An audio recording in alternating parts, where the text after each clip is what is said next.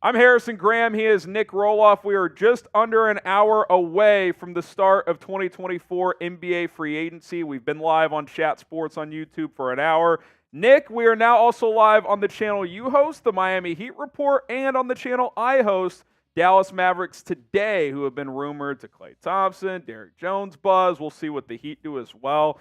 Obviously, we're covering all of NBA free agency, but if those teams make moves and have rumors around them, we'll have that covered as well. So appreciate everybody joining us, and let's get this thing rolling, Rolly, as obviously this year was the first year that you could re-sign your own free agents before free agency, and a decent amount of those deals took place over the last week or so. Yeah, the biggest names were Pascal Siakam, OG Anunoby, Malik Monk, and Nick Claxton. The one that was the most shocking to me was the Malik Monk deal. It felt like he was going to leave Sacramento and get an absolute bag, but ultimately doesn't even get that much money. I thought he was going to get $20+ million on annual average salary, but did get a little just less than that, and he's staying in Sacramento, where he was one of the most effective six men in the NBA last season. The most head-scratching one to me is still Emmanuel Quickley, which came across yesterday when he signed a 5-year, $175 million deal, 35 per for IQ. I think that's a little rich if you're asking me. Agreed. But it's someone that maybe still can go and really grow in the NBA. I don't know, but we'll see how that contract ends up progressing. Don't understand that move whatsoever. They also picked up the team option on Bruce Brown, but that doesn't seem like a move where we're keeping Bruce Brown, right? No, I expect that deal or that contract to be traded, whether it be whether that be at the deadline or in this offseason, but I think Bruce Brown will be on the move in this upcoming year. And then a couple more. PJ Tucker opted into his deal. Josh Richardson opted in as well. He's going to stay with Miami on $3 million this upcoming year. D'Lo and Jackson Hayes opted in as well, 18 and 2.4. Delano Banton got picked up. Russell Westbrook opted into a $4 million deal. That was a minor surprise. Which was a little bit of a surprise as well. And this is the one that's really intriguing here, Harrison, is Royce O'Neal. We talked about him earlier, 4-year, $44 million, but that kind of sets the baseline for some of these free agents in that same tier, like a Derrick Jones Jr., like a Caleb Martin. Obi Toppin got 15 per earlier today. Like, that little role player tier there that O'Neal probably is at the bottom of, is going to get 13, 14, $15 million 10 to 15, that range of player. Yeah, so it's quite the thing that we're going to have to keep our eye on. And by the way, if you top the 12.9, that's significant because that's beyond the mid-level exception for non-taxpayer teams. By the way, we didn't know if there'd be another re-signing before free agency opens in 56 minutes and 45 seconds. There is. Max Christie is going to stay with the Lakers, 4 years and $32 million. I don't know what to make of that, Rolly. It's only 8 per, but Max Christie freaking stinks, dude. He hasn't done anything. Does that mean they're more willing to move a Gabe Vincent, perhaps? Maybe. I don't know, but I'm telling you right now, Max Christie is not a good basketball player, man. He has not done anything. I don't understand $8 million per season. $8 million for a guy that has, I'd say, less than 10% chance of being in a playoff rotation for that team. I don't understand that one. Another one that I didn't really understand, Harrison, was Patrick Williams getting a 5-year, $90 million deal. I just don't think Patrick Williams is that good of a basketball player, and him getting 5 years for $90 million is a little bit much, if you ask me. Our Bulls host Patrick Seatman loved the deal, but he's also a fanboy of Patrick Williams.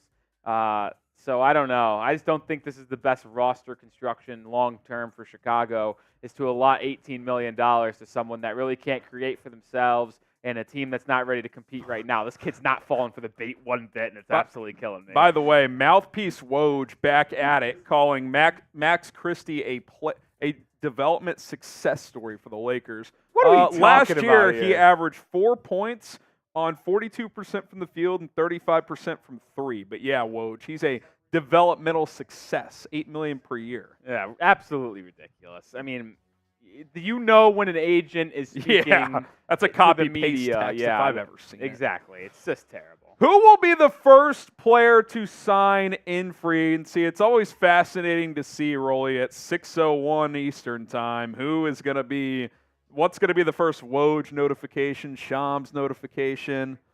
who's tampering, who's going to sign. I kind of like the KCP call, but if the Sixers are truly trying to get him, he probably won't be right off the top. I have changed my tune. I thought it could have been KCP. I think it's going to be Tobias Harris going back to the Pistons. 2 for 40, something like that. 2 for 45, book it. I'm going to say Isaiah Hartenstein to the Thunder. That one feels pretty, I think that happens pretty likely I think that happens pretty early. That looks pretty likely as well. I think that happens pretty early. What do you guys think? Whether you're on our main chat sport channel, Mavericks Today, or the Heat Report, we'll get some shout-outs across the board. I'll get some shout-outs on main real quick. Yeah, shout out to the 111 people watching on the Heat Report. Make sure you hit that thumbs up icon. Only 13 likes. Let's get to 50 likes ASAP. We got Sam Loctera in the building hanging out. Shout out to Sam. Willie's hopping over there. Raziel. By the way, Raziel, Kevin Love is likely going to re-sign with Miami. We'll see if he ends up doing that, but he's not gone for sure. But hit that thumbs up icon. Appreciate everyone. We're going to break down everything Miami does today. Rashard Lee says Pat Bev. I think he actually waits a while. No, yeah, that's going to be one that takes that a long might be time. like a August signing, yeah. potentially. We're going to be talking about Pat Bev for a while, I feel like. Let's see. Klay from basketball. That's a sign and trade situation in all likelihood, so I doubt it. Chris Paul to the Spurs. Have they made an official decision yet? They have not. When do they have? I think they have until 5? Until he's locked in for $30 million at 6 Eastern? Yeah, it's like 53, I believe. That's when it comes guaranteed. Clock's ticking. Let's see. Get some shout-outs on Mavericks Today. They're saying trade for Jeremy Grant. We'll see if that happens as well. Laura says Paul George DeMar to the Spurs from Rashard Lee. I don't think he's going back to San Antonio. I just don't see it. KCP, we'll see if he's trying to join Paul George in Philly. If that ends up coming to fruition, then he might have to wait a little bit. So it'll be interesting. 52 minutes and counting until this thing opens up. I'll also say this, Harrison. Something that we should be talking about maybe a little bit more than we have. He is not a free agent. But Donovan Mitchell watch. What happens there? He still has a signed extension. Like, will he stay long-term with the Cleveland Cavaliers? That's something we got to watch. We know you and your Heatles want Donovan Mitchell. It's just an intriguing situation that I am thinking about. That's all I'm going to say. The momentum did seem toward an extension, but it hasn't happened yet. Yeah, we got Legion Hoops thinking he's got sources saying that a source has told me he's going to sign a 4-year, $209 million deal right as free agency opens. Okay, Legion Hoops. Well, 52 minutes. We'll see if that happens. Sam says, I want the Cavs to re-sign. Well, he's under contract. It would just be an extension. I'll say this. Not a free agent. I am going to call out Donovan Mitchell right now on Chat Sports.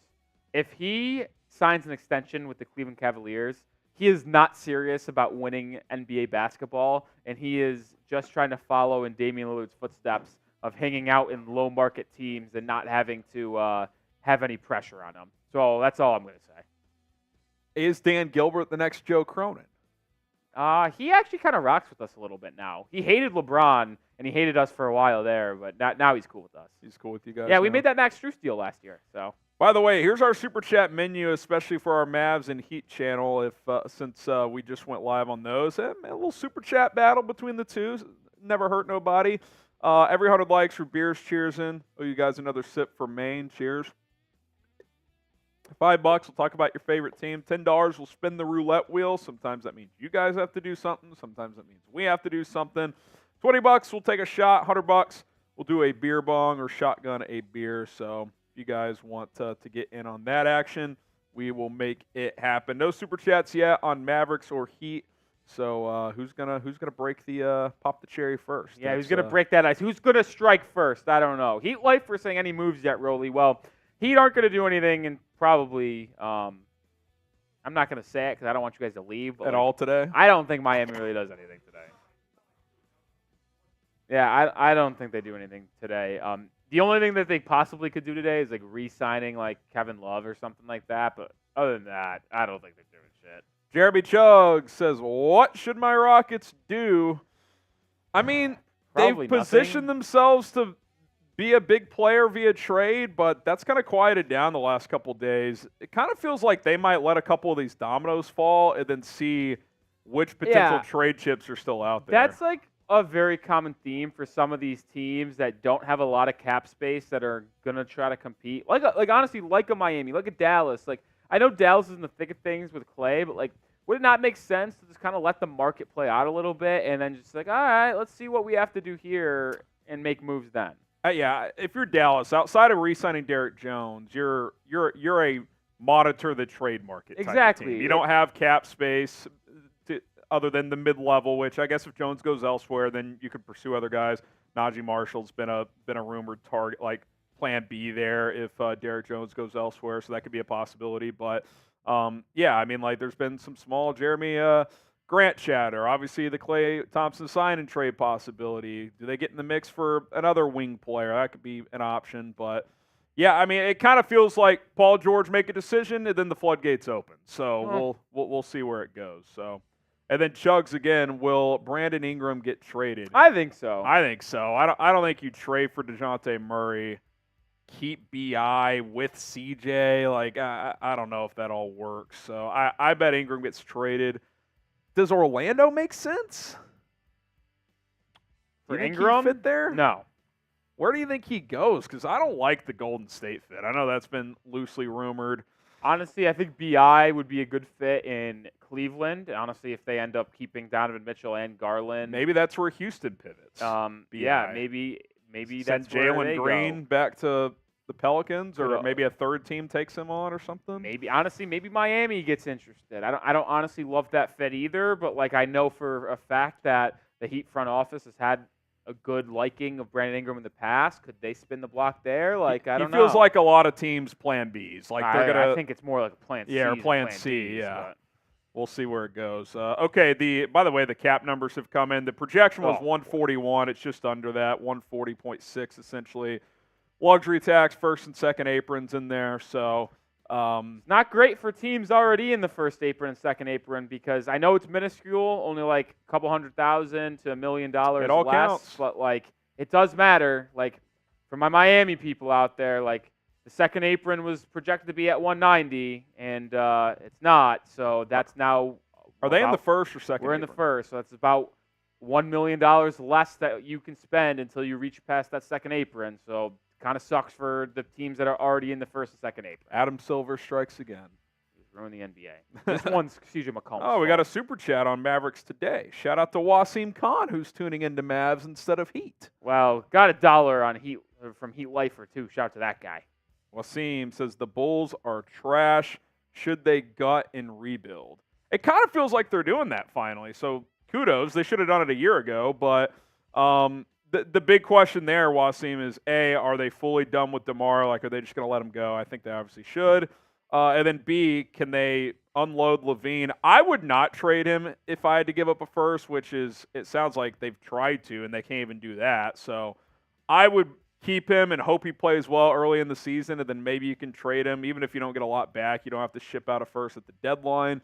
But yeah, it feels like they're finally going to a youth movement, Wasim, which is probably about a year or two too late. So we'll see how that plays out. And then on the Heat report. Yeah, put a little pile of poop with a face. Super sticker. Shout out to Heat Lifer. Is that pile of poop with a face what Pat Riley's doing today? I don't know. Doesn't seem too likely. He might be sleeping still. That's all I know. He's awake during the draft.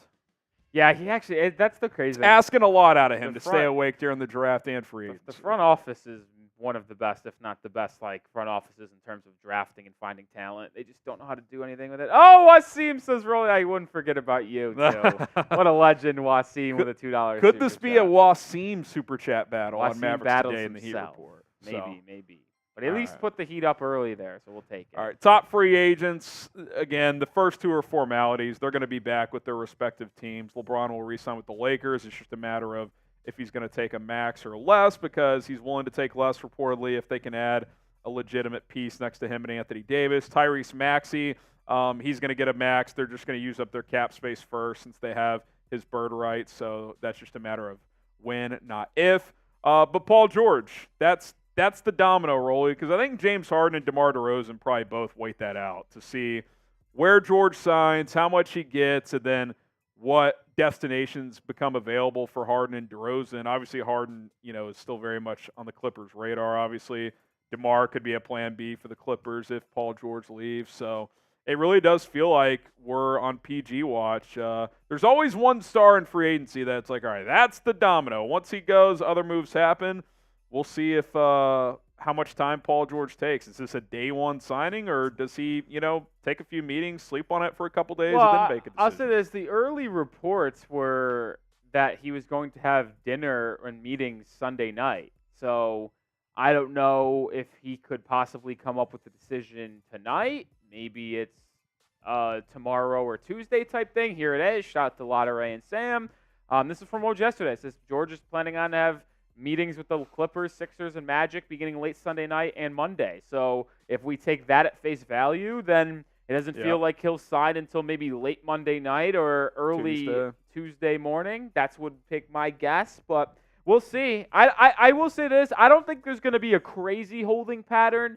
The pattern, like the hold up here to me, could be like on a KCP, but that's really it. I don't know. Like maybe a couple of the Sixers' own guys and Oubre and Nick Batum wait to see what ends up happening.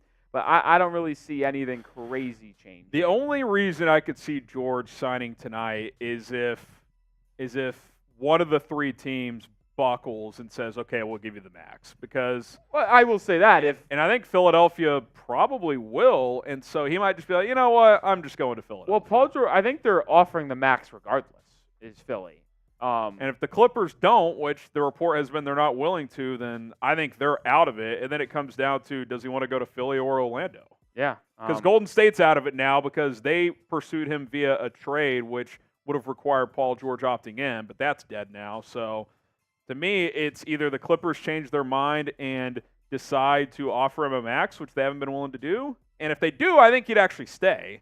But again, it comes down to money, I think, at this point for him. So we'll see if how that comes into fruition and where Orlando fits into this. I find it hard to believe he would sign with Orlando, but I did agree with your point earlier. I think the fit would be pretty good. I think it would be the most fun. I think it would be very fun. I've been trying to say for a while, and if you've honestly been watching some of our chat sports like NBA coverage over the past month or so, like anytime we talk about like free agency and like rumors around Paul George, like I am always linking Orlando to PG because I thought it was going to be the best fit, but doesn't seem like the most likely. I'd probably rank them third on the Paul George likely list, but in terms of fit, I think so, man.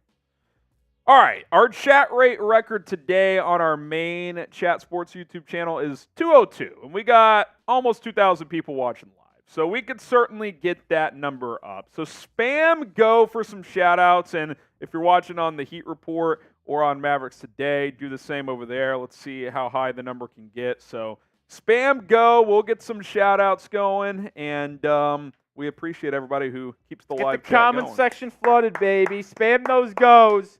Spam those goes. Sparker, Willie.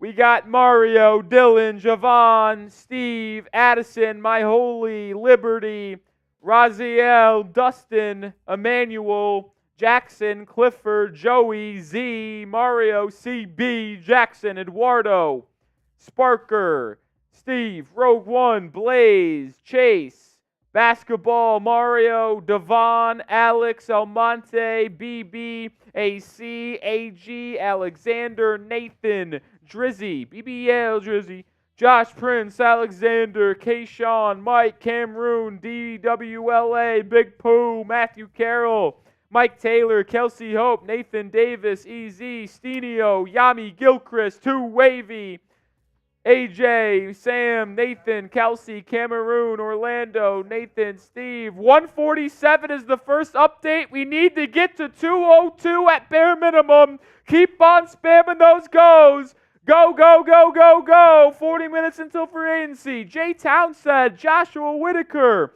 Emmanuel, basketball. Ooh. I'll get some shout-outs on Mavs as well. We got Wasim, Mark, The Braggart, Ramen, Damias, Joseph, Omar's Burner, John Hager. We got Wasim, Princeton, Green Hornet, Low Key, That Texas Couple, Jason, Ray Johnson, Omar again. Keep spamming go. Let's get that chat rate up. We got Nathan, Gaming Wizard, Just Me, Ice Cream, Chicken Productions, Chi-Town, Just Me, Big Pooh, Nathan, Travis, Zamir, Benny, Mark, Nathan, Just Me, Chi-Town, Devon, Dustin, Michael, Stretch 5, Bam, Stretch 4, Bam next to Kaloair. Oh, we got there. Let's go.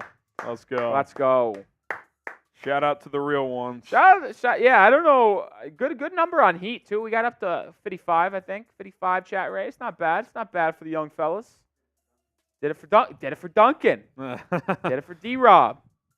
Shout out to the real ones. Appreciate y'all tuning in. We're under 40 minutes away until the start of 2024 free agency. We've been live on Chat Sports since 4 o'clock Eastern. Went live on Mavericks today and the Heat Report at 5 o'clock Eastern. Thanks so much for tuning in. We'd love to get to 378,000 subscribers by the end of today on our main Chat Sports YouTube channel. Hit that subscribe button. Obviously, if you're watching on Heat or Mavs, hit subscribe over there as well, as we will have coverage on every move each of those. Oh, that actually reminds me. Shout out to the 160 people watching on Heat right now, because we did. I gave you guys a task. I told you we need to get to 12K subscribers before free agency opens. We passed 12K an hour and a half ago, so I owe a beer bong. I got my Mick Ultra. So shout out to the 160 people watching on Heat. I'm going to take down this beer here to celebrate us getting to 12K in subscribers. Spam Rolly in the chat. Next goal is 13K. We got to do it for Bam Adebayo. There you go. We got a super chat. Wasim from the Heat Report says, Rolly, I wouldn't forget you. We also got another one on Mavs, a $5 one from Mark. He says, sign Derek and get Klay off a sign and trade. Yeah, I think that's like the big hope. Like, I've gone back and forth on Klay. I'm in as long as you still get Derek Jones back, because you need his defense. But if you get Klay and lose Derek Jones and probably Josh Green as well via the trade, I'm not a huge Josh Green guy, but he is one of your better bench defenders. I just don't know if adding one offensive guy who's really just a catch-and-shoot guy at this point, who doesn't play defense, and losing 2 perimeter defenders helps you. I think your offense is a little bit better, but I think overall you're probably worse. So if you can get Derek Jones back, I'm all for it. If not, I don't know if I'm making that move if I am the Mavericks, who did add Quentin Grimes, so I do think that makes Josh Green expendable. I think Grimes is just a better Josh Green, honestly. Better defender.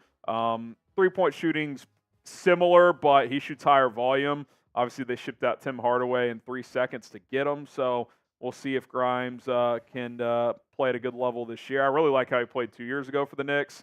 And then some other trades that have happened, Rolly. Obviously, DeJounte Murray. That one kind of just like quietly happened, I feel like. It's like, oh, we'll see ya. Well, it happened at a weird time, late Friday afternoon, was it? That sounds right. Yeah, I think it was. That's a good move, man. I like the move quite a bit for the Pels.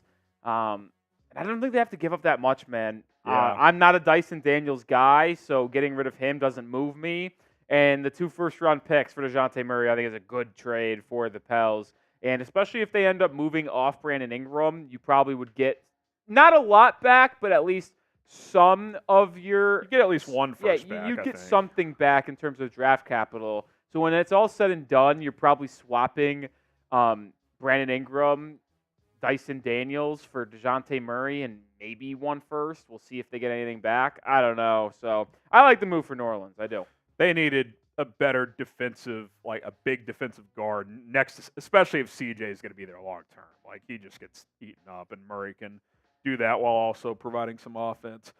Klay Thompson watch has certainly been a big storyline the last 24 hours, as his exit from Golden State appears imminent unless there's some last-minute change of heart from the Warriors and Klay's perspective. Quite frankly, it kind of seems like he just feels disrespected and wants to move on at this point. So it looks like that's going to happen. Question is, where does he go? How much does he get? If it's a sign and trade, what does that look like? The Mavericks and Lakers appear to be the top 2 contenders. Clippers were mentioned as well. I don't really see that one. I guess if they lose Paul George, maybe they pivot to going to sign Klay Thompson, but I'm not sure I buy that one as much. we've talked about it earlier, Rolly. He's obviously kind of a shell of himself. He can still shoot the basketball, but everything else he used to do at a high level, he doesn't really do anymore. Yeah, he's definitely taken a little bit of fall from grace, and I understand Golden State's position of not re-signing him. It's one of those tough things where it is brutal and a tough decision to make. Like, I actually want to bring it back to Miami. Like, they had to make the same decision back in 2016 with Dwayne Wade. Yeah. Do you bring him back and give your franchise legend, and not GOAT, but GOAT for Miami, not GOAT for Golden State, give him a bag just because of everything he's done? Because, like, as thing is currently is constructed, he is not deserving of the contract he wants, in my opinion. And I understand a team like Golden State, who is so strapped for cash, that they don't and can't afford that. So I understand letting him go. It's just unfortunate to see that marriage end up ending. It really just goes to show, Rolly, in high-level sports, things rarely end the way you want them to. Like, not often do you have a Kobe stay with the Lakers his whole career. And even then, like, they sucked by the end of it, and he was a shell of himself. Like, not often do you go Joe Montana, win a Super Bowl, and walk away. Like, it's just not, like, it's unrealistic. Like, eventually either a player or the team has to make a tough decision. And in this case, it kind of feels like both, because it sounds like Golden State would take him back at a certain number. There's not a number Klay is looking for. So, looks like he's on the move, and feels like this one, I think out of all the big names on the market, Rolly, this one could be one of the earlier ones. I think Dallas or LA could have him within a couple of hours of free agency opening. That would not surprise me at all. So, No, one side of me either. Cornelius with the super chat says, did you guys hear the report about Michael Jordan's stats getting inflated in the 80s? If so, what are your thoughts? I feel like I saw like some deep Twitter rumor, but I didn't dive deep into it. Yeah, I didn't dive into this either. I know the LeBron fans are out there trying to say that he has more fake depoys and fake defensive stats. I don't know. I didn't look into it that much. I know there was a similar conspiracy with Jaren Jackson Jr. to help him get depoy a couple seasons ago and getting his block numbers up, but I don't know. It's hard for me to really take those things in consideration. I don't know. Yeah, I'd have to see more evidence, Yeah. I guess. I mean, it's one thing that a Twitter thread kind of just emerges from no one connected to the league, but, you know, who knows? Maybe there's more on this. Shout out to Jay Townsend with a $5 super chat in the Heat report. He need to pursue Zach LaVine. What do you think, Nick? Let Tyler go, and you can use LaVine's expiring contract later and go after Fox. So Fox? De'Aaron Fox, Yeah. because there's some Deep rumors. rumblings out there that he doesn't want to sign a long-term deal, and he wants to see the direction of the franchise. Would you take him in Miami? Oh, are you kidding? Yeah, that's Bam's second best friend. It's actually his third. I think it goes Tatum 1, D-Mitch 2, Fox 3. It sucks that Tatum's his best friend, but he is the godfather to Deuce Tatum. All right, different story for a different day. But answering this question, so I am intrigued by adding LaVine, especially if you get a first-round pick out of it. Like, here's the moral of the story. Everyone wants to bring up the contract. Everyone wants to bring up the games missed. Is he a shell of himself? When you think of this, like, it's tough. Would I rather have Tyler Hero or Zach LaVine? I'd rather have Tyler Hero. But if you're also giving me a first-round pick that I can then use in a later deal and just add to my draft assets, well, that changes the perception. The reason why I think it's unlikely, Jay, that Miami ever gets into the sweepstakes for Zach LaVine, or, I mean, just takes them, not really a sweepstakes, is because of how the trade would have to be done. Due to the contract situations, Miami would have to either match salary or send more salary back than LaVine's $40 million, and that would require two of Duncan Robinson, Hero, and Rozier. And at what point does it become too much? Like, you're not trading Terry and Tyler for him. You're not trading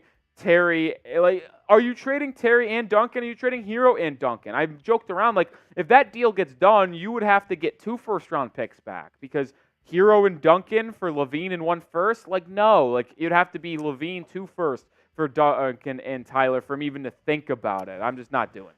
Just from a numerical standpoint, LaVine's remaining contract is cap it next year, $43 million. Year after that, $45.9. Player option for the following year, $48.9. Like, if he got back to what he was a couple of years ago, Rolly, that's a lot easier pill to swallow. But it's been kind of a year and a half or so since A, he's been consistently healthy, and B, played at a high level. I don't know. I think the Bulls probably end up sitting on him because they may have to attach 2 1s, and they're trying to rebuild. I don't think they want to do that. Yeah, so. it's just not going to happen. It won't. I think they're hoping he balls out early in the year and they could trade him at the deadline, even if they don't get a lot. I think if the right team came available, like a Detroit, and says, "Yeah, we'll take him. We'll take Levine for $40 million. Maybe we'll give you a second-round pick or something like that." I don't know, maybe, but I don't know. Wasim with a 2 on the Heat report. Shout to Wasim. Rolly, is the Jimmy Butler trade talk just talk? Yes, Jimmy Butler. I think there was a chance that he got dealt. I gave it a very low chance, but I think there was a 1% chance. I think that is now dead after that report last week that Jimmy Butler will not sign a long-term extension with Miami this offseason, or any team for that matter. He is going to play out this year, likely opt out of his contract next season, and either re-sign with Miami on a max contract, a 2-year max, or leave Miami and sign a 2-year max with someone else. Either way, I don't think Jimmy is going anywhere this season. Now, the real question that Miami is going to have to face is, what if they stink? Like, a realistic question here. What if Miami runs it back and is like the 8th or 9th seed once again halfway through the year? And if they get the sense that Jimmy is going to leave and opt out in free agency, could Miami trade Butler at the deadline? He could be a sneaky midseason trade if they're floating around 500 and he's kind of doing his, I'm not taking the regular season seriously. Now, I don't think that's going to be the case because there's a lot of reports out there that Jimmy Butler is going to try to have a career year to really just hone in and cash in and prove people that he can still do it in the regular season. So we'll see. I don't think he's going to get traded, though. No, not right now. Not right now. Wasim from the Mavericks today, as the Wasim back and forth show continues. He says, is DeMar a better signing than Klay? It depends for fit. I actually don't think it is for Dallas because Dallas's main shortcoming in the NBA Finals was they could not make open threes. Klay Thompson, if nothing else, can help you do that. So now if DeMar wanted to take the mid-level and be your 6th man, I'd be all for it, but when teams are going to give him well over $20 million, I don't think he's going to take that for Dallas. So I actually do think Klay helps Dallas more than DeMar does, just based on the style of basketball they play offensively. So I do think DeMar is probably a better overall player right now, but I think Klay is a better fit. All right, we need more likes on all of our channels. Mavericks Today only has 59 likes, almost 300 people watching, so appreciate everybody tuning in. Hit the like button if you're enjoying today's show. Our main Chat Sports YouTube channel has 590 likes. Need to get 700. I don't know what the Heat numbers are looking like. Yeah, disappointing. We're at 45 likes. We have over 200 people watching. You just simply have to hit the thumbs up button here, folks, on all channels. Every 100 likes is a Beers Cheers, which we're 2 likes away from another one on Chat Sports. Let's get to 100 likes on the Heat Report. I say it every time we go live for a game. Got to get to 50 likes, got to get to 100 likes before we tip off. But just like this, we got to get to 100 likes before free agency begins. Heat fans, I'm going to throw this out. Like, if we get to 100 likes before we start free agency in 26 minutes, Donovan Mitchell will not sign an extension with the Cavs. I'm throwing it out into the world. Throwing out to the world. I'll say this for our Mavs channel. Once we get to 150 likes, we have 73. I'll take a shot. 150 likes, I'll take a shot for our Mavericks audience. Appreciate you guys tuning in. Should we circle back to some Paul George talk here? What do you think? Quickly, let's just address this $10 super chat we got on Heat, and then we'll do that. Okay. Got a $10 super on Heat from Shout out to Stickman. Stickman Sam. I can't believe, I got to be honest, I don't think I'm familiar with Stickman Sam's game, but if you're a new watcher of the Heat Report, welcome in. I just don't remember you unless you've changed your name during our watch party or any of our other lives, so appreciate you coming in and appreciate you donating $10 to the channel. We'll spin the wheel for you as well here in just a second. Saying, can we please trade Tyler Hero? I do think there's a decent chance Hero gets dealt this offseason.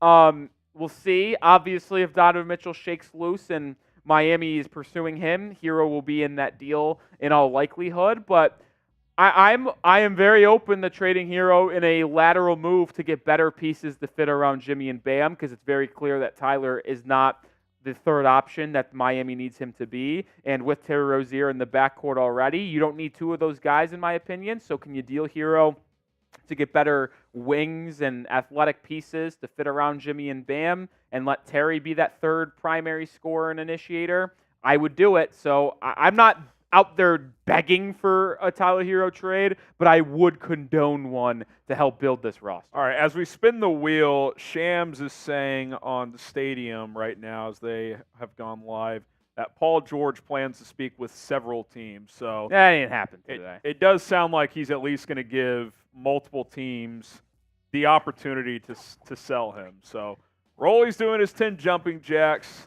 Shout out for that. And that is the latest on Paul George there. And the three teams, Rolly, that were that have been heavily mentioned for George, of course, still the Clippers, the Philadelphia 76ers, and the Orlando Magic. Does another surprise team enter the chat, if you will? Doesn't seem likely, but that's where things sit right now with 23 minutes and change until free agency. Yeah, and listen, it's the most intriguing conversation in the offseason with Paul George, right? If he ends up going to Philly to join Tyrese Maxey and Joel Embiid, are the 76ers title contenders? I would say yes, and as much as this sucks as us Heat fans, the Sixers would be quite good, man. They would be very, very good with Paul George being their third option, off-ball creator, on-ball creator when Maxey heads to the bench. My goodness. Let us know, are the 76ers title contenders with Paul George? It's also our new live poll on our chat sports, so get your votes down in the comment section as well as in our live poll. We'll give some shout-outs. Funny Lee says yes. Morgan says yes. Dylan and Jules say no. I think if healthy, that trio has to be taken pretty seriously. And if Mark Stein's report is accurate that they're trying to get not only Paul George but also Kentavious Caldwell-Pope, that's a pretty strong core four. I mean, KCP has been a number 4-ish type of player for multiple title teams now. The Lakers 4 years ago, the Nuggets 2 seasons ago. I think he'd play a similar role in Philadelphia as that fourth option and a really good defender also. So that if Embiid is healthy come playoff time with those other guys around him, that's a team to be taken pretty seriously. I'd put them in the top 3 of the East along with Boston and the New York Knicks. Yeah, I'd put them number 2, though. I said that earlier in our show. I think the Sixers with Paul George, Embiid, and Maxey are better than the Nova Knicks because I'm not the biggest Mikal Bridges guy. I think he's a good, fine player. I just don't think he's as good as people think he is. And OG, they got really good wing duo. I'll give them that. But I would take the Sixers in that remark. The problem with the Knicks, as good as that team is, other than Jalen Brunson, who do you trust in crunch time? Hey, go get us a bucket. And it can't just be Brunson. Julius is not that guy. I think we've been down that road. I also think Julius Randle will get dealt. People in Knicks country believe that they could keep Julius and run a big lineup of Brunson, Mikal, OG, Randle, and whatever center. I think that would be a mistake, personally, to have Mikal Bridges be your 2. Yes, the size is cool and all like that, but I just don't think Mikal Bridges will be able to sustain playing at that 2 guard kind of role. And then you'd obviously have a good bench of DiVincenzo and Josh Hart, but I don't know. That doesn't make sense to me. I do wonder, A, what Julius would fetch, and B, what are you getting back if you're the Knicks? A couple of bench guys, couple of bench shooters? You'd probably get a first or something. First and a decent one player. Yeah. That'd be my guess. I just don't know who would be wanting to trade for Julius Randle, if I'm going to be honest. If the Magic swing and miss on 3 guys, do they pivot to Julius on a buy low trade? That fit doesn't work. Well, that's what I'm saying. I just don't know who that team becomes. Maybe the Clippers. If they lose Paul George and Klay signs elsewhere, they're we got to stay relevant as we go into a new arena in a tough Western Conference. Maybe. I don't know. Could the Knicks get back Terrence Mann? I doubt the Clips would want to do that, so be interesting. All right, let's talk trades. Obviously, Kevin Durant. There was chatter about 4 or 5 days ago, Rolly, that maybe the Rockets would want to take a swing at him in a trade. Recent days would lead one to believe that Phoenix is kind of in run-it-back mode, which I don't know what they think is going to change if you're just changing the coach. But I'll be curious to see if there is any action on Phoenix from Phoenix's standpoint. Yeah, maybe. I don't think they'll trade anyone. I also think that year 2 would likely yield more success than year 1. I mean, they just were super injured this entire year. Book, Beal, and KD could just never be on the court at the same time together, and they never really developed a chemistry. Obviously, Beal really struggled down the stretch there, and in the postseason, he was really bad. He was But terrible. I'm under the belief that when you have this many talented players, and if they get a little bit better in the interior, maybe they move off Yusuf Nurkic, they find a better backup center than Drew Eubanks as he opted out and is a free agent. So I think there's stuff there. Like, this team can compete, and I really believe that. It's just a matter of they got to gel. They just were not able to do that last year. I think that was the biggest issue. They just didn't know how to play together, and they were never able to figure that out. Like, people forget, like, and I don't want to compare them because they're not dissimilar. But, like, when the Heat formed their big three of Wade, Bosh, and Braun, like, Took time. they struggled during that first regular season for the most part. Like, they were not that good in the first half of the regular season, and then they finally got to start playing together, and they started to turn it on. The Suns just never were able to get the chemistry locked in, and then they tried to mosh posh it together in the postseason, and that's why it didn't work. If they're able to stay healthy this year, I think the Suns are going to be competitive in the Western Conference. Yeah, I think they'll win game. My problem is come playoff time, like, I just don't think they have any reliable bench players, and that concerns me for going multiple playoff series. Like, you're going to have to rely on Durant, Beal, and Book to consistently play 40-plus minutes, so that is a concern. What do we got here? Breaking news, it is official. The Golden State Warriors are waiving Chris Paul. That contract was $30 million. It was expected that it would not be guaranteed because that's just way too much money. But Chris Paul will now be an unrestricted free agent after being waived by the Warriors. That's an intriguing player right there because even though I think he's washed, I think he's cooked, there's some teams that could use him as their backup point guard and could use him to help run their second unit. You think about the Los Angeles Lakers and getting him with LeBron, as it's always been rumored that the two of them wanted to play together. Banana boat, baby. And here's the thing. At this stage of Chris Paul's career, he is simply not good enough to earn himself a big contract, and he doesn't have that type of impact. Yes, he is still a really good distributor, playmaker, and able to run an offense, but he just can't get paid a lot of money. I would expect his next deal to be relatively cheap and really close to the vet min. So to me, I think there are teams out there that need to fill roster spots for cheap contracts that could go after Chris Paul, Lakers being one of them. Yeah, Lakers feel like a potential obvious one here. The connection to LeBron. Chris Paul is a West Coast guy. The infamous David Stern not allowing the trade way back when. Does he finally play for the purple and gold? And look, Chris Paul is playing for one reason and one reason only at this point in his career. Can he get a championship ring? That is the only thing lacking on his resume. He's going to the Hall of Fame one day. I think for 12 to 15 minutes per game, he could still be a quality backup point guard. I think the Lakers make a lot of sense. There was a lot of Clippers buzz, Rolly, but with Russ opting in, obviously $4 million is not that hard to move. Maybe they move him and bring CP3 back to LA. He can come off their bench, and maybe James Harden becomes the full-time point guard. That would be an option as well. I think the Spurs would like to have him. I think he'd be a good voice on that team, but is he wasting a year of knowing he has no chance of winning a ring? That seems unlikely to me. So I'm thinking about high-level contenders where he has a small role on the court and brings a lot of value to a locker room. I feel like the Lakers could be that team. Rely on Mavs. I wouldn't hate him as a backup point guard option in Dallas on the vet minimum. I don't know if he'll sign for the vet minimum or if he wants to come to Dallas, but there's been rumored connections there in the past. We'll see. It'll be interesting to see where he goes and who's interested. I'll say this, and get your votes down where you think Chris Paul could possibly sign in free agency. Honestly, for my Heat fans out there, I'm intrigued. I don't know if I'm banging the table for it, but I'm certainly keeping my eyebrows raised.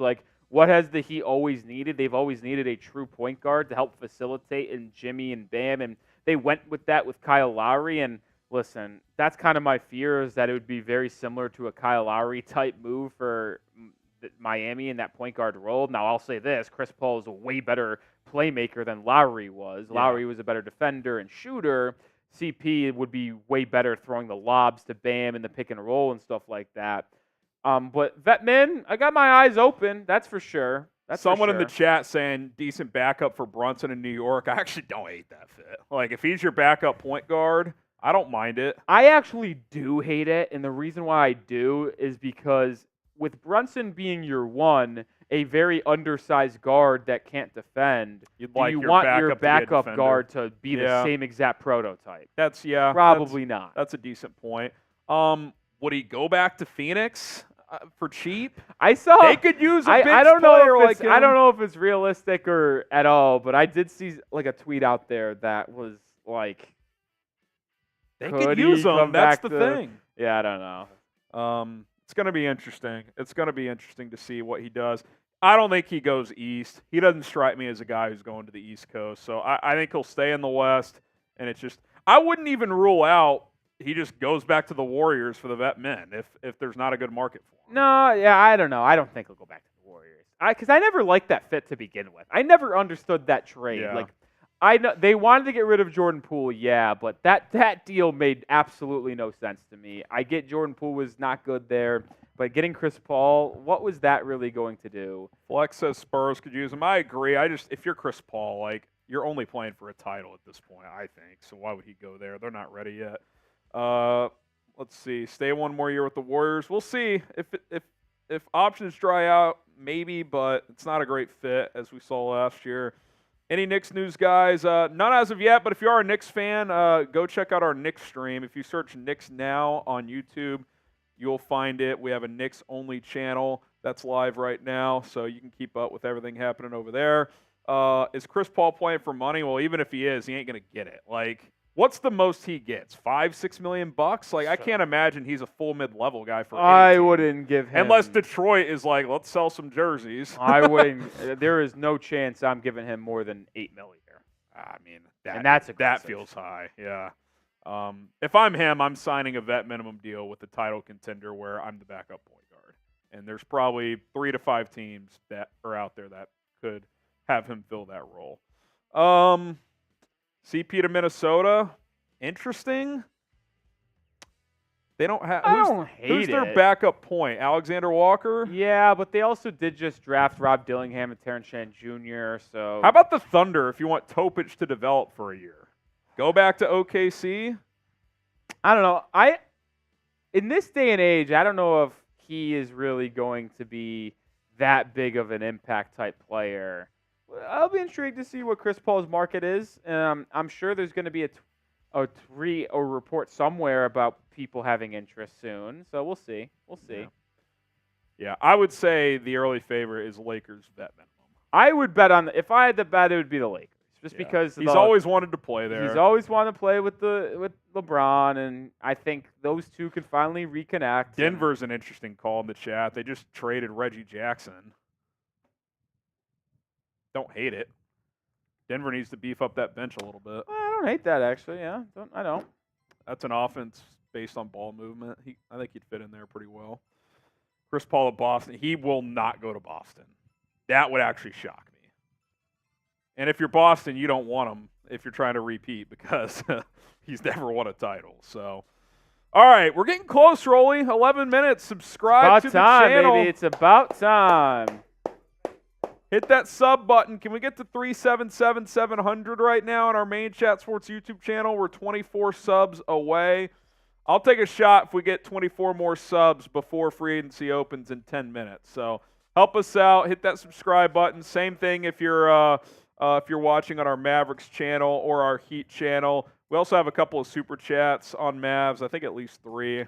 Not sure about Heat, but we'll get to those as well. 21 subs away, so sub-only chat has been activated. Spam me if you want a shout-out, and we'll get some shout-outs, then we'll catch up on some super chats here. So type me in the chat if you want a shout-out. Waiting for some – this guy keeps asking Knicks news. I tried to redirect him to our Knicks stream, but no Knicks news right now. Dylan Jones, we got Casey Prods, we got Justin, Joey, Haikulo, CBN, B-Ball Legend, Lime Cakes, Megan, My Holy King typing me. 6 subs away, 5 away. Come on. We got Grover, Megan Birch. John says, Daddy me. Whoa. Adam says me. Ballin says me. 3 subs away. Let's get to 377. Come on, let's get there, baby. QR says me. Oh, James Harden back to the Clippers. Oh, baby. It was numbers? It was 2 for 70. 35 a year. That sounds about right. It was always going to happen. He was always going back. Alex says me. Omar's Burner says me. There we go. We got there. Shout out to the real ones. It was an obvious move.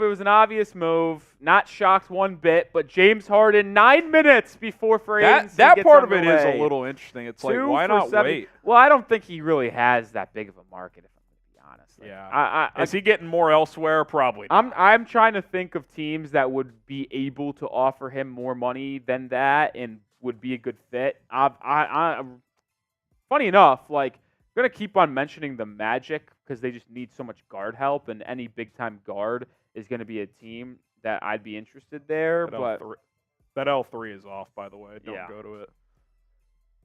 But either way, I like this deal. I think about this, Harrison. I know James Harden is older, but would you rather have James Harden or would you rather have Emmanuel Quickly? Either way, they're getting the same damn money.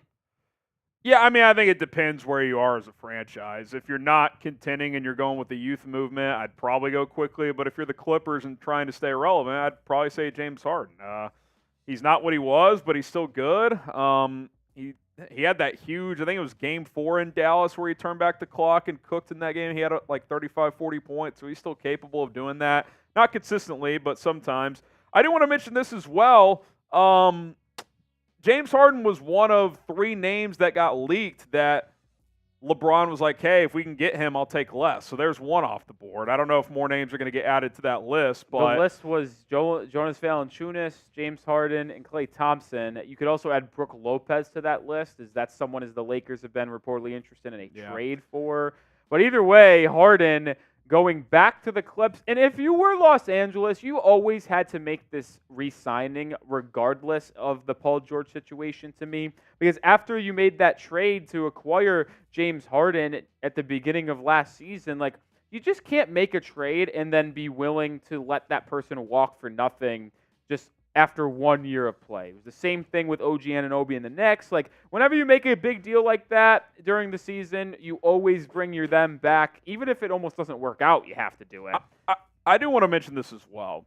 The idea that people had that he would be willing to take less money to be a third fiddle with the Lakers to please LeBron to make him take less money as well, you have not followed James Harden's career. He's not going to take less money. It's just not going to happen. So he's just not that guy. Like, I'm not saying he's not a good player. I'm not saying at one point he wasn't a high-level winning player. If Chris Paul doesn't shred his hamstring, they might have won a championship. But I never bought it for 1 second in the last 24 hours. Well, if the Lakers can convince Harden to come here, take less than what the Clippers can offer, and LeBron takes less, he could be the third. It was never going to happen. He was not going to get more than this on the open market. So he stays with the Clippers. And I'm not even saying the Clippers overpaid. I'm just saying he was not going to take half that number with the Lakers, which is what it would have taken for LA to be able to sign him. Mark Stein is saying that there will be no shortage of Chris Paul suitors, and there is a lot of interest from San Antonio. I mean, look, I think San Antonio, from their perspective, it makes a lot of sense. He's a guy that can help Victor Wembanyama mature as a young star in this league. Overlapping minutes with Wemby, I think they could play well together. But if you're Chris Paul and you sign there, you're kind of just conceding, hey, I'm not winning a title. Like, does he want to do that? Maybe he does. That would surprise me. But I do understand it from the Spurs standpoint of why they would be interested in Chris Paul, because they've got a young superstar trying to find his way in this league, and Chris Paul has been through it all in this sport. So I certainly think that fit just in the locker room alone would provide a lot of value. So We'll see. See if it happens. Super chat menu as we are 5 minutes away from free agency. Every 100 likes is beer cheers. Hit that thumbs up icon. We're 5 likes away from a new beer cheers on our main chat sports channel. We are 10 likes away from 100 on the Heat Report. So let's get to 100 likes before we tip off free agency in 5 minutes. $5 super chat. We'll talk about your team. $10 we're spinning a wheel, which makes us have to do something. Maybe you all have to do something. A lot of fun over there. $20 for a shot. $100 is a beer bong or shotgun race. I got to take a shot for 3777 between me and Harrison. So, interesting. That James Harden 2-year deal is a 1+1 player option in year 2. Cheers.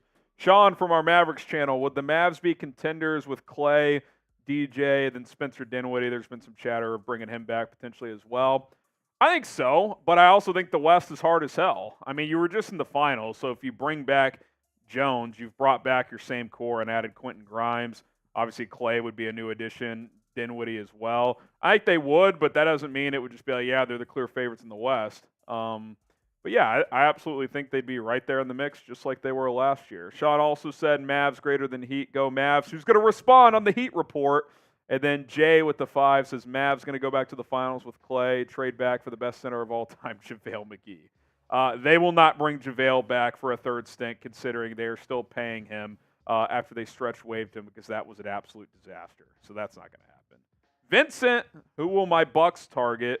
First timer on Maine. I don't know what the Bucks are doing at this point. Yeah, so here's the tough thing on the Bucks, Vincent. They are $9 million over the first apron, and to the second apron, they have $1.3 million space. So they seem like a trade team with the Lopez talk. Exactly. I think what they're going to try to do is trade away some of their big-time contracts to go younger and get big-time contracts for like 1 or 2 guys to aggregate those salaries, but also fill out their roster. Teams that players that I would look at. Brook Lopez, $23 million. Could you trade him and get a couple guys back to equal that salary that could impact your roster better? Bobby Portis making $12 million. Pat Connaughton making $9.4. Like, those guys are trade candidates. I'd also throw Chris Middleton out there. 33 years old. He's had a lot of injuries. There was that report and rumors about them wanting to rebuild this roster around Dame and Giannis, not including Middleton in that report. So could Chris making $31 million get traded to get picks back, or whether it be to aggregate salaries and get a couple guys? Like, I'm not saying the Lakers would do this, and I don't think they would. But, for example, could you trade Chris Middleton and his $31 million to the Lakers to get Rui Hachimura and Jared Vanderbilt combining for $29 million? Like, I don't think the Lakers would do that, but that's the type of deal I'm talking about, where you get more athletic on the perimeter and add more athletes and go a little bit younger around Giannis and Dame. Those are the type of moves that I think Milwaukee will go after, because they can't really sign anyone outside of betting in. We're under 2 minutes away until free agency officially opens. Here's our Super Chat battle between our 2 team channels. We're live on Chat Sports, of course, but also Mavericks Today and the Heat Report. And I want to hear from you. Who is going to be the first free agent signing when free agency opens?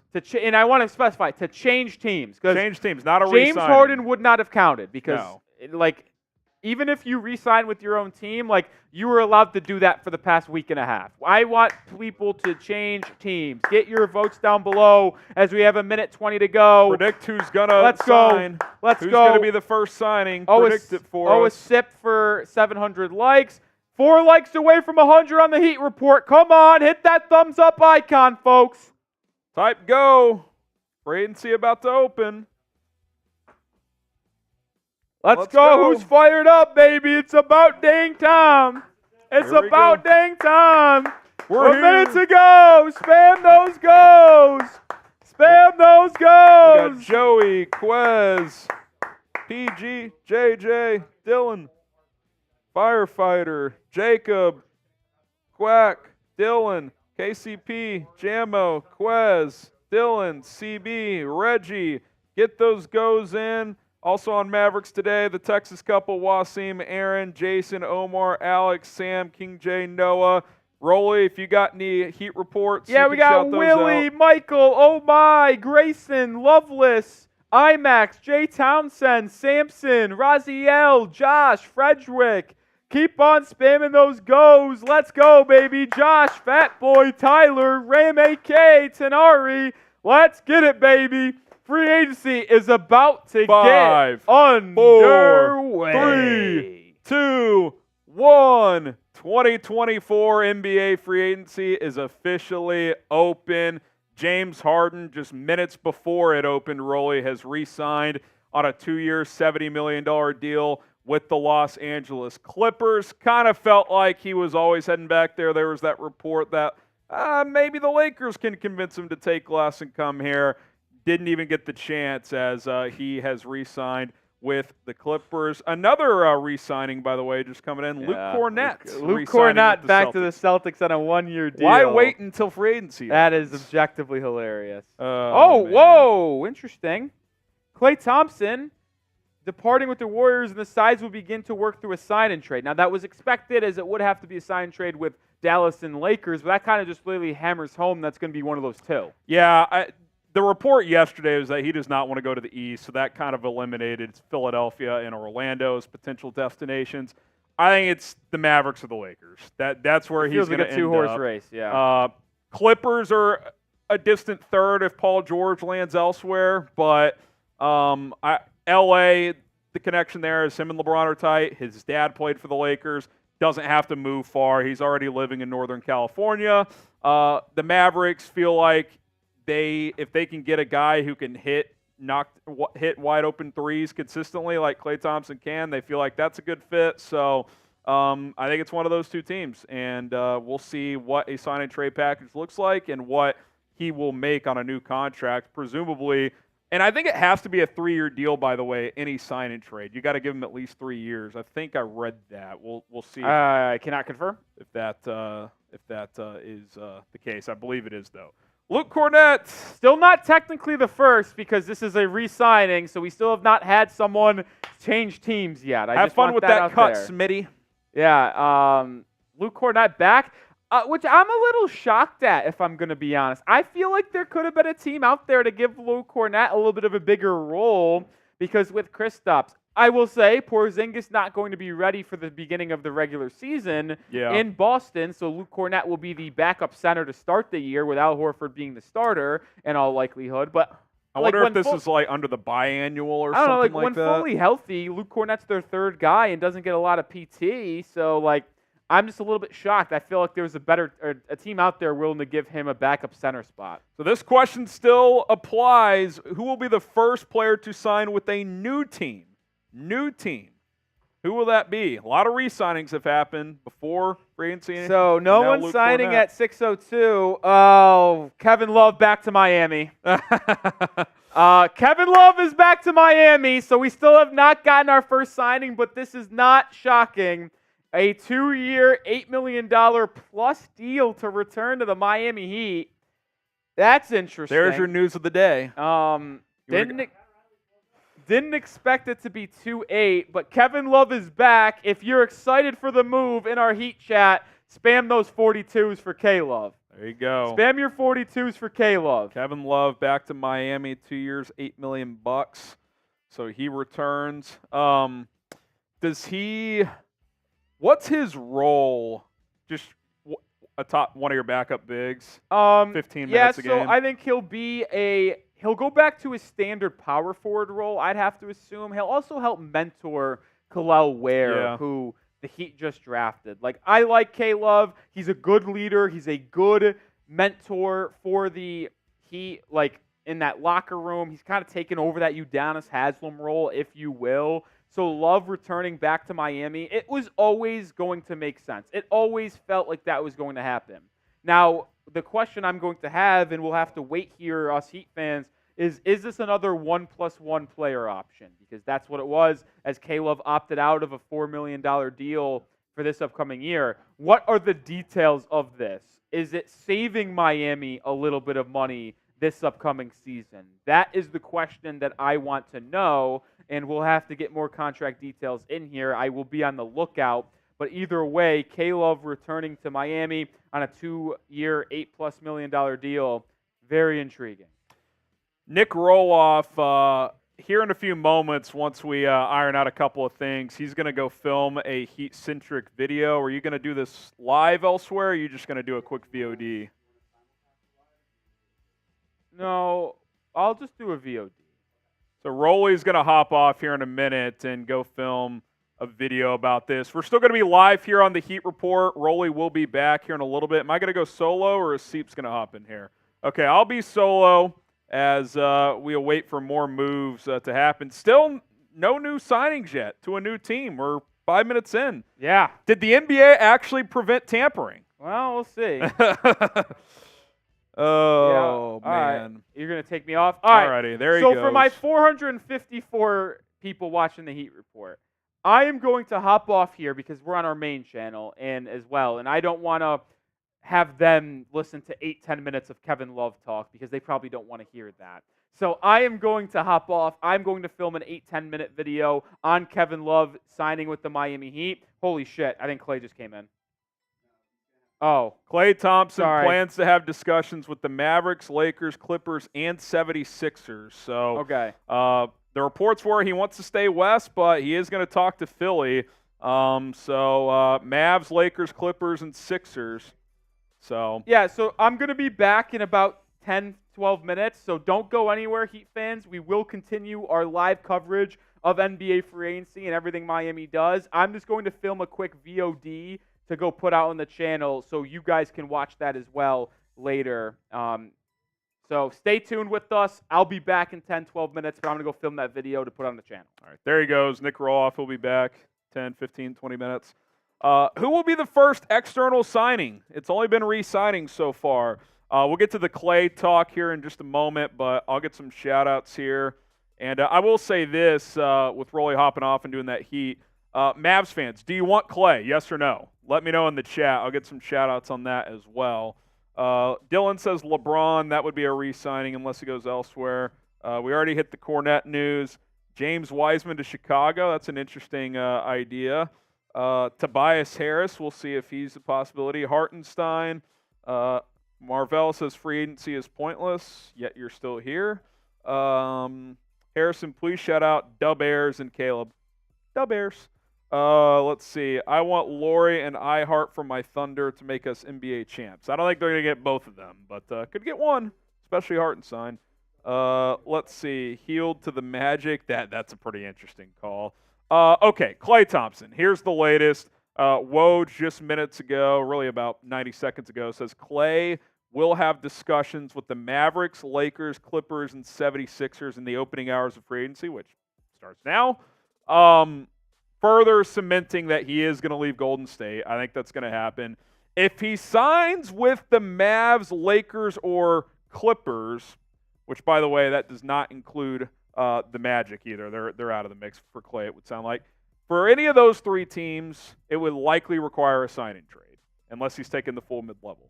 The 76ers can sign him without it being a signing trade, and they could conceivably get Paul George and Klay Thompson, especially if they cut Paul Reed, who counts about $8 million. That would get them close to $70 million in cap space. They could give Paul George $45-50 million, Klay Thompson $20+, and still have room for both.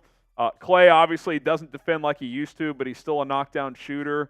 I know from a Maverick standpoint, they feel like if they put a consistent knockdown three-point shooter next to Luka and Kyrie, that would open up their offense even more. The reports from Dallas are that they also want to re-sign Derrick Jones Jr., so if they get Klay, they want to do both. So they would sign and trade for Klay, send out Josh Green and potentially Maxey or Dwight Powell or another piece to then sign Klay Thompson to probably a 3-year deal.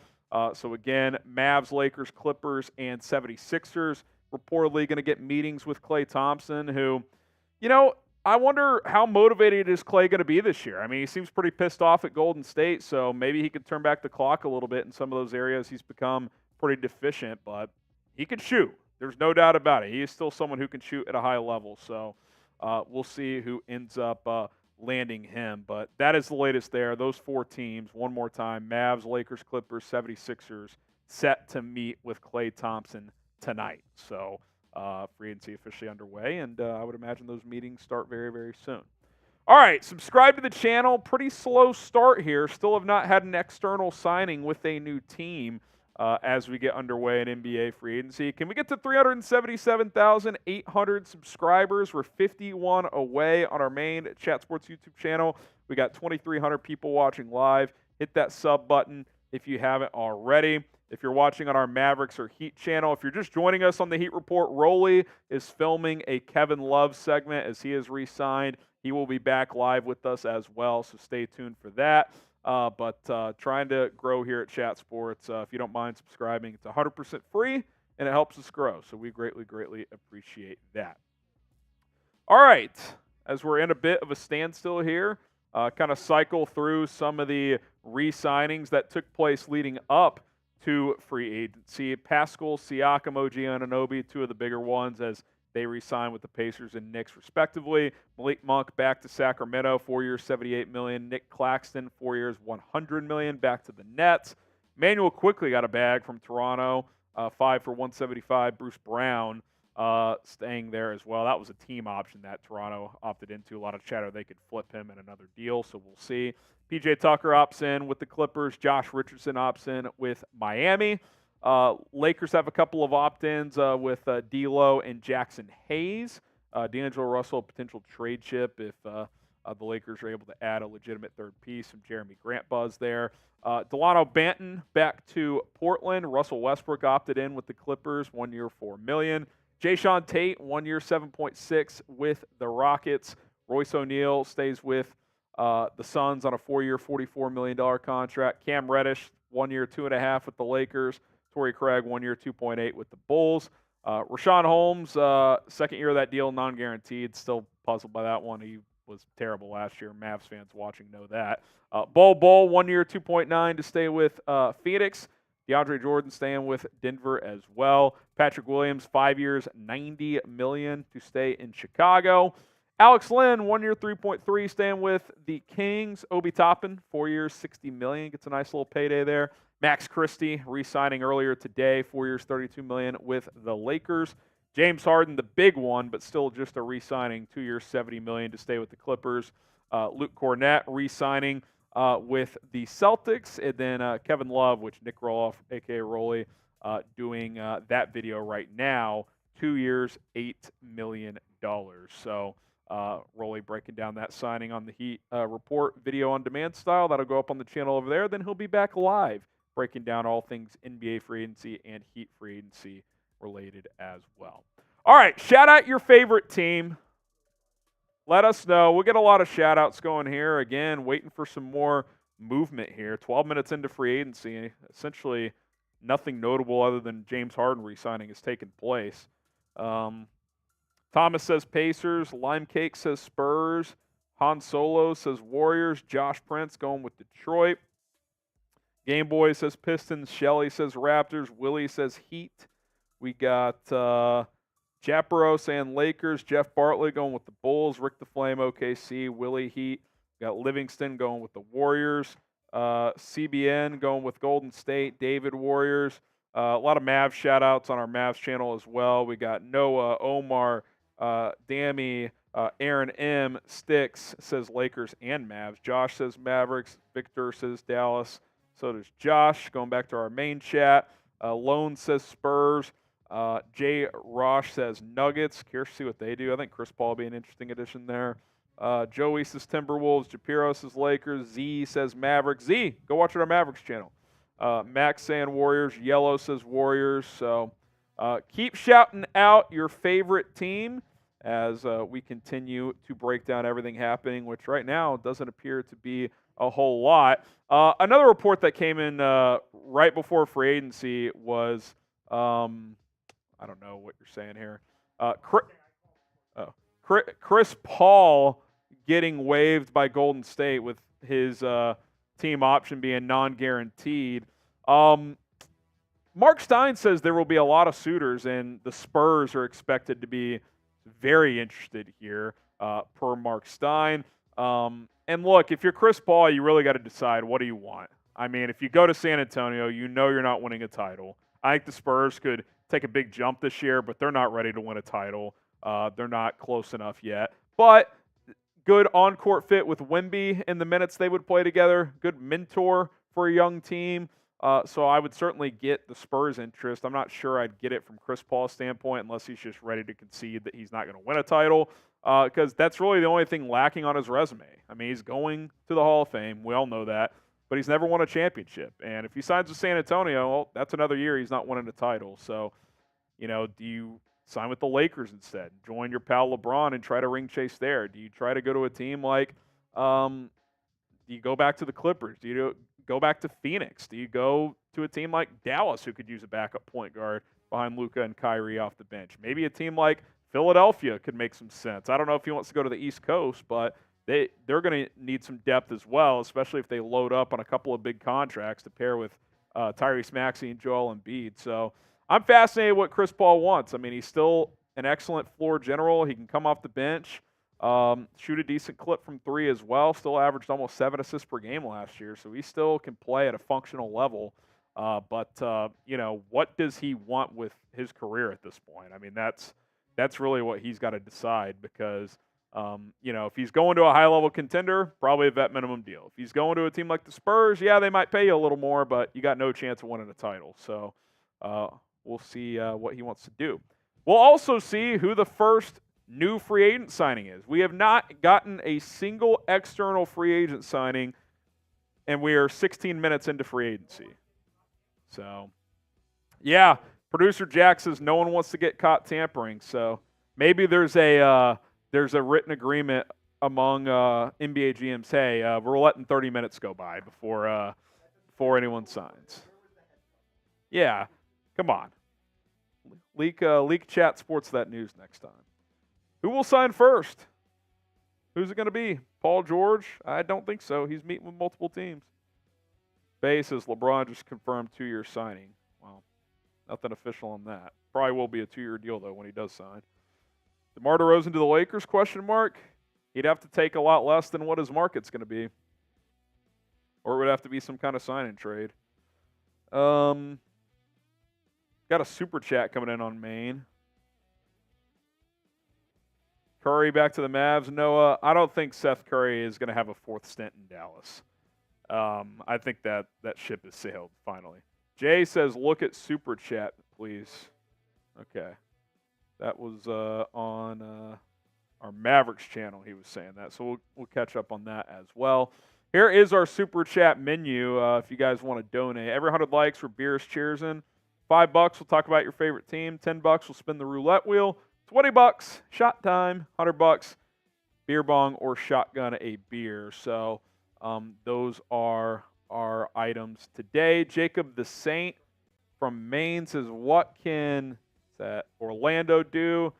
Monk out, Klay out, D'Lo out, PG unlikely. It's a good question. I mean, do you pivot to like the next tier of player? Like, do you look into a Brandon Ingram trade? I don't think he's that valuable, but do you sign Tobias Harris to a 1-year deal to give you some offense and positional versatility? I don't think DeMar is a great fit, but do you consider signing him? Would he even go there? Do they wait and see if Donovan Mitchell's made available via trade?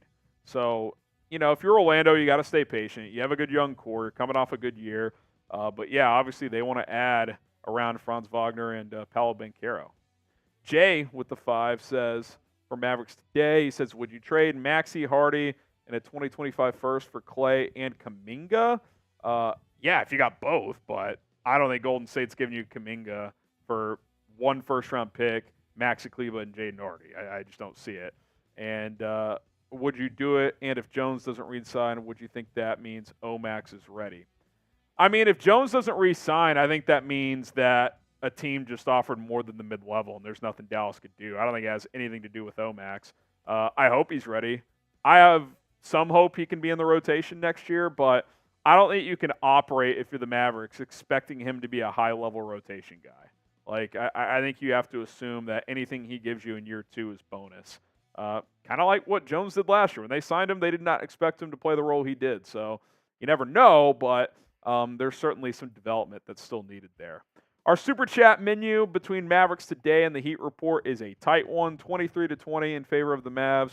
Appreciate all donations, and helping us grow here.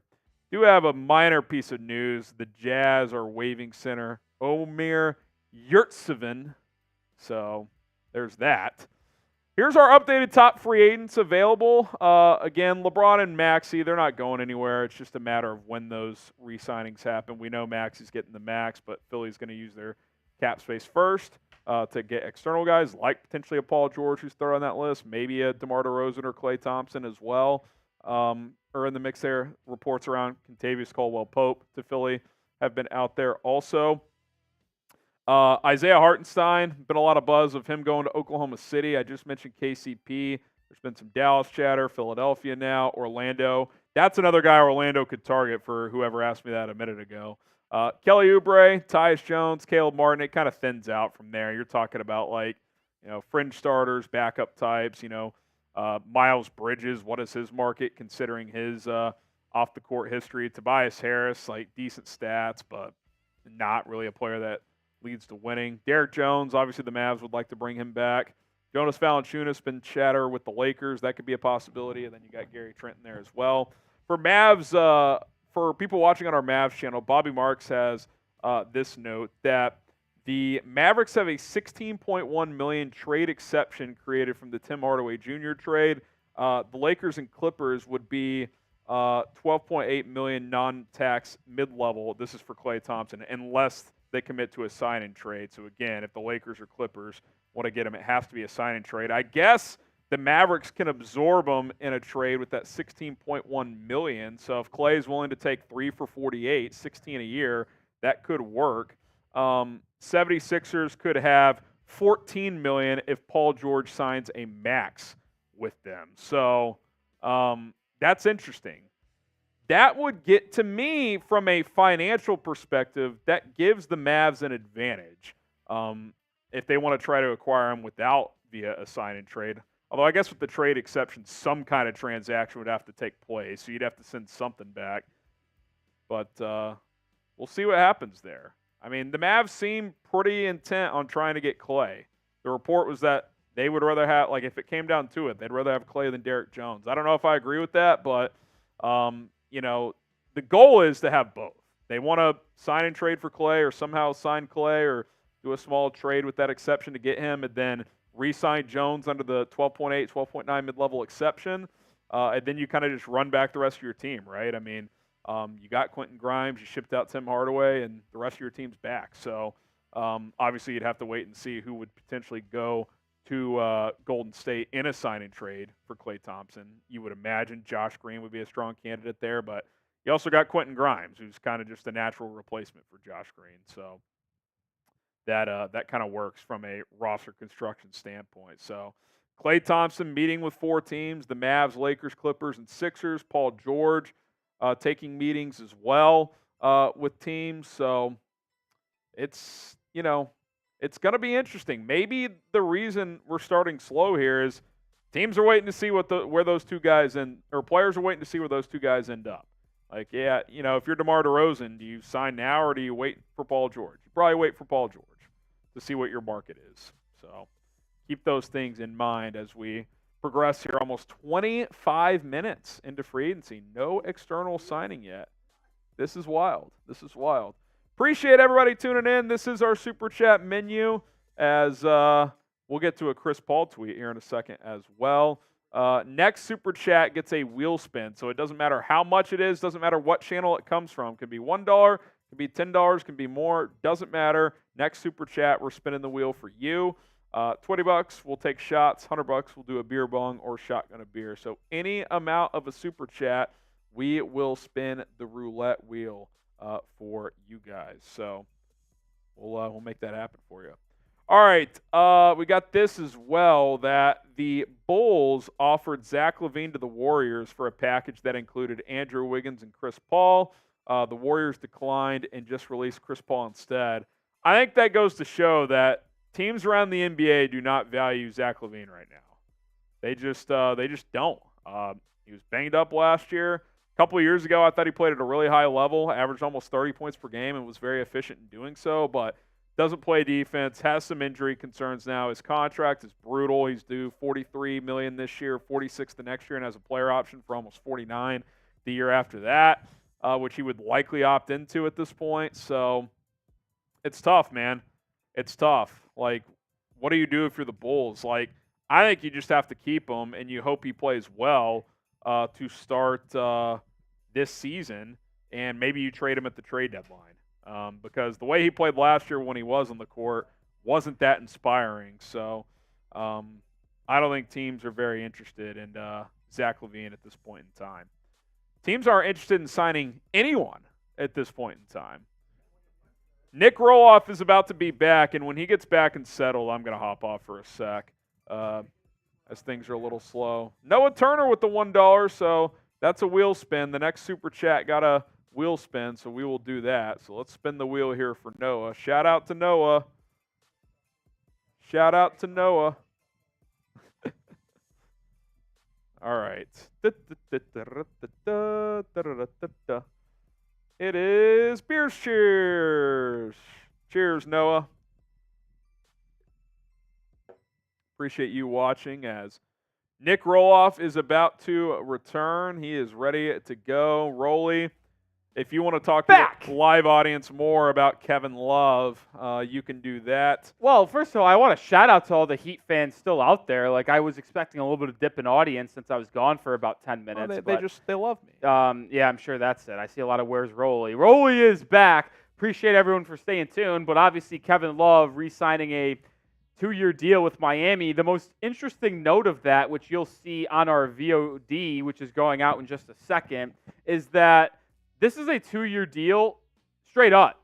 Last season, Kevin Love re-signed with the Miami Heat on a 1+1, where it was a 1 year plus a player option, which Kevin Love obviously opted out of, which made him a free agent. But Kevin Love is a straight up 2-year deal. So Love is on this Heat roster for the next 2 seasons, which is a little bit of an intriguing note as well. But either way, Love is back.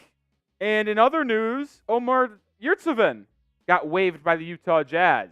All those Omer fans from in Miami, they were in the gutter. Yeah, how about this, though? Still nobody has changed teams. It's been 26 minutes, and no one has signed with a different team? What are we doing here? What are we doing? This is no fun. This is no fun. Oh. Seeps, is that true? The Warriors declined Wiggins and Paul for LaVine? Wow, LaVine's value is in the gutter. I don't know if I've ever seen a player go from an asset at least viewed in a positive light to this far in the other direction is crazy. I'll also say this for the 500 Heat fans still watching.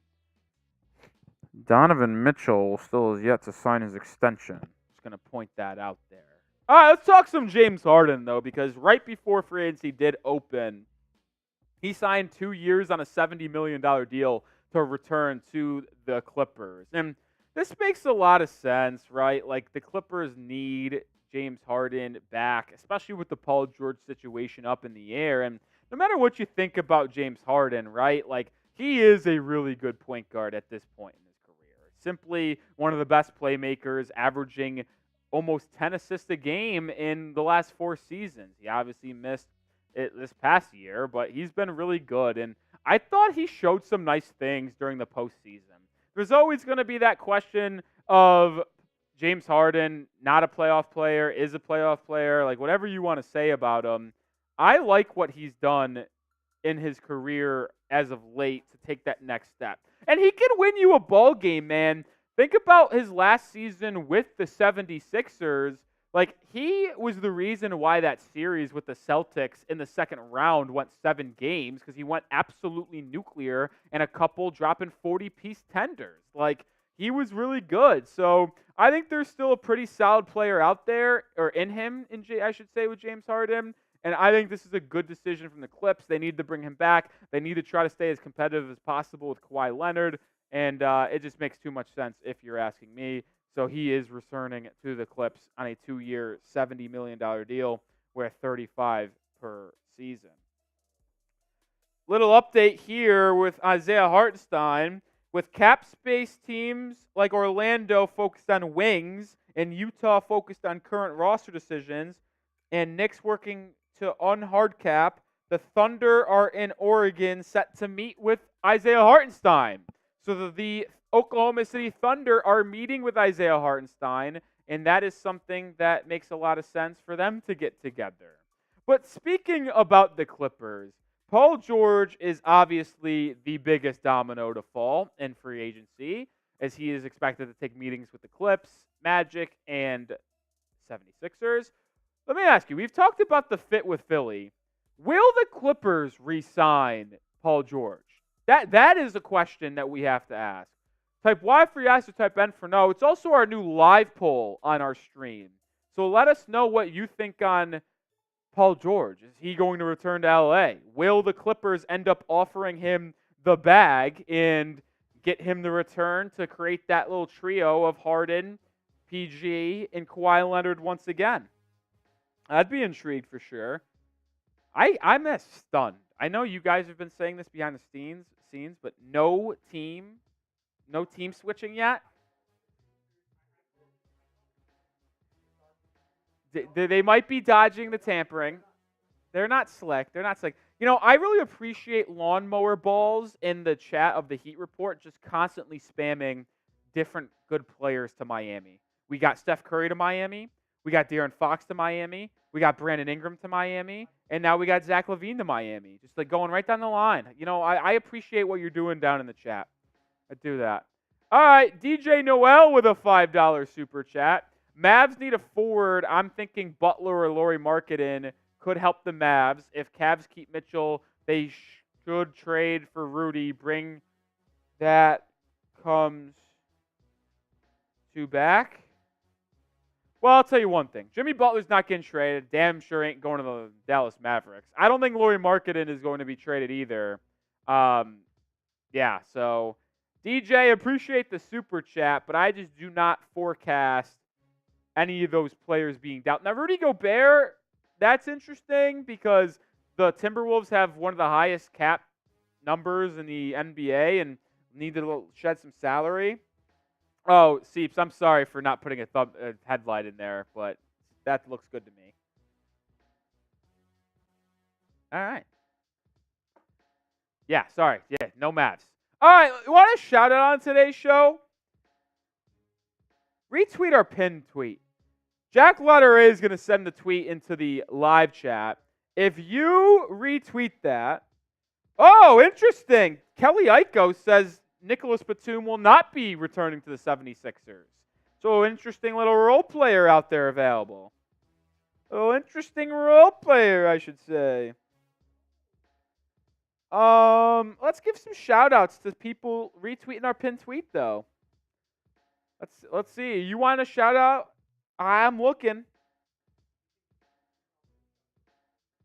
Well, we got some real ones who have already retweeted it, like Matt Riche, VR3 Pendleton, upcoming actor, CB, Joey Peets. Shout out to all the real ones retweeting our pinned tweet. I'm still looking to see new ones.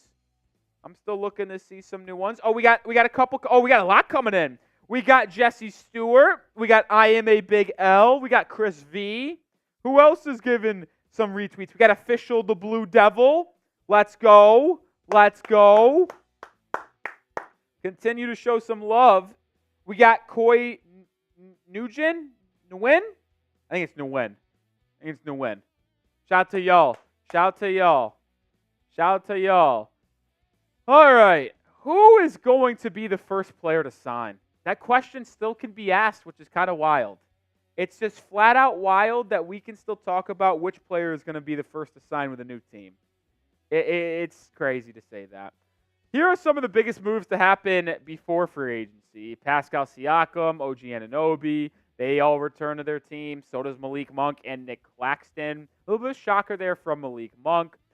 Next page here, Emmanuel Quickly got a shocking 5-year, $175 million deal with $35 million per, which is kind of crazy to me that you would be that much money because I don't think IQ is worth $35 per season, but it is what it is. Bruce Brown, 1 year, $23 million team option picked up. PJ Tucker and Jay Rich all opt in to their contracts.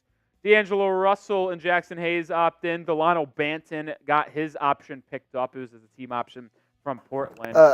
Real quick, fun fact about Delano Banton. We did this in our, I was just, doing our research here, getting ready for free agency. The most random stat that you could possibly imagine. Okay, Delano Banton started the season with Boston. Okay. Did nothing, as you probably would expect. Yep. Gets traded to Portland. Yep. In 30 games with Portland, 16.7 points per game and almost 5 rebounds and almost 4 assists. Yeah, I'm pretty sure he was a jack. I think there was a game up there that Delano Banton went like 0-15 from 3. That's just incredible. I don't know if that's true or not, but I think it happened. What's more impressive, that or Malachi Flynn's 50-point game? Malachi Flynn is now a free agent. Malachi Flynn, he stinks. He's so bad. That is the fakest 50-point game of all time, by the way. I mean, it's 50 points. 50 points is 50 points. I'll tell you what. Disgusting. Disgusting work. All right, other news. Royce O'Neal, 4-year, $44 million deal with the Suns. That's an intriguing one because I think that sets the market for other free agents that are out there, like Caleb Martin, Derek Jones Jr., especially when you see Obi Toppin get a 4 for $60, which is $15 million per. Like, having that little baseline be set for free agents in that role-playing role, right? Like, Royce O'Neal at $11 million, Obi Toppin at $15. So where do those other role players fit in? Because if I'm talking Derek Jones Jr. and Caleb Martin, like, they're probably closer to Obi Toppin's $15 million than they are Royce O'Neal's $11 million. So that's the thing that we're going to have to keep out for because it seems like that high-level role player market is anywhere between $11 million and $15 million per season. Couple interesting ones here. A bad contract in Rashawn Holmes. Like, he stinks. I know that second year is not guaranteed, but him getting $13 million this season is just a ridiculous number. It's just one of those things where the Wizards need to spend money. So they got to get there. And then how about this just horrific decision by the Chicago Bulls to give Patrick Williams a 5-year, $90 million deal? Like, it's just simply not a good contract. P-Dub, as they dub him in the Chicagoland, like, just simply isn't worth $90 million. He isn't. I don't like his game. I don't. 5 for 90 is just too much money. Patrick Williams, he can't create for himself. He's just a product of his environment. I know Chicago fans are going to say, no DeRozan, no Zach LaVine. P-Dub's going to have an expanded role. My ass. This guy stinks. He can defend a little bit, sure. He just isn't that good. He just isn't that good. Probably two of the biggest moves today, Max Christie going back to the Lakers on a 4-year, $32 million deal. And then James Harden, 2 for $70. J Hard, I expected him to re-sign with the Clippers. I did, and it didn't surprise me at the money he received from Los Angeles. But I'll be honest, I think it was a good move because they need to do it. They do. And especially with the possibility of losing Paul George, you couldn't lose Harden and PG. So they end up re-signing Harden on a $35 million deal. So, yeah, I'm cool with that. Other two news that happened. The only two signings that happened after free agency technically opened, Luke Cornett, Kevin Love. Nothing crazy there, if we're going to be honest. Nothing crazy. I see I made a lot of people mad about the Patrick Williams comments. A lot of people mad. I'll be honest. Like, Raging says stop saying that it's casual. Can you tell me why he deserves $18 million per season? I made my statement. I want you to rebuttal it. Because I'm up here putting my face and my name onto that take.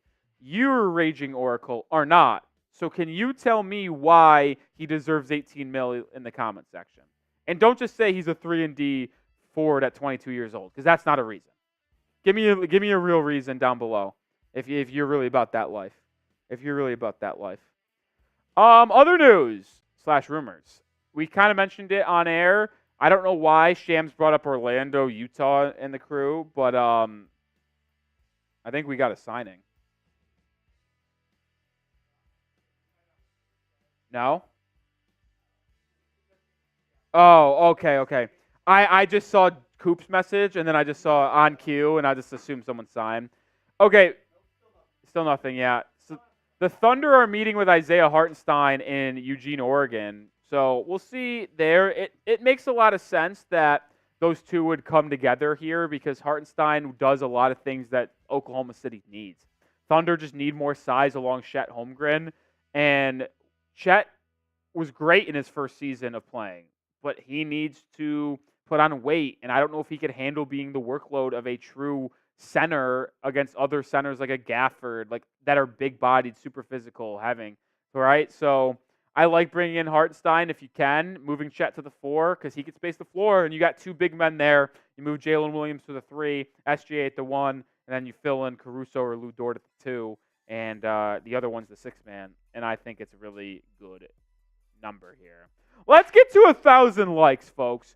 We are 134 likes away from getting to a stack. Let's go. I'm taking a sip of my beer every 100 likes, so let's get to a stack, and I'll take 2 sips of my beer. Oh, Sam Brown's offering up a shot. I'm going to lace it with peanut butter. They said I can't say that because he's allergic to peanut butter. So can you not have peanut butter whiskey? Does that count? Okay, interesting. I didn't know how they made the peanut butter, so. Oh, did you? Oh, that'd be tough. That'd be tough. All right, it's a beer choose. We got it. We're under 100 away. Let's go. I have $5 super chat on the Heat Report. Let's go, Jay Townsend. Let's go, Jay. All right. Hold on. Raging Oracle is trying to tell me about that life. He didn't get the memo. He's just spamming the contract details of Patrick Williams. That's not explaining to me why he deserves $18 million a season. It's not explaining it. I just need more. I just need more. I mean, you're giving me the contract details. Cool. Like, I'd like to know why he deserves $18 million. I feel like what my goal here has worked. I've gotten people riled up in the chat, and I've gotten these two people riled up out here, and I have successfully gotten it done. Oh, no shit. Wow. We got some news, folks. We got some rumors. Jake Fisher, Russell Westbrook opted into his $4 million contract, but the Clippers are now working to trade him. So I don't know why Russ just didn't opt out, unless he thought he wasn't going to get $4 million plus. But either way, Russell Westbrook is technically, I guess, available for trade. Excuse me. Interesting to see who would pick up the phone to try to trade him. Also, I don't know what he would cost in a trade. Like, ooh. Heat fans, thought for you. Heat fans, I have a thought for you. Josh Richardson opted in, makes $3 million. Would you trade Josh Richardson and Orlando Robinson for Russell Westbrook? Would you do it? Where would you do it? Would you trade Jay Rich and Orlando Robinson for Russell Westbrook? Loveless says yes. Oh My says yes. Aiden says no. Andy says yes. Oh My Chromosome says yes. MX says no. Francisco, yes. Tyman, yes. I see a lot of yeses, couple no's, but majority of yeses. Where will Russell Westbrook play next season? Let me know. That is tough. That's a tongue twister. Not going to lie. Yeah. Where will Russell Westbrook play next season? Give me your predictions down below. I'm seeing more no's. I'm going to change this to the live poll. I'm curious. I'm seeing a lot of OKCs. I'm seeing some Pistons. I'm seeing the Suns in our chat. Would you trade Jay Rich, Orlando Robinson for Russell Westbrook? It's our live poll. Go vote in it on our Heat channel for the 450 people watching. Let me know. Let me know. All right, we got Michael's Budget saying Suns. Bron says the Harlem Globetrotters. Clayton says in his backyard. Alexander says Utah. Rick says China. XD says Warriors. Sam says the Suns. Russell Westbrook KD reunion? Hello. Sandwich says Dallas. Firefighter says Cavs. Logan says Thunder. That'd be fun. Honestly, that'd be fun. I don't know if it works, but it'd be fun. Another $5 super chat from DJ Noah. We also did get a 5 on Heat, just saying. Okay. Bulls should do a sign and trade with DeRozan. 3-team deal with the Lakers and Hornets. Bulls get LaMelo Ball. Is that supposed to be Anthony Davis? L. Ball and Davis and M. Bridges? Lakers get DeRozan and Nick Richards? Yeah, what do the Hornets get? And how are the Bulls netting Anthony Davis, LiAngelo Ball, and Miles Bridges for Nick DeRozan? This is that DJ. I just not gonna happen, kid. Jay Townsend with a $5 super chat. Nick, I think the Heat should take another shot at bringing Kelly Oubre to Miami. He'd be a great fit. I think he would be a great fit, Jay. Problem is, because of how well he played this past season for the 76ers, he is going to get at least probably 10, 13 mil. So he is absolutely going to be too expensive for Miami. So unfortunately, Jay, Kelly Oubre is not going to happen to the Heat. Super Chat battle is in full display, though. The Heat Report and Mavericks today are going at it. The Heat Report lead by $1. Let's extend our lead. We're up 25-24. Let's get a lead. $5. We get you on screen for any super chat. $5 we talk about your team. $10 we spin the wheel. $20 is a shot. For the Heat fans and for the Heat fans only, $50 super chats a beer bong for me. Just for the Heat Report. Nope. Just for the Heat Report. Still $100 on Maine. Just going to give it a slightly counted discount for my Heat fans. Slightly. 50%. It's big. Yeah, you're right. Unbiased. Don't play favorites. We don't. We'll just half off for the Heat fans. Oh, Shams confirmed it, by the way, on Russ. So that is happening. Fisher's back, by the way. He hit his rock bottom with "It's fucking where," guys. So sorry, y'all. But after that, he's been kind of hot. He's been hot. He's hot. He's hot. That's all I know. All right, I'm back. By the way, I don't know who Sean Cunningham is, but he's a Sacramento-based reporter. He says the Kings are looking into Brandon Ingram. There you go. Do you like that fit? I actually do. Yeah, it's a good fit for them. Sean Cunningham. They do need wing scoring because when you think about where they need to improve, they need defensive help. Now, BI doesn't do that, but if you're going to look for an offensive guy, it makes sense on the wings because you can play Keegan at the 2 potentially. Secondary playmaker for Fox. Yeah, Keegan at the 2 because I don't think you're trading Keegan. Now, maybe Keegan could be a 4 or you just move BI to the 4, so bonus at the 5. I don't know. We'll see. That's an intriguing fit. That's for sure. Yeah, Mavs fans, I'm back. Appreciate you hanging with us. Pretty quiet so far. The main Mavs news is Klay Thompson is visiting with Dallas, both LA teams, and the Sixers. So that's kind of it right now. No chatter on Derek Jones just yet. Okay, we're going to play our favorite game. Shout out your favorite team, and we'll talk about the first. Sham saying the Nuggets could be interested in trading for Russ. That's a death sentence. Well, they do need a backup point guard after Reggie Jackson. I'd rather just sign CP3 if I was them, but we'll see. All right, shout out your favorite team. Rolly, you get some shout outs, and then in like 20 seconds, I'll look at the chat, and the first one I see, Hold on, let me read this real quick. You want to flip rolls there? This is some Heat news here. Jacob says Cavs. WZG says Heat. Han Solo says Warriors. XD Gamer says Magic. Green Caesar Spurs. Carly Sixers. Oscar Lakers. Caden says Cavs. Joey says Timberwolves. Green Caesar says Spurs. Got a super chat coming in on Chat Sports. Get to that in a second. Lore says Warriors. We got a lot of Mavs, of course, coming in on our Mavs channel. Noah, Samuel, E. Braggart. Marcus says, why no interest from the Mavs for BI? Because you already have 2 ball-dominant guys in Luka and Kyrie, and BI is not that effective off ball, so I don't like that fit. All right, yeah, I'm sorry, I'm back now. I just had to read some salary cap news for Miami after that.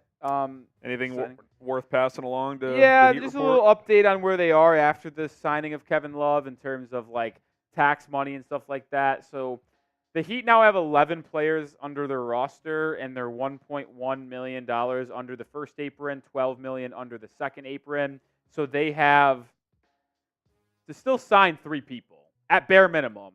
They have to sign 3 people, and those can't take more than $12 million unless you want to go in the second apron. So they could technically, as we talk about the potential return of Haywood Highsmith, like you could sign Haywood on a deal that is $7 million against the cap, and then 2 vet mins and stay under the second apron, technically. But I would not be too optimistic on that. By the way, I just tweeted this out. No free agent signings 48.9 minutes in. Talk about overcompensating for tampering. Yeah. Is it that, or is it this that the new apron stuff is just so tough? Like, Might play a role, but not a single. There's not even like a vet min guy. Like nothing. but like, Zero. but here's my thing: is like, why would any player sign on the vet min? Why would they early? any other year? It happens every year.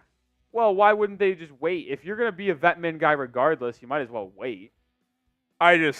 For a 0 external signings, almost an hour in, that feels like a league wide. No, I'm not saying it's ridiculous, but Yeah, this is brutal. all right, let's do this game one more time. Shout out your favorite team. Oh, we haven't picked the team originally. All right, spam your team, and we'll do in about 30 seconds. All right, keep Spam your spamming. teams. We also did get a 20 on the Heat chat, too. Rick the Flame says OKC. Joey says Timberwolves. Jacob says Cavs. Science Logic says Bulls. M Max says Brooklyn. All right, Rolly. 5, 4, 3, 2, 1. Pick a team. I saw the Cavs. All right, Donovan Mitchell watch. Cavs is the first team that I saw, and that's really it. Like, they took Jalen Tyson in the first round of the NBA draft. I like that pick at 20. I think that's a good one. But, like, that's the biggest thing is, what are they doing with Donovan Mitchell? Is he signing long-term? Is he not? Because if he doesn't sign in a long-term deal, like, then what are we doing? Because if he doesn't if he doesn't sign that long-term deal, are the are the Cavs just going to be looking to go elsewhere? Are they building around Garland and Mobley? Like, I don't know. Like, when you talk about the Cavs, you have to talk about Donovan Mitchell and to see what he does.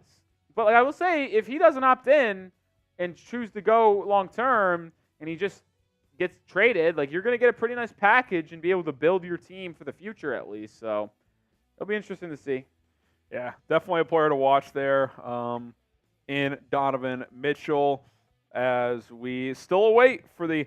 By the way, I'm saying this right here, right now. If we get an external signing exactly at 7 o'clock Eastern time, it is the most obvious fake we're letting an hour go by thing of all time. If we get a Woj, Shams, whoever tweet exactly at 7 Eastern, it's the most calculated thing I've ever seen. No one's fooling me, buddy. Jay, we're going to get your super chat on screen in a second. Don't you worry, Jay. Yeah, keep shouting out your favorite team. We'll pick a team in a second, but let's catch up on these super chats in the meantime. Catch up on these super chats. I said we're going to come back. Keep shouting out your team. I'll get one in a second. Let's get them. Then we'll pick a team. Shout out to Jay Townsend for the $20 super chat on the Heat. This is for the Heat, Nick. Go Heat. Jay, you're a legend. You put us up by now $21 in our super chat battle against Mavericks today. I also owe a shot. Yeah, if you want to cast. Do you have a shot glass? No, Sam, can you grab me a shot glass if you have a second? Shout out Jay. I'll take that shot in a second, Jay. Rick the Flame says Oklahoma City. He was shouting out his favorite team. We got to talk about the Thunder because that's a super chat. $5. We'll talk about your favorite team. Oscar says, let's go. Jonah says, Mavs trade Green first and a pal to Atlanta for DeAndre Hunter. I wouldn't be opposed, but I think they're potentially using Josh Green in a trade for sign a trade for Klay Thompson. All right, Thunder, Rolly. Had a busy draft, drafted 3 guys in the top 40. Don't really have any notable free agents. The big chatter and the recent reports that they're meeting with Isaiah Hartenstein up in Eugene, Oregon. I think if they sign him to a big contract, that's probably all their big moves they would do. They might add a vet or 2, vet minimum guy off the bench, but I think they want to get some physicality at that 5 spot and let Chet be more of a roamer at that 4 position. Yeah. Couldn't say it better myself. Seems like Isaiah Hartenstein is their number 1 guy they want in free agency. Makes a lot of sense for them to go do that, and I think it will get done in the next 24 hours. No surprise, the Clippers are looking to trade P.J. Tucker. This is where Detroit comes in. If the Clippers will attach a couple of picks, a couple seconds, I bet they would take them on. Ooh, new hypothetical for Heat fans. Would you trade Duncan Robinson for Russell Westbrook and P.J. Tucker? You would save $4 million as well. So you save $4 million and get P.J. and Russ. Would you do it? Do you have enough shooting? You're already probably lacking shooting a little bit. Would you do that? I'll ask you. I don't know. I'm just asking Heat fans. I know. I'm just curious if you would. Terry from Mavs. Nico will make the right moves. Derek Jones, 13 to 15 is too rich. Well, again, if it's beyond 12.8, the mid-level, they're not going to do it. They can't really. Nico will work some of his magic for sure. I think a plan B to Derek Jones if he gets beyond the mid-level could be Najee Marshall. That's been reported. He's a potential option there. Beyond that, I'm not sure. We'll see. There was some KCP sign-in trade talk, but I don't think you could pull that off and Klay Thompson. Like if Klay goes elsewhere, maybe they pivot to KCP. So we'll wait and see on that front. The Heat report up 45 to 29 in our Super Chat battle. Is this where I steal $5 from the Heat, kind of like you did the other day? No, because you guys didn't get a Heat fan on Mavericks today. Hey, you're just taking his word for it. You don't know. Well, he then came over in Super Chat to the Heat report, so I think it was pretty confirmed he's a Heat fan. That was good evidence. I'll add another $1, Jack, because my guy Joe Lawton came in with a $1 Super Chat. Shout out to Joe. Shout out to Joe. My guy Joe, baby. MFFL's $20, $20 Super Chat would put the Mavs back on top, so that's where we sit. 3 minutes. Oh, Jay Townsend's coming in hot today, baby. I thought you were going to say a signing with some real news. No, this is more exciting. Would I rather see a signing, or would I rather see Jay Townsend come with another 20? Definitely Jay Townsend coming with a 20. One more time for the Heat, Nick. Don't want to get you drunk. Just talk about my Heat. You can get him drunk, Jay. I'm giving you permission. You can. I will buy his Uber home. I will allow it. But anyway, Jay, it's hard to talk about our Heat anymore. Like, it is a waiting game. Like, could the Heat go out there and strike for, God damn it. You spill? No, just other things. Could they go out there and get a Haywood Highsmith? Sure, but like, I don't know. Do they wait on that? It feels like Highsmith is the first domino to fall for Miami. Bringing him back or not? Remember Caleb Martin? No, Caleb's already gone. That doesn't mean shit.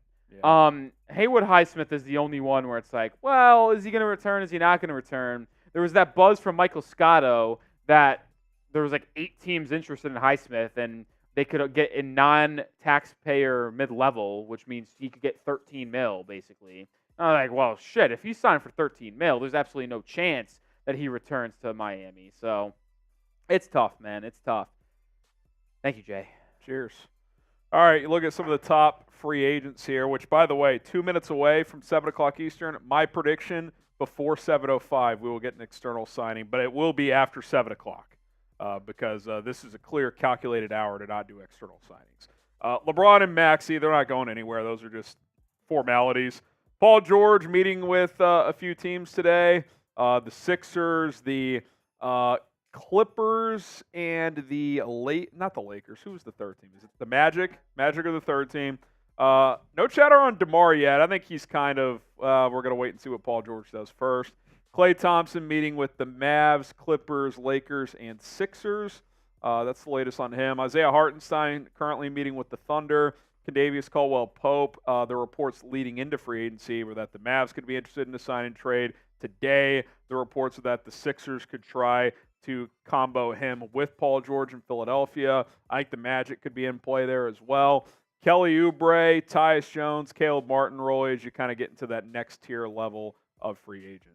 Yeah, and we'll see what Caleb ends up getting. Haven't really seen a lot of people or a lot of reports or rumors on what teams could be interested in Caleb Martin, but he's expected to get close to 12, 13 mil a season. Just curious to see which team it ends up giving.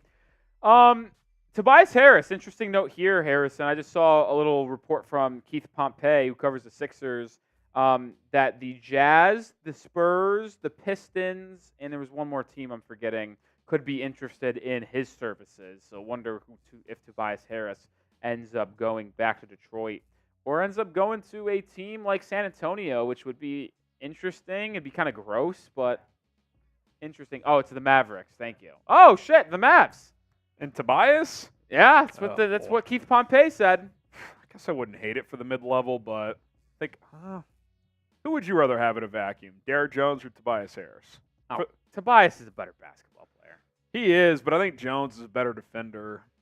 You're asking for in a vacuum, it's Tobias Harris. If the money's equal, I'd probably agree. Sure, DJJ was good for y'all last year, but I watched Derrick Jones Jr. get dared to shoot the basketball. He was terrible in the finals. As much as Tobias Harris has got his struggles in the postseason, you're not going to dare him to shoot the ball. Yeah, no. Derrick Jones Jr. got dared. I hear you. Yeah, Jones lost some confidence. That is one thing I'm worried about Jones just in general is this is really the only year of his career where he's kind of had a complete, consistent season. Is he going to build upon this or could he regress? I mean, I think playing next to Luka helps him because he gets better looks on those catch and shoots. But, yeah, we'll see. We'll see what happens there. I wonder what Buddy Hield gets. I mean, his stock had to have fallen a lot after his play with Philadelphia. His stock went down for sure. Probably a mid-level guy, 10 to 13? I think it could be less than 10. Does he have to sign a 1 year kind of he doesn't defend. It might be a Kelly Oubre type thing from last year where he signed super cheap on a 1 year deal, like you mentioned, tries to rebuild and has to try to rebuild the stock. Yeah, could happen. Could happen. I wonder if a team like Detroit would give him 2 for $40, and he's like, screw it, I'll take the money. Christ, $20 for Buddy Hield? What are we doing? $20 would be very cheap. Cool. All right, we're less than 200 subs away from our next milestone. We still got 1,700 live, even though literally nothing has happened. Oh, who called it? They waited an hour. This is the most calculated thing. Wait, no. Yeah, I was going to say. Oh, fake news Sammy over there. Yeah. Re-signing. The Celtics have been the most active team in free agency. Neemias Queta, yeah. Neemias Queta. There you go. Oh, man. All right, hit that sub button. Oh, we got a $50 super chat on the Heat or on Mavericks today to take a lead over the Heat report. He should have to leave. He should have to leave. Why? You said the Heat report. Oh, sorry. I got excited. Hey, what do you want me to say? Oh, man. I'd get excited for Rolly. He wouldn't get excited for me, but I would get excited. All right, let's get to 378 tonight. We're 182 away. Come show love on our main Chat Sports YouTube channel. Let's get to Alex Mitz. He says, Mavs on top. I'll tell you what, Alex, I got about half of this left. I'll chug the rest of it. Shout out to Alex. Are you guys on top now? We got $79 in super All right, chats. we're at 72. We're battling. We're battling here. 79-72. Stickman Sam. Cheers to Alex. Shout out to Stickman Sam. Cody Zeller. Oh, God, don't get me started about Cody Zeller. His 5-minute stretches in the NBA Finals is the reason why we lost those series. I mean, we lost in 5 games, but, I'm telling you, his plus-minus and his, 10-minute stretches were, minus 15. They were so bad. That was, the one game the Mavs lost to the Timberwolves when Lively was out. They lost that game in 3.5 minutes of Dwight Powell having to play. It's unbelievable. They literally did. I actually saw someone put up a poll of who has been the worst center to back up Bam Adebayo between Cody Zeller, Dwayne Dedmon, Thomas Bryant. Most of the people voted for Dwayne Dedmon, but I voted for Cody Zeller. You think Bryant was better than Zeller? Thomas Bryant was he just didn't play enough to be better or worse. He was just irrelevant. Oh, a signing! Andre Drummond to the Sixers! Before 7:05. And there it is. Before 7:05. The first signing is Andre Drummond on a 2-year, $10 million deal. I actually love that to fit. the Philadelphia 76ers. I actually love that fit. So, Adembana, not backup center to Joel Embiid. Yeah, Drummond's going to be their backup. If they pull off a Paul George KCP, that's a pretty good core. Now, I don't think Drummond takes them out of KCP, but I don't think that it's going to be that might be the biannual 2 for 10. Yeah, I don't know. Are they pulling all of those dudes? I don't know. If it counts against the biannual, it doesn't do anything to and they could still cut Paul Reed. That frees up $8 million. It's doable still. No, a lot of Heat fans wanted Drummond for the low at a time, but I've always liked Drummond. He attacks the offensive glass. He's not a great defensive player, but he's not a disaster. Finishes well around the rim. I like that fit. They need a playable backup center behind Joel Embiid, and Drummond provides that. What is this garbage? Who reported this? Oh! A $50 super chat on the Heat Report, baby. Let's go. We got a 10 on Mavs, so we're going back and forth, but the Heat are out in front. Let's go. Jay Townsend, again, the MVP of today's show. That's a beer bong. Let's go. Go Heat. We're better than the Mavs. Come on, Heat fans. Who else is going to help out Jay Townsend? He can't do it all by himself. We've gotten Stickman. We've gotten Joe Lawton to help him out. Oh, no. Alex again. A 50 on Mavericks today. He says, what's another 50? This one is for the boys. Let's go, Mavs. Let's go, Mavs. Let's go, Mavs. Let's go, Mavs. Shout out to Alex. Poverty franchise out in Dallas. Yeah, we all remember 2011. We all remember 3 championships to 1. Shout out to Alex. Omar's burner with the 10. He says, F the Heat Report. Let's go, Mavs. Also perfect during this downtime to push my Brandon Ayuk to the Steelers agenda. Omar, I'm rooting for you, buddy. Terry Maples, a 2 from the Mavs channel as well. Would you rather get Tobias or Klay? I still think Klay. Tobias has just been a disaster in the postseason. I wouldn't mind Tobias, but I'll take Klay for his catch and shoot ability. DJ Neal, I don't know if this is Maine or the Heat. Noel, excuse me. He says, I'm a Cavs fan. Hope the Cavs sign Luke Kennard. I think, is he still in Memphis? No, they declined his team They declined, option. okay. Trade for Rudy Gobert. Huh. If you want Gobert, have at it. Reunite Rudy and Mitchell. That will not happen. Cavs should go after Chet as a backup. What are you talking? Guys, Chet is a high-level starter and is not going anywhere. For when you were I think gone, you're a troll. Oh, he wasn't trolling. All right, DJ. DJ had the worst 3-team trade idea. Sorry, DJ. I just got to say this. He thought that the Bulls could get LaMelo Ball, Anthony Davis, and Miles Bridges for DeMar DeRozan.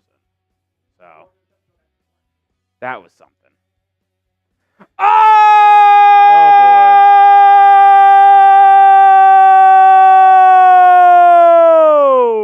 Jay Townsend, a $100 super chat. I am not worthy of Jay. I am not worthy. Oh, man. Oh, my goodness. Oh, man. I'm going to have to go back and look at the largest super chats on the Heat Report. I know Sam Loctera got up to like a 250 one time, but there's not many people that have sent in a $100 super chat to us here before. Shout out to Jay Townsend. I need to get another beer. If we respond with the 100, not only will I do a beer bong, but I'll do 2 shots as well. Oh, I need another beer. I All also need to get Jay Townsend on our Hall of Fame Heat Ball. So I did not come prepared. I was not ready. You really haven't been prepared for that. Well, I just don't know what to expect from the Heat fans. And Jay Townsend is coming with bangs, dude. This guy fucks. I've seen Jay Townsend come around before and give some donations, but never like this. Jay's a different breed today, man. All right, before we get back to all the signings, I do want to touch this Drummond thing a little bit more. A couple people have been asking about it in the chat. 2 years, $10 million, Rolly, the first external signing of free agency, and one of the better backup centers in the NBA. I think kind of a no-brainer kind of fit for Philly. They get like I said, one of the best backups. He can roll a little bit. Great rebounder, both offensive and defensively. One of the best rebounders really in NBA history. We know Joel Embiid's injury history. You need a guy that can step in and start if needed. I love this fit. I think this is a really good move from Philadelphia. Yeah, and if you remember on the team card that we showed, right, we always talked about how the Sixers need to get a backup big to Joel Embiid because Paul Reed, who there was some optimism about, proved that he is not that guy this past season. They drafted a Dembana during the NBA draft in the second round, and now they address that need fully with Andre Drummond. Paul Reed will either be traded or cut without a doubt, it feels like. We'll see who he ends up going to, but either way, that's big time right there, baby. That is big time. All right. Shout out to the real ones who've been hanging out.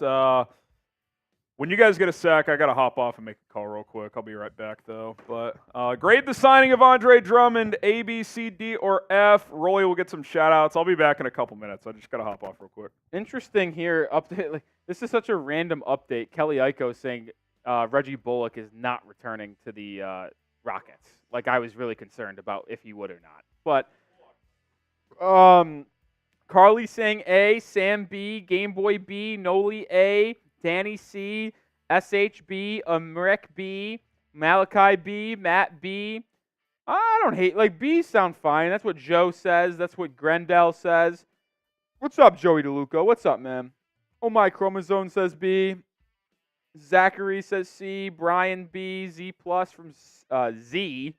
Z with a C plus. Moise with a D, Enrico B, Omar B plus. Let me knock out a beer bong here for my guy Jay Townsend, and I'll have to get that basketball here to give a shout out or get him on the Hall of Fame ball. By the way, we should probably raffle that off soon. We'll probably do that on the Heat Report during Summer League watch parties soon, because we are going to do Summer League watch parties because we're real ones and we're legends. We're real ones and we're legends, folks. Jay Townsend, what else can you ask for, man? He's the man amongst boys, and he's putting the Heat Report on top. There's nothing else you can ask for. Alfonso says no Heat signings yet. Kevin Love signed a 2-year deal to come back to the team. 2-year deal. Shout out to him. Shout out to Jay Townsend. Beer bong for you.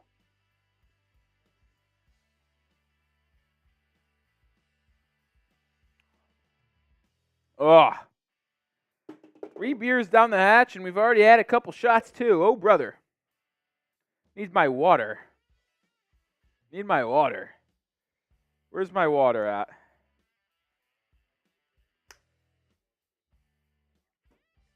All right. Raging, yeah, I'm going to need an Uber today. That's for sure. Danny A-, Joey A-, Yup A, Freddie B, Jonah B+. Jason Love says Spida got extended. Don't do that. Don't do that. That has not happened yet. Can't do that yet. You simply can't say that just yet. Jesus Christ. He has not yet got extended. He's not yet got extended. All right. We're going to run through some of what has already happened here in terms of free agency. Pascal, OG, Malik, Nic, Claxton all re-signing. All right. These are so old that we don't really need to talk about these. We've talked about Emmanuel quickly enough today, so we don't have to focus on that. I will say with Bruce Brown's team option of $23 million that got picked up, I think that he will end up being traded. That kind of feels like a lock. We'll see if he ends up getting dealt or not in this offseason, but on an expiring deal with a team like Toronto that isn't really ready to compete, I don't think there would be any reason for them to hold on to that expiring contract. So Bruce Brown will be on a different squad this upcoming season, whether it be in free agency, this offseason, or during the middle of the year. PJ Tucker opted in, but he is likely to get traded. Seems like the Clippers are working on a trade with him, $11.5 million. Intriguing number there. Moving on here with the next group of 4, Russell Westbrook also likely going to be dealt. Denver Nuggets showcasing the most intrigue in Russell Westbrook. At least that's what it showed in some reports. We'll see where he ends up going. But I was surprised when he opted in, and I guess it makes sense now that they're working on a trade. Russell Westbrook, wonder where he'll end up. We've talked about Royce O'Neal quite a bit. I'm actually kind of stunned that Cam Reddish opted into his $2.5 million player option. I don't know why he would have done that. He didn't have a role last year, and I don't think he'll have a role this year, so I don't really understand why Cam Reddish opted in. I thought he could have got a vet min deal or something similar to that $2.5 million to get a different place and have a different. No. Oh. No, this is just some news. It's not a signing. Oh, I just saw the first one. Or the second one. That's wild. Kevin Porter Jr. just signed with the Clippers. Thought this dude was out of the league.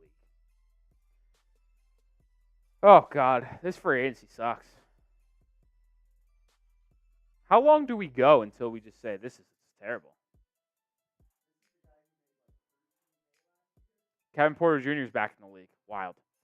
All right, moving on to the next group here. We've talked about Patrick Williams enough. I'm not going to do it again.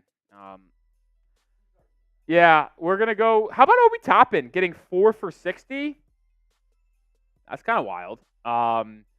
15 mil per for Obi Toppin. I was kind of unsure of what he was going to get. I thought there was a legit possibility where he was going to get like, I don't know, 8 mil per year. Like, he did pretty well for Indiana last year, but does he move the needle? Is he worth 15 mil per? I'm not sure, Jim. But either way, Obi, he had a good year, shot 40% from 3. Good for him. Some of the deals today, Luke Cornett back to the Celtics. Same with Neemias Queta. Kevin Love, 2-year, 8 mil. And then the first signing that a player switched teams. Andre Drummond on a 2-year, $10 million deal heads to the Philadelphia 76ers. How about that? That's a stunner. And then the most recent deal, Kevin Porter Jr., who is out of the league. He previously reached a plea agreement of a third-degree reckless assault misdemeanor in January. He is in the process of completing a court-ordered program, and once completed his plea, will move to not guilty with no criminal record. That is from Shams Charania. But a 2-year deal of KPJ back in the league with a player option in year 2. He is back, and he is with the Los Angeles Clippers. Yeah, Kevin Porter getting a second chance after some pretty heavy allegations there. You just pointed out what the legal update is. Where was he playing? Greece? Yeah.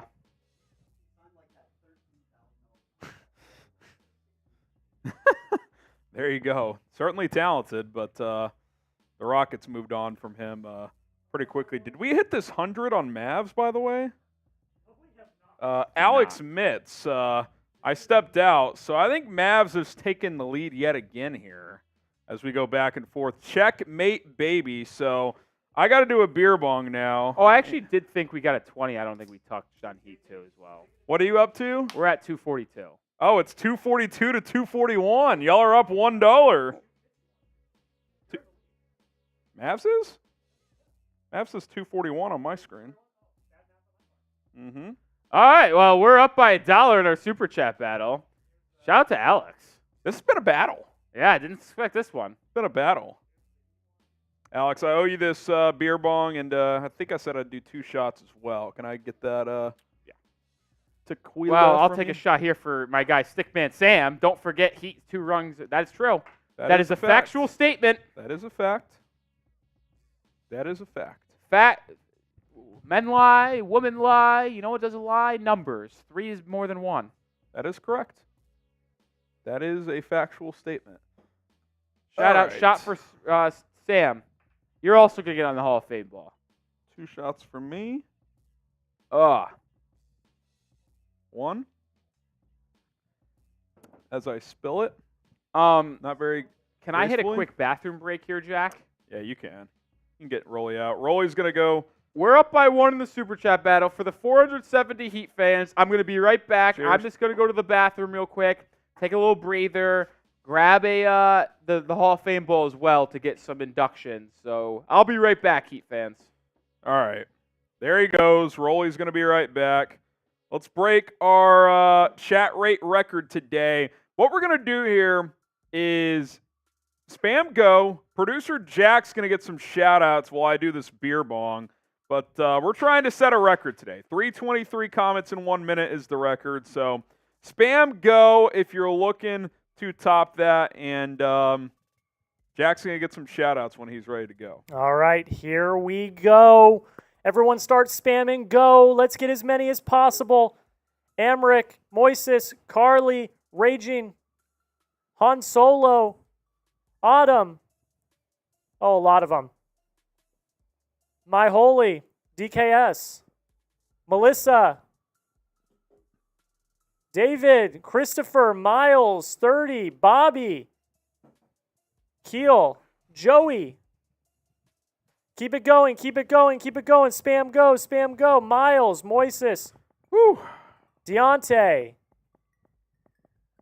I got to be honest. I did not have appreciate you guys spamming go. I'll get a few more shout-outs in a sec. I did not have Kevin Porter as one of the headliners an hour and a half into this thing. Insecurity says go. Bobby, Mr. Stegosaurus, Charles, Davide, Shivansh. Yup, I did that. Carly, Bobby, Noob, Fast Food. Keep spamming go. We got Kevin, Brandon, Eric, MW on the Mavs channel. Simon, Eric, B-Pool, Brandon, Eric Jones, Purple. Keep spamming go.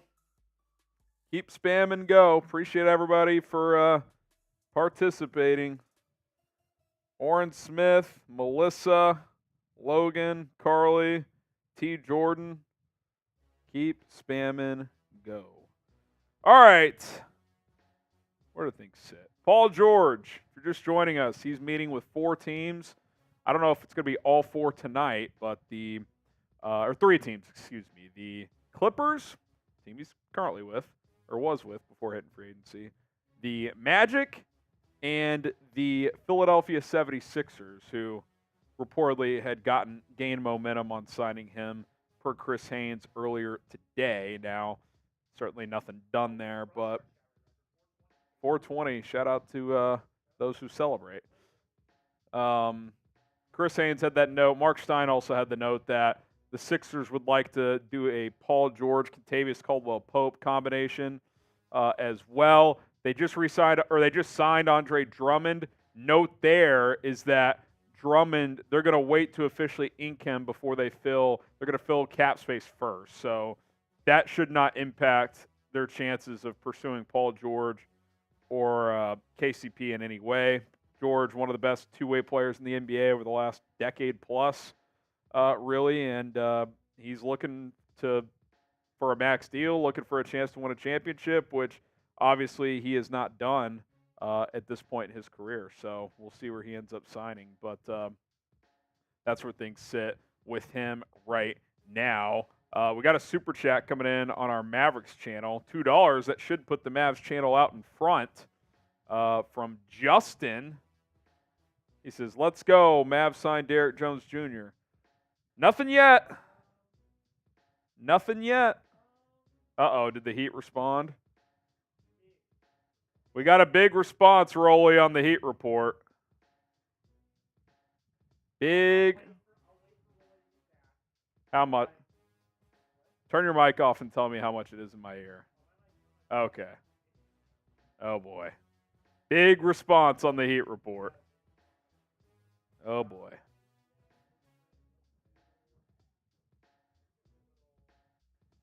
Big response on the Heat report. We're going to wait for Rolly to to respond to that. He's finishing up out there. But by the way, Andre Drummond tweeted, "I'm in the mood for a Philly cheesesteak." That's kind of funny. Let's go Heat. Let's go Heat. There he goes. We're 158 subs away from 378,000. Hit that sub button. Let's go. Free coverage during NBA free agency. We're live on our Mavs channel and Heat channel as well. Subscribe over there if you haven't already. Show some love. Show some love. Trying to get to 378 on our main channel before the night ends. Rolly's going to come back momentarily and show love to a big super chat. Show love to a big super chat. Oh, man. Do we have news?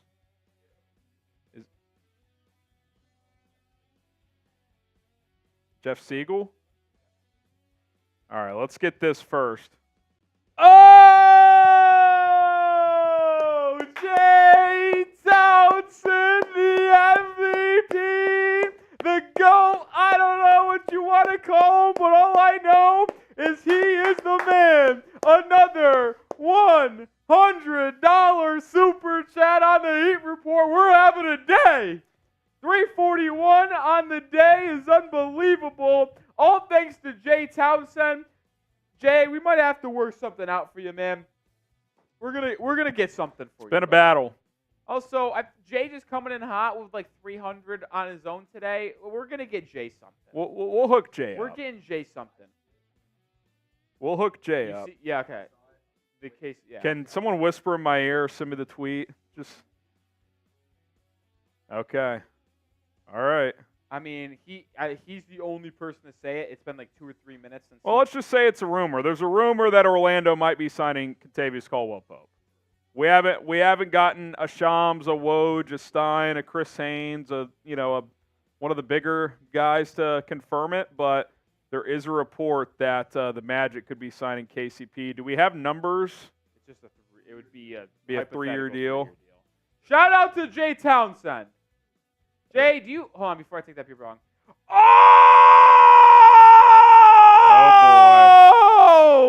boy! Holy shit! Emmanuel Urbina, a $200 super chat. Holy shit! They're going nuclear on the Heat Oh Report. my God! Like, are we gonna set a record? What's the record on Heat? The record on the Heat Report for super chats in a live stream is no, it was Smitty who was with me. KCP 660. 3 for 66, 22 a year. Okay. That's not horrible if you're jumping in front. If you're Orlando, there was reports it could be 25 a year. But shout out Emmanuel. I mean, I owe 2 beer bongs. I'm just getting plastered. Let's party. Here. You're here. The Heat have taken I don't want to say insurmountable lead, but a healthy lead at this point. 3 for 66. Let's talk KCP as Rolly mentally and physically recovers over there. Yeah, I got another one coming too. In the end, we were it was close to the first external deal. Kentavious Caldwell-Pope as he cashes in, probably for the last time on a big contract. 3 for 66 with the Magic. Look, Orlando needed defense and shooting. KCP provides that. It's probably an overpay, but when you're Orlando, that's probably what you got to do. And that's what they've done. So now, what's the starting 5 here for Orlando? Who's running point? I think they're gonna have to make a decision there because they've got a lot of different guards. Suggs, they maybe. Got Suggs. They got. And you're going to play through Anthony's Banchero and probably Wagner a lot, obviously. So the question is, do they start what's the development of Anthony Black too? They're picked in the top 10. They still have what's his name too, the UNC kid, right? Or is he gone? Cole Anthony. Yeah, Cole he's Anthony. He's definitely not starting. He's not going to start though. But the starting lineup, they're also rumored to be looking for a trade partner or teams checked in on Wendell Carter. But either way, their 3 is KCP, Franz, Paolo, Wendell at the 5 right now. What if they just went for broke and tried to trade for Brandon Ingram? He's like your Just point. don't like that fit. Like, that's a terrible fit. I don't know how you could do that unless you're playing Franz at the 1. He's a good playmaker. Well, I but think Ingram would control the ball for the most part, right? that's a disaster. You can't do that. All right, another beer bong down the hatch. Oh Christ! What? I'm struggling here, but like the GOAT or slash like the LeBron slash D Wade of the Heat report just showed up to the chat. Jesus Batista just entered the building. Jesus. Yeah, Jesus. Fuck. Jesus, you should come hang out on Mavericks today since I got your name right. Absolutely not. Jesus. Yo, what's up? Jesus, we're our guy Jay Townsend, and then we're like or dislike the signing of KCP. L for like, D for dislike. Let us know. Jesus, you were with us when we set our record for super chats on one live show on the Heat Report in that game against the Chicago Bulls, or was it the 76ers? It was one of the two playing games where we got $650.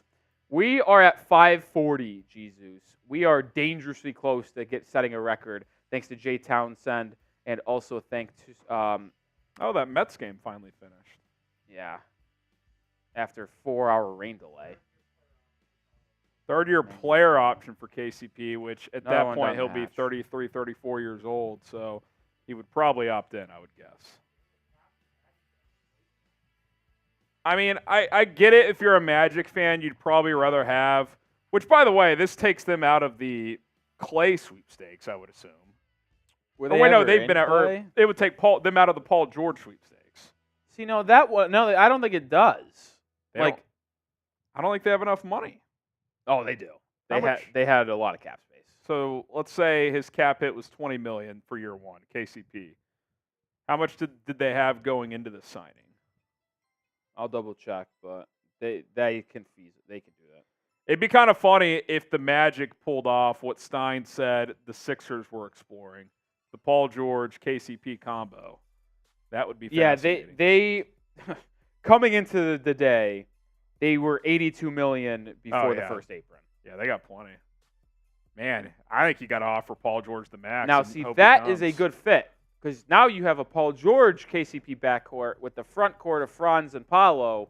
That is a good fit. Who's your primary ball handler in that lineup? It's Paul PG. George? Yeah, I would think so. He's done it for the Clippers. Yeah. Yep. All right.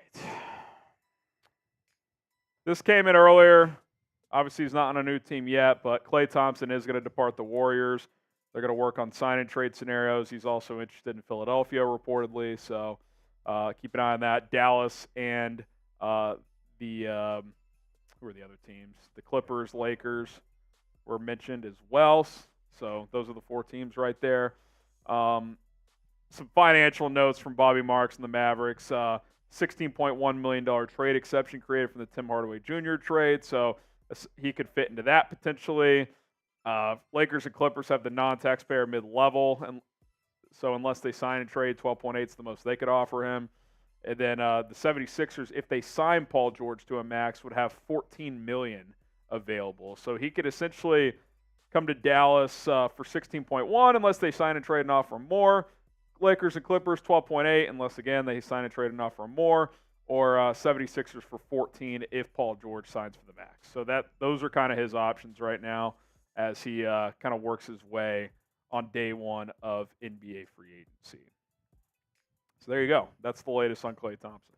Getting some inductions into the Hall of Fame here. Emmanuel, I don't know if you could see it. Appreciate you. I took down a beer bong as well. I forgot where I wrote J. I wrote J twice.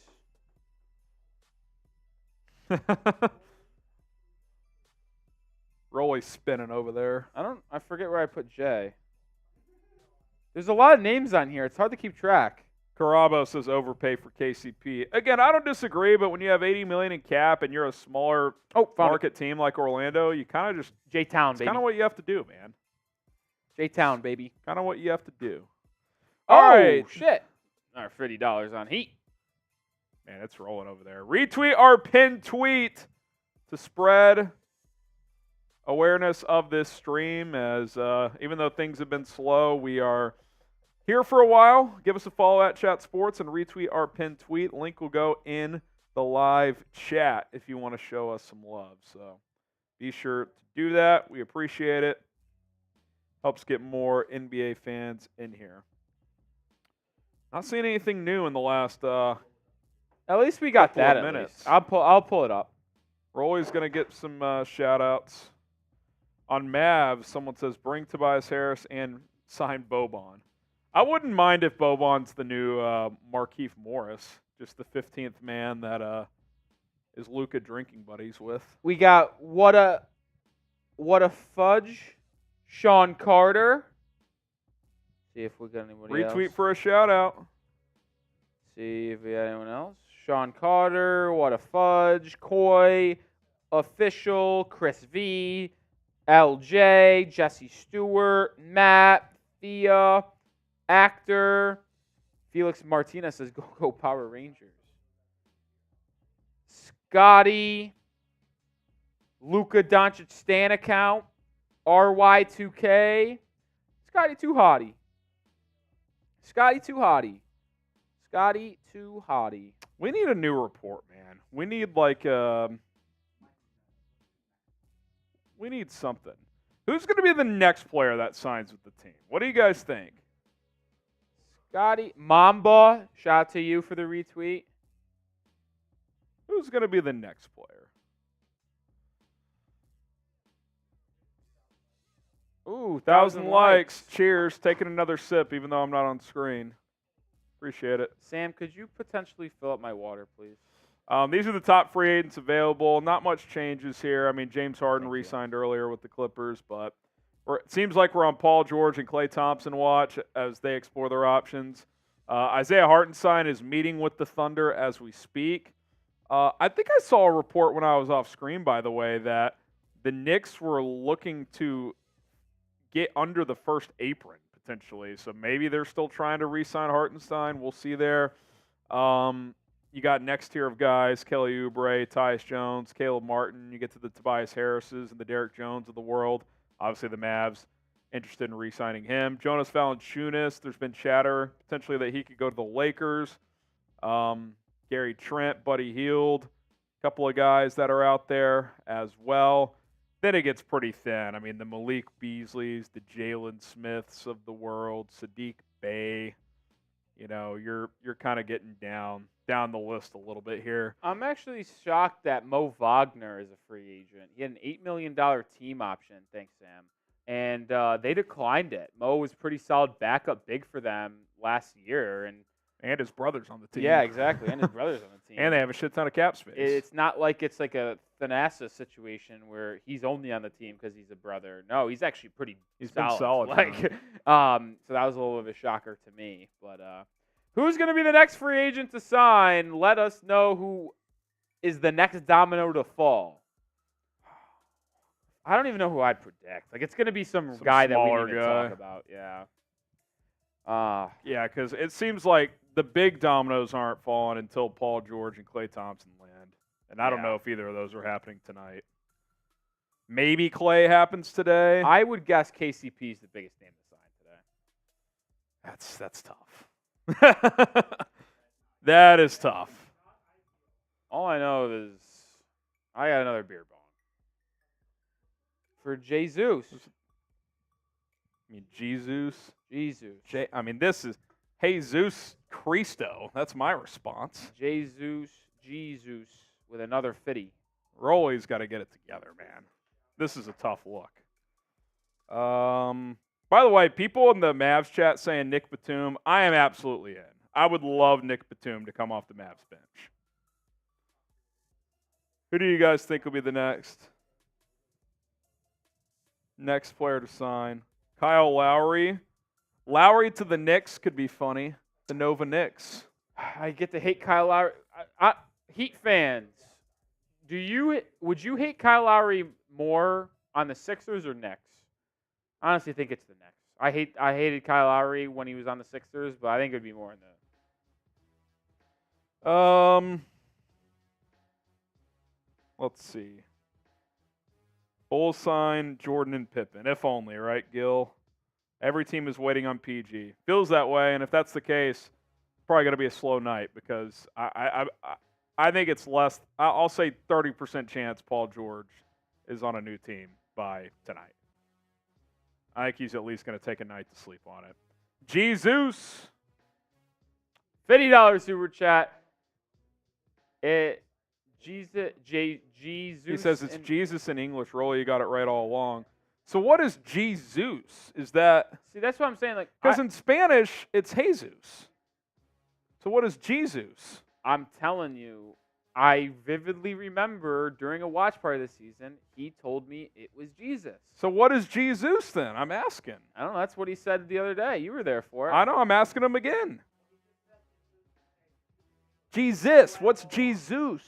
The other day he said it was Jesus.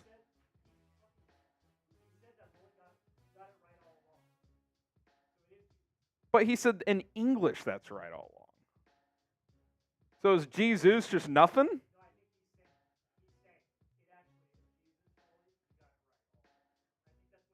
So he just trolled us for a full round of the draft? No, he's still saying Jesus in the chat. So what is I'm Jesus? lost. Oh, I know. Another beer. Shout out to the legend, Jesus Batista. Let's go. Okay. I can't keep up, Jesus, but I respect it. It's tough, man. 591. 592. 592, actually. 592 to 243, so it's become a big gap between Heat and Shout out to Mavs. my guy Chase in the building. He said, Roll, you switching to the Mavs chat this year? Saying, no. We're just simulcasting. Harrison's the Mavs host. I'm obviously the Heat host, and we're out doing work on Maine. We can't be in two places at once. So we're like, might as well. Trying to satisfy the audience. Might as well. Because I feel like I'd leave y'all hanging as Heat fans if we didn't do anything live coverage for the Heat during free agency. And it obviously was a good decision because we've had damn near 400, 500 people watching live for the entire time, and we're having the stream of our lives out here. So I'm glad you guys could come through, hang out, and party with us. By the way, I don't know if we mentioned this earlier. I know we mentioned that the Clippers are shopping Russell Westbrook after he opted in. Did we mention, though, that maybe this means Chris Paul will go back to the Clippers after all?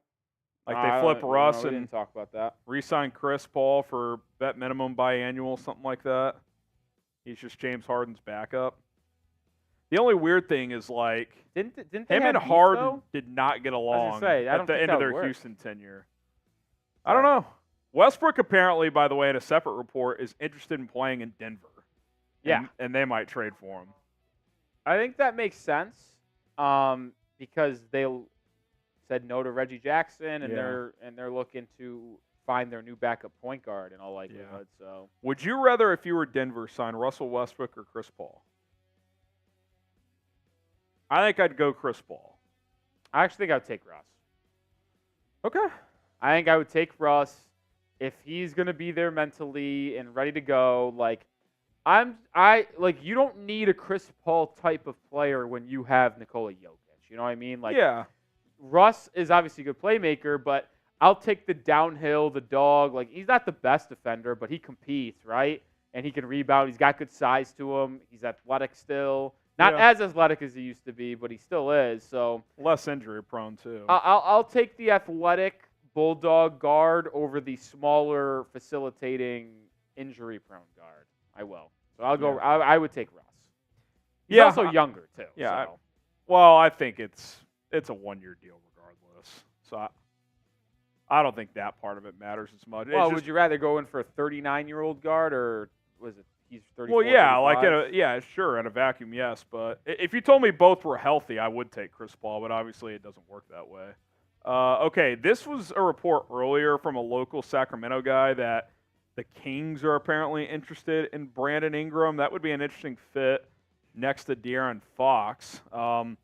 They'd kind of be going all in on offense, Rolly, because BI doesn't help their defense. But you'd have De'Aaron Fox, Malik Monk, Brandon Ingram, and Domantas Sabonis. They might score 125 points a game. Yeah, it's an intriguing fit. Are you trusting Sabonis to stay at the 5? I don't know. Like, if I am trusting Sabonis, They're not going to to be a stop 5 anybody with that lineup. And that's the issue. They need more defense. They don't need offense. So, I don't know. He's one of the, like, if you're talking specifically for Brandon Ingram, I like the fit in Sacramento for him personally. But as a team like the Kings are, trying to get to the next level in the NBA hierarchy, Yeah, I don't think that helps. I don't think that really moves them into a good direction. Yeah, I feel like they're like in that play-in mix right now, and I think a BI trade, they're still in that play-in. Yeah, mix. I still think they're going to be 7 or 7 to 6 10. seed. Yeah, like I don't think that changes much. Like, I don't know, like DeJounte Murray would have been better for them. Like, get more of a defensive guard that can still score. Yeah, I don't know. I feel like we'll see how it works in New Orleans. I like the swing that the Pels are doing there with DeJounte, but I think DeJounte is a better point guard. He played a little off ball with Trae Young. Yeah, but that didn't work. He's better with the ball in his hands. So would you want to do that again in like Sacramento with Fox and? Probably not. I just meant from a defensive standpoint, someone who can actually play defense, because no one in that starting five. I'm going to be honest. If I was Sacramento, I would have rather done the KCP contract than the Malik Monk contract. I agree. If I was Sacramento, so Yeah. I'm actually not sure why they didn't try to explore that. Yeah. All right, like this video, help us out, and if you don't want to get jinxed, you want your team in the playoffs, hit that like button. So go ahead and help us out. Got 218 likes on our Mavs channel, over 1,000 on our mainstream. What do we got on Heat? Likes? Yep. 226. 226 to 218, so the team channels are close in the likes. So, Too Cool says KCP went to Orlando. Yep, that happened about 20 minutes ago. 20 minutes ago. And that's kind of been the headliner today, unless you want to count, I guess, James Harden back to the Clippers. I mean, when we're talking pure free agency, it's really just KCP. Like, Drummond to the Drummond's Sixers. cool, but It's like a minor move.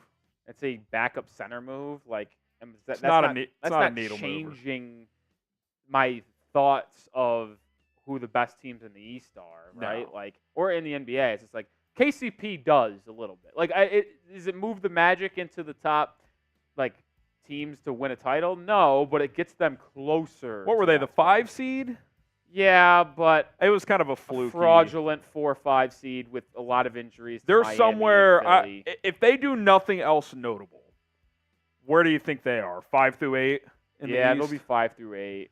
Because you obviously got Boston and New York. Let's say they're the top 2. Even if Philly misses on Paul George and he like goes back to Los Angeles and KCP goes to as is on the Magic, like I still think a fully healthy Sixers team is a top 4 team in the East. Well, let's explore that a little bit. Since we're in a kind of a standstill, let's say the Sixers miss on Paul George. What do they pivot to? I think they go to DeRozan. Okay. That's what I would think they would do. Yeah. Because they need a wing scorer still. Yeah, and they got to spend that money. Yeah, I think you're right. And if they get one of those two guys, even if it is DeRozan, I think they're at least the top 4 in the East. I don't know if I would support it like crazy, but maybe they go to DeRozan, Klay Thompson combination. If Paul George makes up his mind tonight or early tomorrow, DeRozan for 30, Klay for 20, something like that. Makes sense to me. Yeah. I mean, you would have so if you get both, let's say they got both of them. Do they both start? You Yeah. go Maxey at the 1, DeMar at the 2, Klay at the 3, or it really doesn't matter. 2, it'd be 3. the other way around. But Either way. And then whoever at the 4 and Embiid at the 5. I don't know who'd play 4 for him. they'd probably Maybe bring back Batum's. Kelly Oubre. Yeah, maybe Oubre comes back. Batum apparently is not returning. That's right. He's Philly. not coming back. So I'd probably lean Kelly Oubre as their 4, unless they go more traditional big man, but I doubt that. So Yeah, that'll be interesting. If they miss on Paul George, I would guess you're right. DeMar's the next pivot. And he'd probably go there because they can offer him more than any other team could at that point. or they just pivot and go trade for Brandon Ingram. Yeah, that's also an option. So Would you rather go DeRozan or trade for BI? I'd trade for BI Yeah. because I think this is as low as his value will ever be, Pelicans don't really have leverage either because everybody knows they want to trade him now. and he's got 1 year left on his deal. Yeah. So you can trade to it and extend him. And yeah, I don't think it's going to cost that much. And I also like BI because he could space the floor a little bit better than DeMar can. Yeah, So it's true. DeRozan's a better closer and a better fourth quarter scorer, but I think I'll take the talent of BI at this point over DeRozan. Yeah, and playing around Maxey and Embiid could potentially help BI too, just from a efficiency standpoint. All right, shout out your favorite team. We'll get some shout outs in the comments, and here in 30, 45 seconds, we'll pick one to talk about. So shout out your favorite team in the chat. We're almost 2 hours into free agency as things have gotten slow. I don't even know. Do we consider doing like a tracker cut up to this point to the KCP signing? Track 4 signings? Well, I think you would do the re-signings. There's just not shit going on, man. I don't think we do two like winners and losers at this point. No chance. No Stevie, chance. Unless something else. I think at this point, if we do anything tonight, just whatever tracker. I guess we could just wait till the end of the night and do a tracker cut. Dennis Schroeder for sixth man for the Mavs. Schroeder will never be a Mav because him and Dirk don't like each other, and as long as Dirk has any voice at all in that organization, it won't happen. The Tim trade exception, yep, $16.1 million. All right, I haven't looked at the main chat in a while. 3, 2, 1, Timberwolves. This actually is a fun team we have to talk about. Yeah, we haven't talked much about the T-Wolves. I kind of loosely threw out there earlier. I wonder if Chris Paul is a backup point guard there. I know they have Nickeil Alexander-Walker. I wonder if that would be a potential fit. Well, the reason why this is an intriguing team is because they are so far over the cap where they just need to shed money. Like, they have the most money allotted for this upcoming season, and I don't think it's feasible to continue this where they're at. Like, I don't know what the percentages is, but I think there's a good chance that one of Cat and Rudy Gobert gets traded. Like, yeah, you've been on that. You said that during the draft as well. I'm a little skeptical. They made the conference finals. I just wonder if they want to run it back another year and see if Ant can take that next step and see if they can make this work. But to your point, like, how big of a tax bill does Minnesota ownership want to pay? And they've kind of been in between ownership too. Like, is that A-Rod group buying the team? That's still up in the air. So they have $278 million allotted to their cap this year. yeah, it's a huge number. Just absolutely ridiculous. I also don't know how this makes sense because, what is this? Evan Turner cap hold. What the hell? Confusing. Evan Turner, 27 mil. What? I don't know.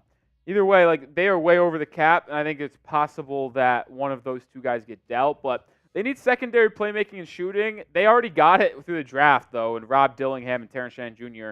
They had an excellent draft. So yeah, if at least one of those guys can contribute for them this year, that's a huge win. So I actually do like what they did through the draft, and I'm liking where they're at. They just need to maybe shed a little bit more salary. Yeah, and even if they do run it back with the two bigs this year, like, if it doesn't work, then after this next year, they're going to have to pick either Cat or Gobert. Yeah. So we'll see which one they would be more likely to pick. All right, we'll play the game one more time. Keep shouting out your favorite team. We'll pick a new one here in a few moments. I told you, Adam Silver ruined the NBA. No one wants to listen. By the way, Bobby Marks is saying the Magic have $30 million in projected cap space. Probably that's after the KCP. Yeah, I know, but didn't you? I thought you said they had 80 something before KCP. Before the luxury tax. Or before the I see first what you're apron. saying. Gotcha. So if they were to get Paul George, they'd have to shed money elsewhere. They don't have to. They could be an apron team. Well, but they don't have his bird rights, right? They wouldn't have his bird rights, so. What? So what's the point of the $30 million then? When I look at the Orlando Magic cap table on Spotrac. No, I hear you. He just tweeted out a photo. He says they have $30 million. So, all right, I'm gonna pick a team in a few seconds. 5, 4, 3, 2, 1. I see Golden State. Well, the Warriors are going to lose Klay Thompson. They waived Chris Paul. And now we don't really know what their future is. Like, what are their plans to replace Klay? I don't really know. But Rolly mentioned backup ball handling. That's especially true without Chris Paul. Functional size. I don't know what the Warriors are doing at this point. It seems like Bob Myers left, and they don't really know what they want to do. They're going to have to trade Andrew Wiggins. They're trying to. Allegedly, there was an offer of Zach LaVine to Golden State for Chris Paul and Andrew Wiggins, and the Warriors declined that. So they didn't even want to take on They don't Zach want LaVine's LaVine. contract. LaVine's value. Also, I will say this, though. good. That doesn't really save them that much money because Wiggins and CP3 would have combined for, I think they combined for about $57 million LaVine's or 43. did. And LaVine's 43. They need to shed a lot more than just 13 mil to get under the second apron. So that never made sense. And from a pure money standpoint, from a player standpoint, you would think they would have done that. But because of money, they simply still need to shed more salary, which is why they're still trying to trade Andrew Wiggins. Yeah, what is his value? I mean, his last 2 years have been so funky. Well, Wiggins is similar to Zach LaVine in the way he's a negative asset. Yeah, you might have to attach a something pick to get rid of him. Yeah. So I mean, maybe Detroit just takes him at some point and I'd feel bad for Wiggins. takes a first. Well, yeah. Such is life in the NBA. Jacob the Saint with the super chat says, if Paul George goes to the Magic, Klay and DeRozan to Philly, who is your top 5 in the East, and are they title contenders?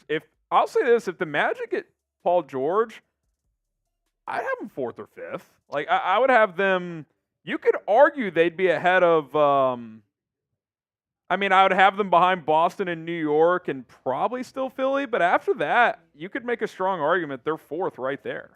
I'd put them ahead of Cleveland at that point. I'll go out on the limb and I'll put them 2. You'd put the Magic 2. I'd put them above the Knicks. Because Paul George, KCP backcourt, it works. I might be one of the biggest supporters of Paolo Banchero. And I love Banchero. If Franz Wagner is able to develop a more consistent 3-ball this year, which I expect, I think that duo with their defensive prowess, because people forget the Magic were a top 5 defensive team. Yeah, Suggs is a stud. They were a top 5 defensive team in the league, and then you would add Paul George and KCP.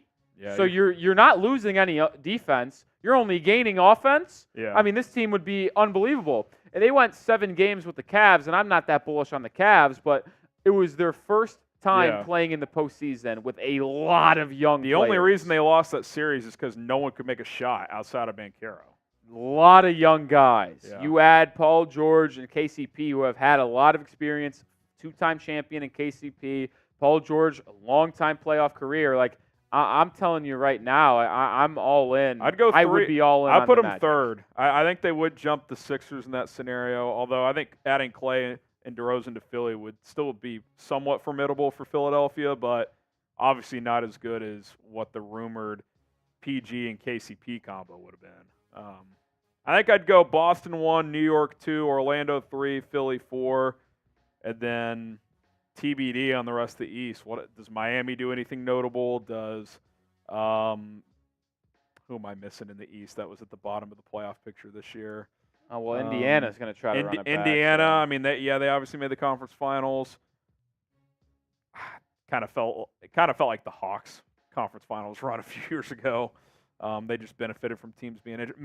I guess Milwaukee would be 5 for me in that scenario, but I don't really like what they're doing. Milwaukee's in a bad state, man. They're in a bad state. Yeah, they have a coach no one trusts. I think I'd go Boston 1, New York 2, Orlando 3, and Philadelphia 4. That'd be my top 4, and I guess I'd go Milwaukee 5, but I wouldn't feel great about it. Help us be the most watched stream on YouTube. Like the video if you haven't. Share the video. Twitter, Facebook, Instagram. Subscribe if you haven't. We'll be back tomorrow for day 2. I think Rolly's going to lead that coverage, and then I'll be commenting in the chat. I think I'll be live tomorrow. I know I am. I'll be live with, I think, Jack. Is it just me and you? Us 3? So it'll just be me here hanging out tomorrow. Hopefully we'll have more action. I tell you what, this I has don't. become tough. I don't see there being a lot of action.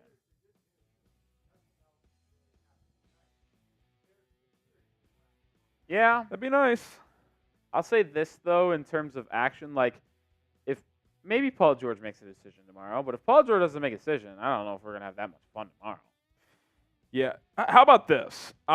We'll make this a question for the audience too. Who is on a new team sooner, Paul George or Klay Thompson?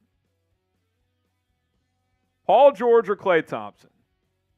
Which gets resolved first? I would probably say Klay. I kind of think so too, because I think most people are waiting for Paul, but Klay's market / impact on a team, I don't think directly correlates with Paul unless they're communicating about potentially teaming up together. I think That would be the one exception. I think Klay signs in the next 18 hours. I don't know if I could say the same for Paul George. New poll in the chat. Who is on a new team first, Klay Thompson or Paul George? Albert says Paul George. Timothy says George. Gregory Klay. Paul Klay PG from Timothy Panthers Gathan Reaper. Because Interesting. I think the difference too, Rolly, like if you're Paul George, you know high money is going to be there regardless. Like if you're Klay and you're just like dragging this out, like you might get stuck in a situation where you just have to take the mid-level. So like if he finds an $18, $20 million per deal on the table, whether it's a sign and trade or signing with Philly or whatever, Orlando, like you might just have to take it, like and just go. So Paul George is getting 40 plus regardless. So it's kind of what I think. Fireboy says Klay. So does Ethan, Megan. T-Dog says Paul George. Jacob says Klay to the Mavs. We'll see. I think it's Mavs or Lakers for Klay. Mavs or Lakers for Klay. And then for PG, there's still 3 teams out there. I think the Magic are still in play. Maybe, honestly, Magic, Sixers, and Clippers. I could go out on the limb here, and this is just pure speculation, that the Magic made it a point to get KCP done first. To help pitch Paul George. When they have that meeting with Paul George, listen, you and KCP in the backcourt, he fits really well alongside you. You're in a more ball handling role, working with Paolo and company. Like I think that might be more of a help to the sales pitch to get the Paul pitch. George. If you're Orlando too, to Paul George is, hey, we're kind of running. You're going to be the primary ball handler. Like Philadelphia can't say that. Like, it's going to be Maxey. I mean, Paul George would be 3rd in shot attempts on the Clippers without it, or on the Sixers without a doubt. I think he'd probably be 2 on the Magic. So. Yeah, and he would have the ball in his hands more. That Anthony Irwin guy, I know that was 3 hours ago he said this, said that the Lakers are a pretty distant second to Dallas in the Klay Thompson race. That was the chatter a couple days ago, and then yesterday people thought the Lakers closed the gap, and then today again it was multiple people saying Dallas is the favorite. So, I mean, I'll say this too. If Klay doesn't go to the Lakers, how quickly does LeBron just say, all right, screw it, I'm taking the max? I think he's going to take the max regardless. I think I never bought he's going to take way less. He might take a little less if they got Klay or if they get Klay, they're going to figure out what's the most money LeBron can take, and then he'll just take that. Yeah. He's not taking min. No.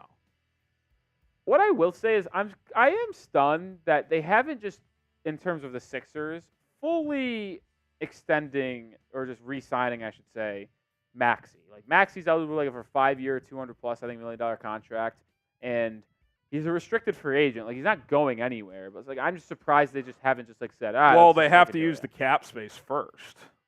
That's why. Someone broke that down earlier. Like Drummond's not even going to sign either until they fill out all this cap because I think he's going to be a biannual guy. Like they got to use the cap on external guys since they have the bird rights to Maxey. So then they'll just be a heavy tax team. So like they want to get Paul George or Klay or whoever, and then they'll just sign Maxey after that. He knows what he's getting, so he's just waiting. Well.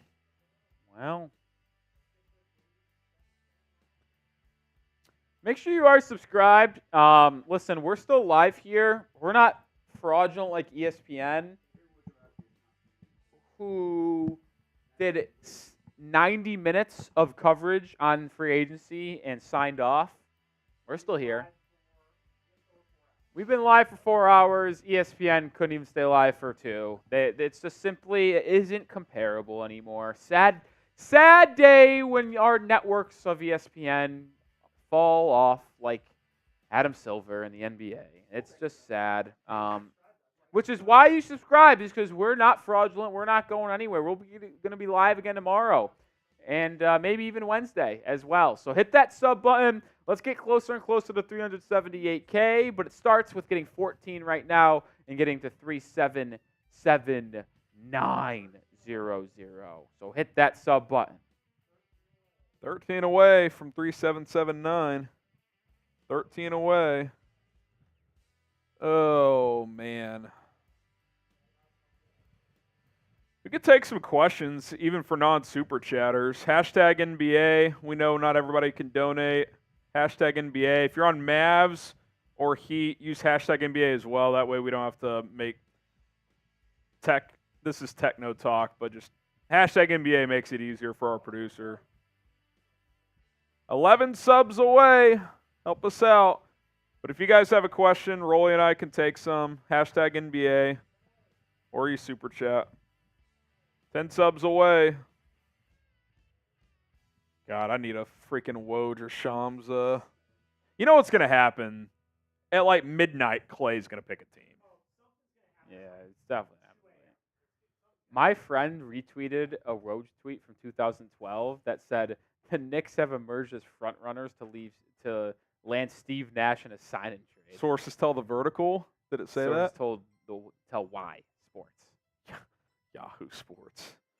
So that was before it was even the Vertical. Wow.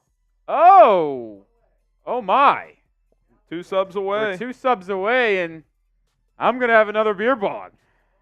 Have fun. Jesus? No, it's the MVP of the show. One away! One away! One away! One away! One away! One away! One away! I was just about to say, this is sadder than the state of free agency right now. Jay Townsend with a $50 super chat. This free agency this year is quite boring. I would concur. I hope that Pat Riley is napping this year. Pat Riley is sound asleep. He's got the eye mask over his head, dark room. He's always napping. He is absolutely slumping, which, if I'm going to be honest, Jay, I kind of wish I was Pat Riley right now. Nap sounds good. I'd love to be laying in bed in a dark room and just taking a nap. Not a word in the world. So, Jay, you're getting into the Hall of Fame once again. I'm going to write your name across 2 of these lines because I just got to make up room at this point. J-Town, baby. J-Town, spread it across the world. And another beer bong's come my way. Shout out to Jay Townsend, man. Just unbelievable support today. Really appreciate it. And I'm just going to go out on the limb and say this, is that I think we're going to top our record at the Heat Report in terms of super chats on one show. It was 650 during our play-in stream against the Chicago Bulls or Sixers. I don't remember which one specifically. We are at 642, so a $20 super chat. I don't even want it to be Jay. Jay has done so much for the channel today. But is someone else out there able to get us to a record here at the Heat Report with a $20 super chat? Be pretty cool. I'll take a shot if we get there too. I'm gonna say the silent part. This sucks. Another beer bong for Jay Townsend. Let's frickin' go. I mean, this is. We have been live for just over 2 hours now. That is free incorrect. agency's Just been over live 4 for hours. free agency. Sorry, has been going on for just over 2 hours. There have been 6 signings. 6 signings in 2 hours. What is this, day 4 of NFL free agency? Yeah, that's.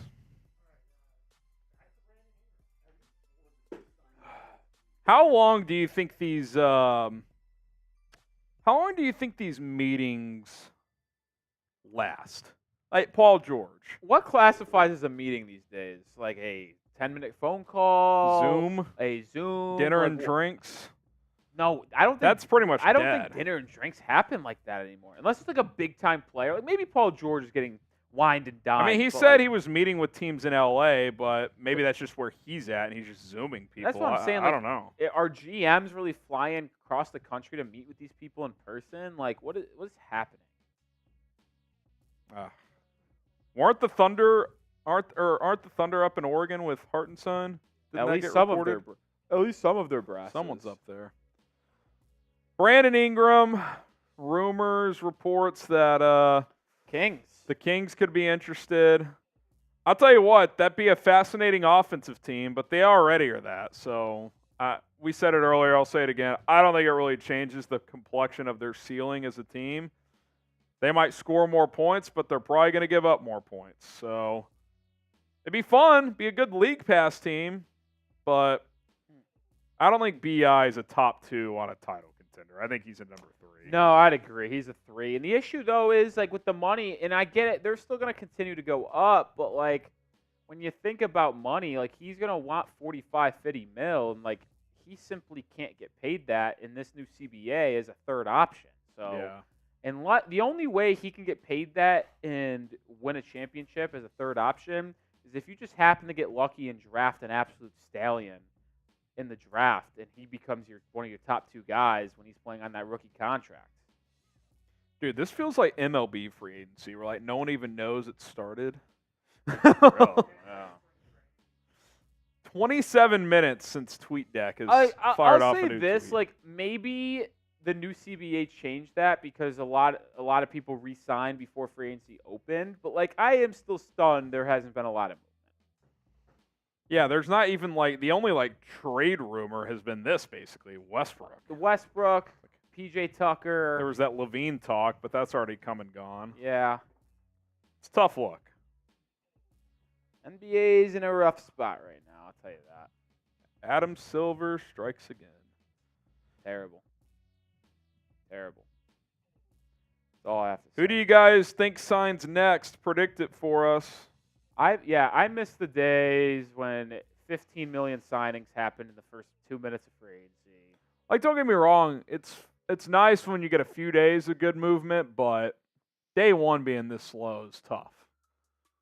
It is tough. I think too with this new CBA rule, trades are just a bigger deal than free agency now. Oh, well, That's already kind of yeah. been the case, but like even more so. like you have to build through trades instead of free agency because like this is how it's going to work now. But and that's kind of where the CBA and the purpose of it comes into play because the point of the CBA was to spread out superstars and help small market teams. So like almost every team has 1 or 2 stars or something like that. And that's kind of what you're going to see here is that teams are just going to like Orlando, like they're going to get good time players now because other teams can't afford them. Like that's kind of where we're going. RW for Ross, CP for Chris Paul. Who would you rather have? I think it depends on team. We have news, I'm being told. Paul George's agent, Aaron Mintz, and the Clippers president have had a conversation a short time ago that resulted in no new movement on a deal and an acknowledgement by both that George is unlikely to return to the Clippers. So in other words, the Clippers aren't willing to give him a max. Orlando and Philly, unless there's a trade. Or, well, could he still get signed and traded technically? He can sign and dealt. And there's very few teams that can do it, but yeah. I'd say that's actually pretty significant news. Woj says the Sixers are strong front runners. That is news. Woj says the Sixers are strong front runners for Paul George. So, set to meet with George in California tonight. When's that meeting happening? I mean, it's only 5:13 on the West Coast, so like that could be a while. If you're the Sixers, do you pivot to a Paul George, Klay Thompson combo? I don't think you need the combo though. Like, yeah, I don't think you need to. Like the idea of KCP and Paul George is cool, but like it's not necessary to Klay get. Thompson. What did I? You said KCP. That's what I wanted to say. Oh. Because I said the idea of KCP and Paul George was cool, but it's not necessary to get a 2 guard and Paul George. Like, I actually think it would be better fit to get Paul George alongside Maxey and that be your backcourt, and then fill out your 3 and 4 and your 2 wings better around Embiid. Re-sign Kelly Oubre could be one of those. Yeah, like that's kind of how I view it. Yeah, if the Clippers, I think they're out at this point. Yeah, I think I it's would over. agree with that. I think it's a Magic or it's It's the Orlando or Sixers. Philly, and it feels like it's Philly. I still would love to see Orlando get in the mix over there, man. Interesting. So Paul George, I don't want to say likely, but unlikely to go to the Clippers. Interesting and the note Sixers here are by front runners. Woj too. It's like saying that without George, the Clippers are able to use their $12.9 million or mid-level and 4.7 biannual. So now the Clippers are going to be a team that is able to get some of these like high-level role players. Yeah, I mean, do they try and poach a Derek Jones Jr. or a Caleb Martin or a Kelly Oubre could be a mid-level guy for them? Those are some options. I still think the Clips are going to go after DeRozan now. We'll see if they do. Maybe they don't. But How do they possible. pursue that? Sign and trade? I think it would be a sign and trade. Yeah. Ship out who do you ship out? Terrence Mann, Probably. I'd have to look at their cap Zubats table. maybe. He could be a guy you ship I out. don't think they have another center ready to go though. That's their issue. Yeah. Let's check their cap table. Yeah. Yeah, the Clippers, I mean, Woj tweeting this out, Paul George ain't going back. Like, that's done. So, now, team needs, we figure out PG-13. Well, that seems figured out. He's not going to be back. So, Yeah, without PG, I think it's trades and middle-level contracts. I mean, DeMar DeRozan's a L.A. guy, grew up in Compton. I mean, could you work out a Terrence Mann plus PJ Tucker, send him back to the Bulls, and throw Chicago a first-round pick to absorb that contract and to let you take DeRozan? so right now, as things currently stand, they are $22 million under the first apron and $33 million under the second. So they would definitely be able to do a sign trade. What does Terrence Mann make per year? 11? And then So what PJ Tucker's 11. What it would likely be if they wanted to really go in on that is a sign and trade if you use a $30 million deal for DeRozan. It depends on how much the deal is. It would be a combination of Norman Powell and PJ Tucker. Norm Powell, PJ Tucker for DeRozan. Because it's $19 million for Norman Powell, $11 million for PJ Tucker. If you're the Bulls, you think they'd have to attach a pick to that? I don't know if I want Norm Powell if I'm Chicago. No, if anyone, maybe the Clips would have to attach. That's what I'm saying. second. I think the Clips would have to attach the pick to take on that Tucker deal and Norm Powell. It's also possibly. I don't think you have to complete. I could be wrong, and maybe I am. I don't think you have to exactly match salary. It has to in be a within sign and trade. 10%. So, like, if it's $30 million one way, it would have to be 33 or 27 the other way. It's got to be within 10%. So, unless one of the team taking on more money has cap space, but to Woj's point, they don't. So, yeah. Well, The conclusion is that Paul George is leaving LA, barring something unforeseen. So, the most important news of the day, though, is Jay Townsend. is Jay Townsend did it again, and the record is broken.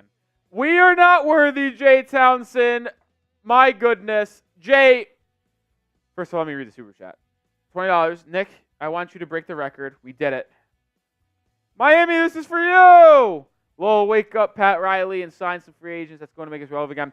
So, Jay, I actually have a little point on this, and I was going to probably save this for my video tomorrow on the channel, which I'll say now. Share it to the 380 real ones still watching. After that signing of Kevin Love, the Heat and Thomas Bryant and Caleb Martin opting out, the Heat are currently under the first apron at $1 million. Now, the Heat will be an apron team unless they cut crazy salary. That they just will be. But being under the first apron right now allows a little bit more flexibility for Miami in a trade. Now, it's pure speculation, but if Miami did want to go out there and upgrade the team via a trade, they are able to do a lot more things in regards of how they can aggregate, use trade exceptions, because they are no longer a first apron team, technically, right now. So I would imagine that the reason why the Heat won't sign another person relatively soon and might take their time is that they don't want to get back into the first apron just in case a team and a player shakes free, whether it be a Trae Young, whether it be a Donovan Mitchell, whether it be a Brandon Ingram, a Kyle Kuzma, whatever you want to say. Being underneath the first apron right now gives the Heat a lot more flexibility in a potential trade, and that could be very nice for Miami. Already ahead of me?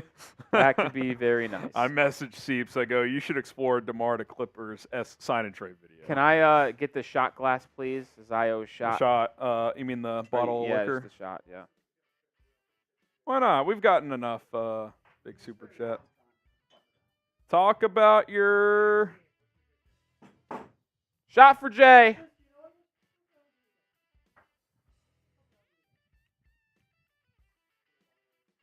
Oh, Jay, I want to ask you a question. Jay, do you follow me on Twitter/Instagram?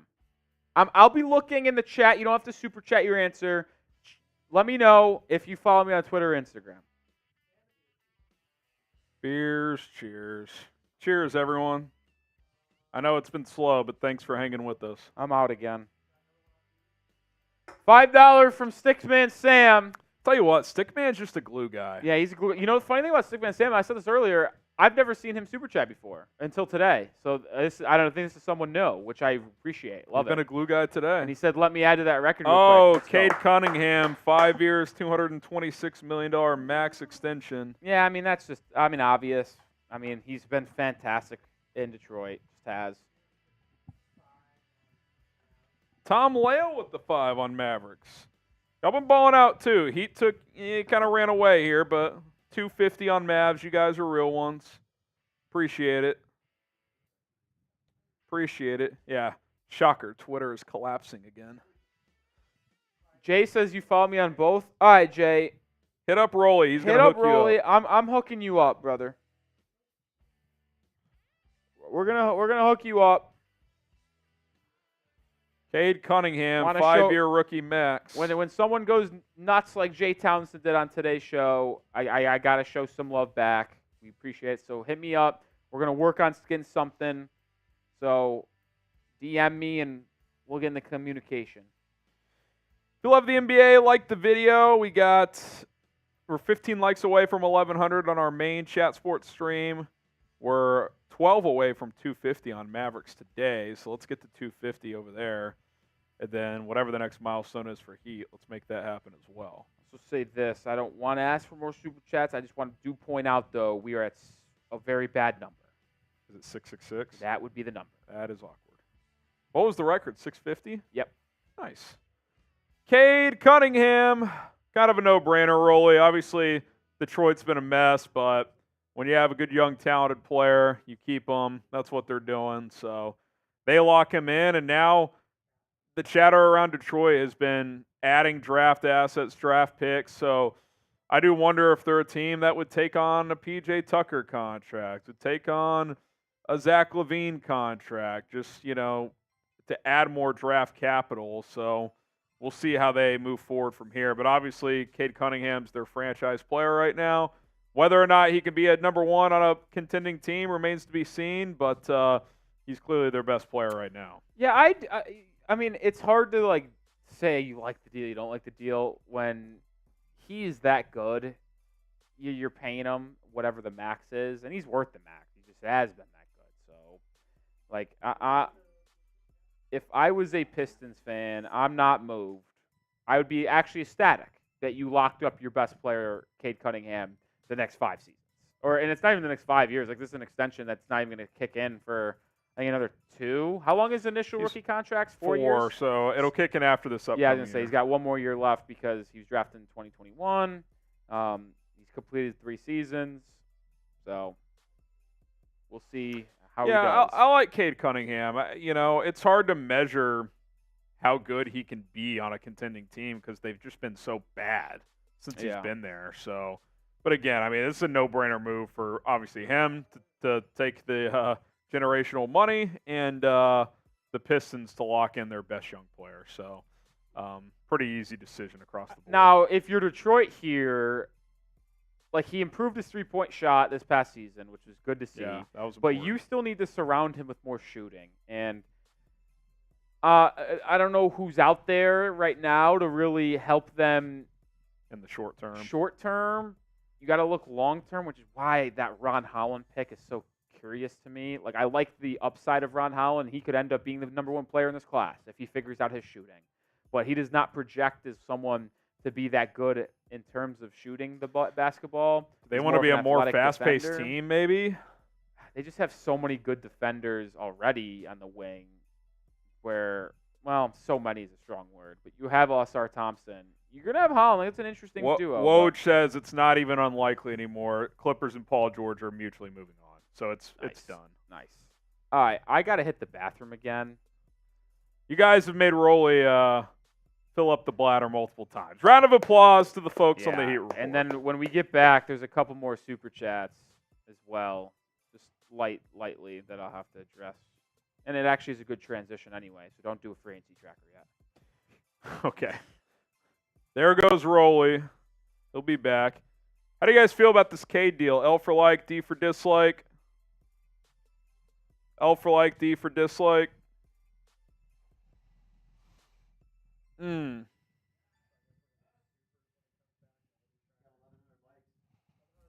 likes. Cheers. Megan says like, Jacob, Game Boy, like, Swish, Jacob, Bro Cave, L for this free agency. Yeah, it's been tough, man. There's no doubt about it. At least we're getting some Paul George movement. We know he's not going back to the Clippers. So, there's that. Glad Detroit's keeping Cade. B-Bagger likes it. Danny likes it. Max likes it.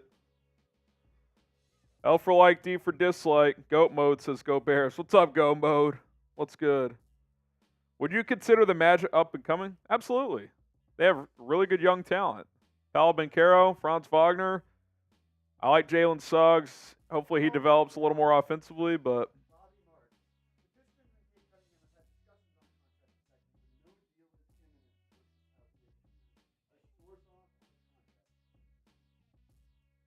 Mark within ESPN. Oh, never mind. I thought Woj had it. Oh, okay. Mark says no deal yet. So I don't know. I mean, they're not going to know. Oh, the Clippers have released a statement on parting ways with Paul George. He says, Paul has informed us that he is signing with his next contract with another team. Paul's a tremendous talent and elite two-way player. We feel fortunate for 5 years with him, yada, yada, yada, yada, yada. We traded a lot to pair Paul and Kawhi. Clippers have released a statement of letting Paul George go, so that's done. What else we got here? We negotiated for months with Paul and his representatives on a contract that would make sense for both sides, and we were left far apart. The gap was significant. We understand and respect Paul's decision to look elsewhere for his next contract. We explored an opt-in and trade scenario, but it would have left us in a very similar position under the new CBA with very little asset value to justify the restrictions. We'll miss Paul at the same time. We're excited about new opportunities. Kawhi is an all-NBA player. Blah, blah, blah. T-Lu's the best coach in the league. Yada, yada. Yeah, I mean, I think Paul George is sitting there saying, you max extend Kawhi Leonard, who's never available, and you won't do the same for me. Why would I stay? So, a new report coming in from The Athletic saying that Paul George, who? Oh, Eric Gordon. Classic Morey guy. Paul George could choose Philly tonight, apparently. Intriguing report there. I mean, guy isn't the most credible guy, I'll be honest. And I'm not familiar with his work. he's got like 19K followers, so it's like he got a little bit of following there, but nothing crazy. But Eric Gordon is a Philadelphia 76er. That is the more important note as of now, at least. Yeah. Probably a vet min, I would assume. I'll tell you what, if they get Paul George, I like the other two signings. Eric Gordon can be a bench scorer, shooter type, and of course, Andre Drummond is the backup center. They're going for it. Sixers are going for it. That they are. Another Daryl Morey guy. So, Chase Sr., he's going to have I don't think he's going home anytime soon. He's going to have to play this have out. a long day. He is Have going fun, to have Chase. a long day. I actually identified Eric Gordon as a cheap target for Miami, to be honest. Coming off the bench, could have he done a little scoring? He can shoot. He can handle the rock a little bit. Evidently not going to be the case. As he is going to Philadelphia. Still could shoot. 38% three-point guy. Still averaged 11 points per game last year. Who did he play for? Phoenix? Yeah, Phoenix last year. Sneaky good. Like, He's sneaky. still solid. Like, sneaky. Like, why is he, like, still shooting 11 or 38% from three and averaging 11 points? Like, what are we doing here? But either way, like, he's going to be a nice bench piece for them. Now, but I am intrigued, like, as their roster begins to fill out, if they do end up closing a deal on Paul George, which is to be expected. Seems like that's going to happen. Their backup guards are going to be Eric Gordon and Jared McCain, their first-round pick. Yeah.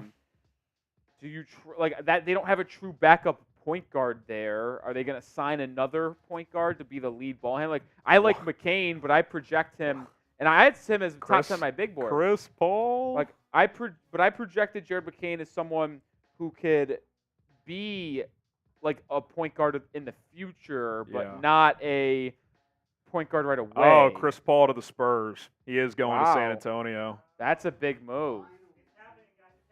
Everything's coming in now. I needed a win. I should have went and bought a Celsius.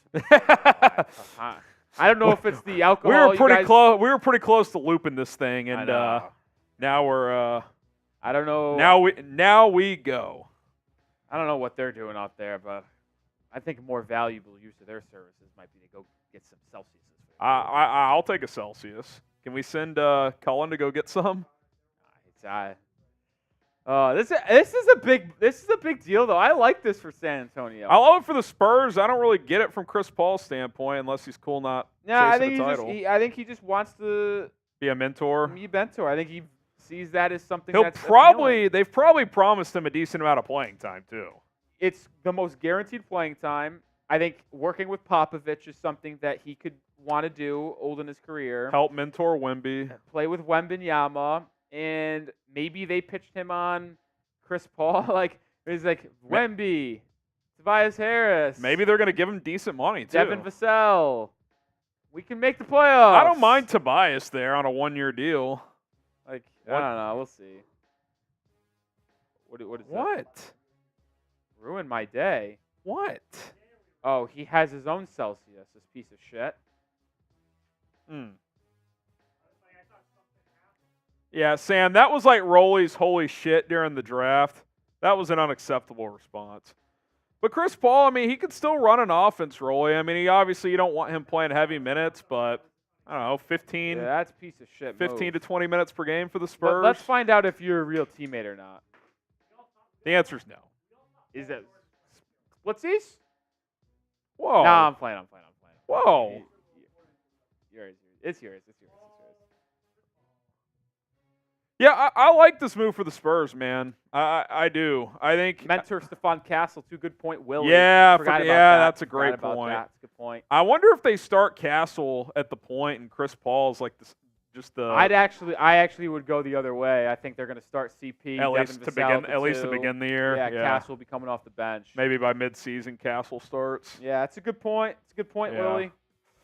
Yeah, I'll tell you what, Spurs are a fun team. I don't think they're ready to win, but I could see them winning like 33, 34 games. Yeah. Could jump 10 wins maybe. Would they win 22 this year? Ooh, bad. They're not going to make the playoffs. The They West are is too bad deep. But I think they could win 30 plus. I will say this: the Jeremy Sohan point forward experiment is over. Just get back to him playing in the front court. Yeah, it's about damn time. That was a disaster. About damn Who time. will be the next free agent to sign? We got a couple. Are we getting things hot? Are things heating up? Paul George exiting. Shams also saying Sixers are leading suitors. Yeah, I mean, unless an unforeseen team emerges, like it's Sixers and Orlando, and it seems like the Sixers are going to be the team for Paul George. All right, we'll get some shout-outs here. Who's going to be the next free agent to sign? Who's going to be the next free agent to sign? Pam says Ben Simmons on the move. No one wants him. How many years does he have left on his deal? Simmons? I think it's either one Is or he two. finally on the last year of his deal? It's either one or two. Let's see. I'm pulling up Spotra. Goat Mode says Tyus Jones. That's a sneaky name. I don't think it'll happen, but it's a sneaky name. Last year of his deal, $40 million. Actually, that becomes a very enticing contract, to be honest. If you're Detroit, do you just take him and see what happens? Maybe not now, but at the deadline, honestly, I think Brooklyn might keep him because I know there was a report that they could look to trade him, but like He could be a great tank commander. why wouldn't you keep him and have the $40 million come off your own books, like, and you can spend it on free agency next year? Like, I actually think the Yeah. Nets would be better off keeping him. throughout Well, the especially year. if they're tanking, which they are. Yeah, exactly. And it's not like they're not a tax team. so they Nathan don't says need to shed it. DeMar to the Warriors. That would be interesting. I don't know how they would pull that off financially, but It would have to be a sign and trade. yeah. I mean, they would. And, well, you could do a 1-for-1. You could do a Wiggins to the Bulls and pay him what Wiggins is making. Maybe, yeah, maybe. If the Bulls would take Wiggins. Ray Arthur says Heat do something. I kind of mentioned this. I think that the Heat are going to be pretty patient. As I mentioned, they're a team under the first apron. They're going to right wait now. for that trade market to Yeah, develop. they're gonna wait for the trade market to develop so they can save. And then if they feel like they're not going to make a trade, then that's when they sign 2 or 3 guys and they're going to go back above the first apron. Yeah, I mean, I feel like Miami, and obviously you're the host, but just from an outsider's perspective, I'm waiting for the trade market to develop. Does D-Mitch sign the max? Does he not? Does Brandon Ingram become a possible target? How do you feel about B.I. as a potential Heatle? It's not a bad number 3. I don't love it, but Yeah. I would rather go for the shot of Brandon Ingram and it doesn't work out just run it than back. just run it back. So then we know if they run it back, like Yeah, I openly admit. Some people are going to say, so you'd make a move just to make a move? Yes. when because Jimmy's we know, 35. we know yes. the current core cannot win a title together. Why would we run it back? Yeah, exactly. So even though it might go hilariously wrong, like I'm willing to take the shot at Brandon Ingram. Yeah. You don't want to be the team that never takes a swing. Like Exactly. It's kind of like the Thunder. Like eventually they need to move some of these picks. Yeah.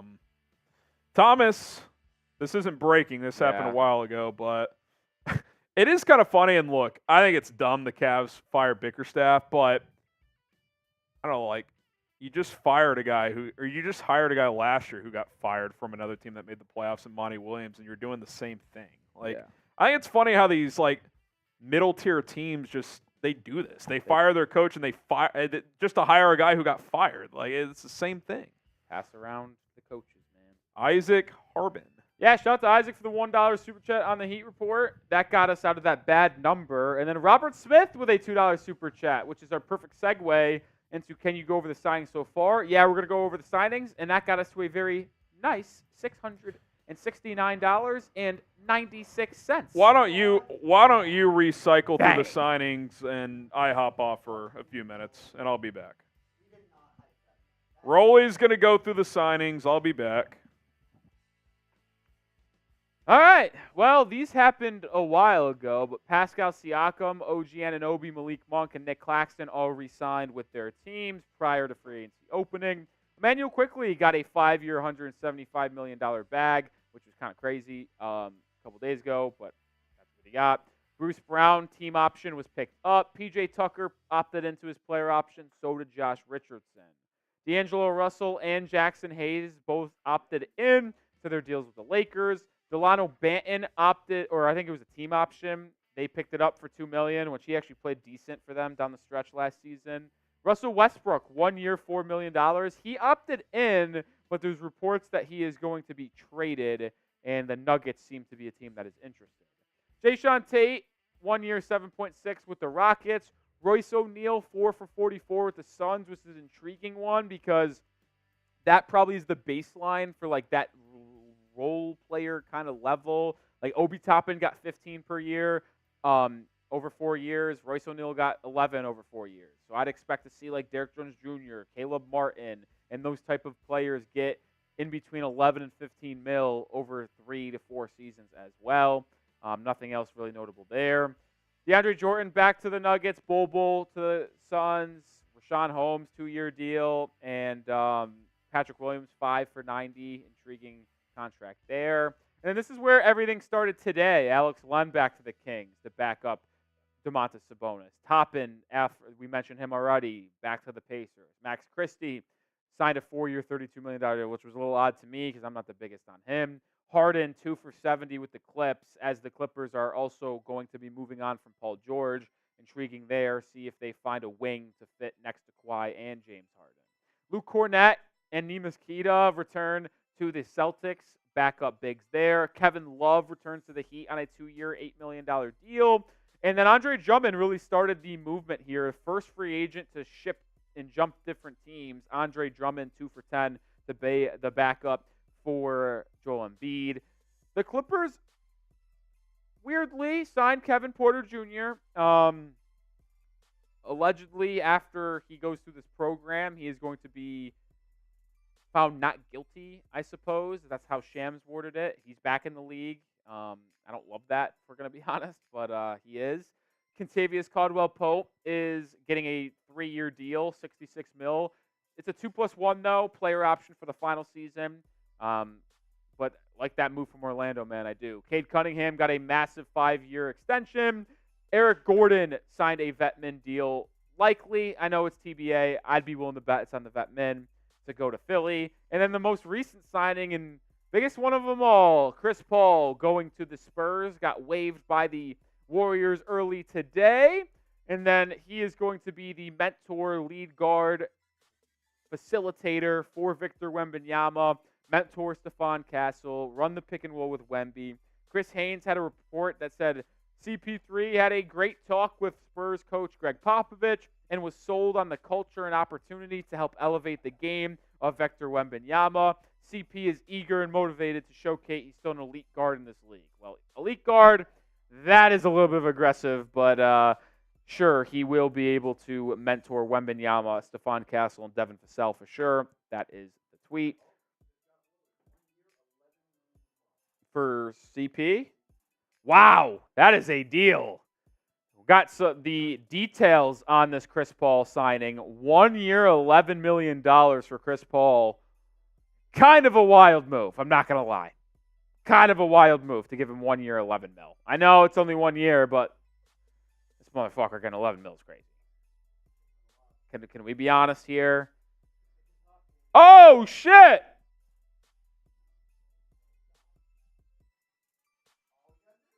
News! And this is a random-ass signing. This is as random as it gets. Jonas Valanciunas, 3 years, $30 million to the Washington Wizards. What? The Washington Wizards? Are we serious? Valanciunas to the Wizards on $10 million a year? Now, full transparency, I actually like this move for Washington quite a bit. I do. I don't understand why Jonas would go there for $10 million, but in terms of Washington, they needed a center. You draft Alex Sarr, you put Valanciunas at the 5, you put Sarr at the 4, the number 2 overall pick, and then that's where you make the decision on Kyle Kuzma. Are you playing Kuzma at the 3, or are you trading him away? This might signal a trade, in my opinion, because I don't think Kuzma is a 3. He played a little bit in his early days with the Kings, the Lakers, but I think he is someone that could be dealt because he's more well fit as a 4 in my book. We'll see. He's got very good size, 6'9". He can play the 3, though. I just think he's better defensively as a 4. But Valanciunas, 3 years, $30 million with Washington, could make Kuzma available via trade. And now you're looking at a core in Washington that features Valanciunas, Alex Sarr, Bob Carrington, Keyshawn George, who they drafted. Intriguing in Washington. Intriguing.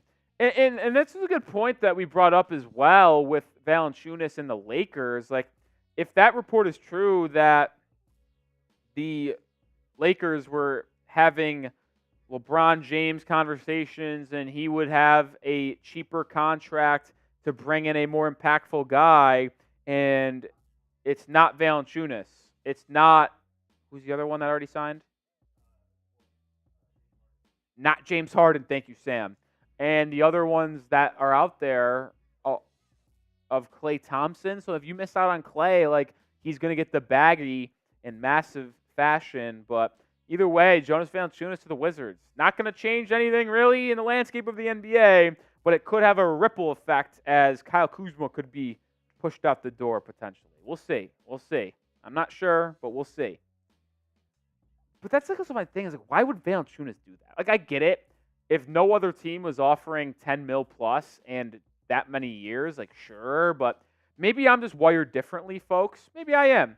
But to me, I always want to compete, and if I know for a fact I can't win in Washington and I'm just going to be miserable losing all the time, like, I don't care. Sure, you could say, well, dude's making $30 million, $10 million per year. You would do that. And I was like, I don't know if I would. Like, I would rather get paid $5 million and enjoy my life and compete and be a competitor, because that's why you play this damn sport, then get paid $10 million per season and do nothing. But that's just me. That's just me. Just me.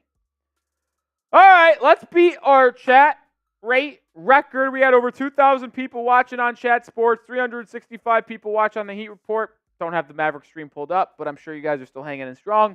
So spam your goes. We got to beat 420. We've had a 420 mention and a 69 mention. What is this, Tom Downey running the ship? Spam your goes down below.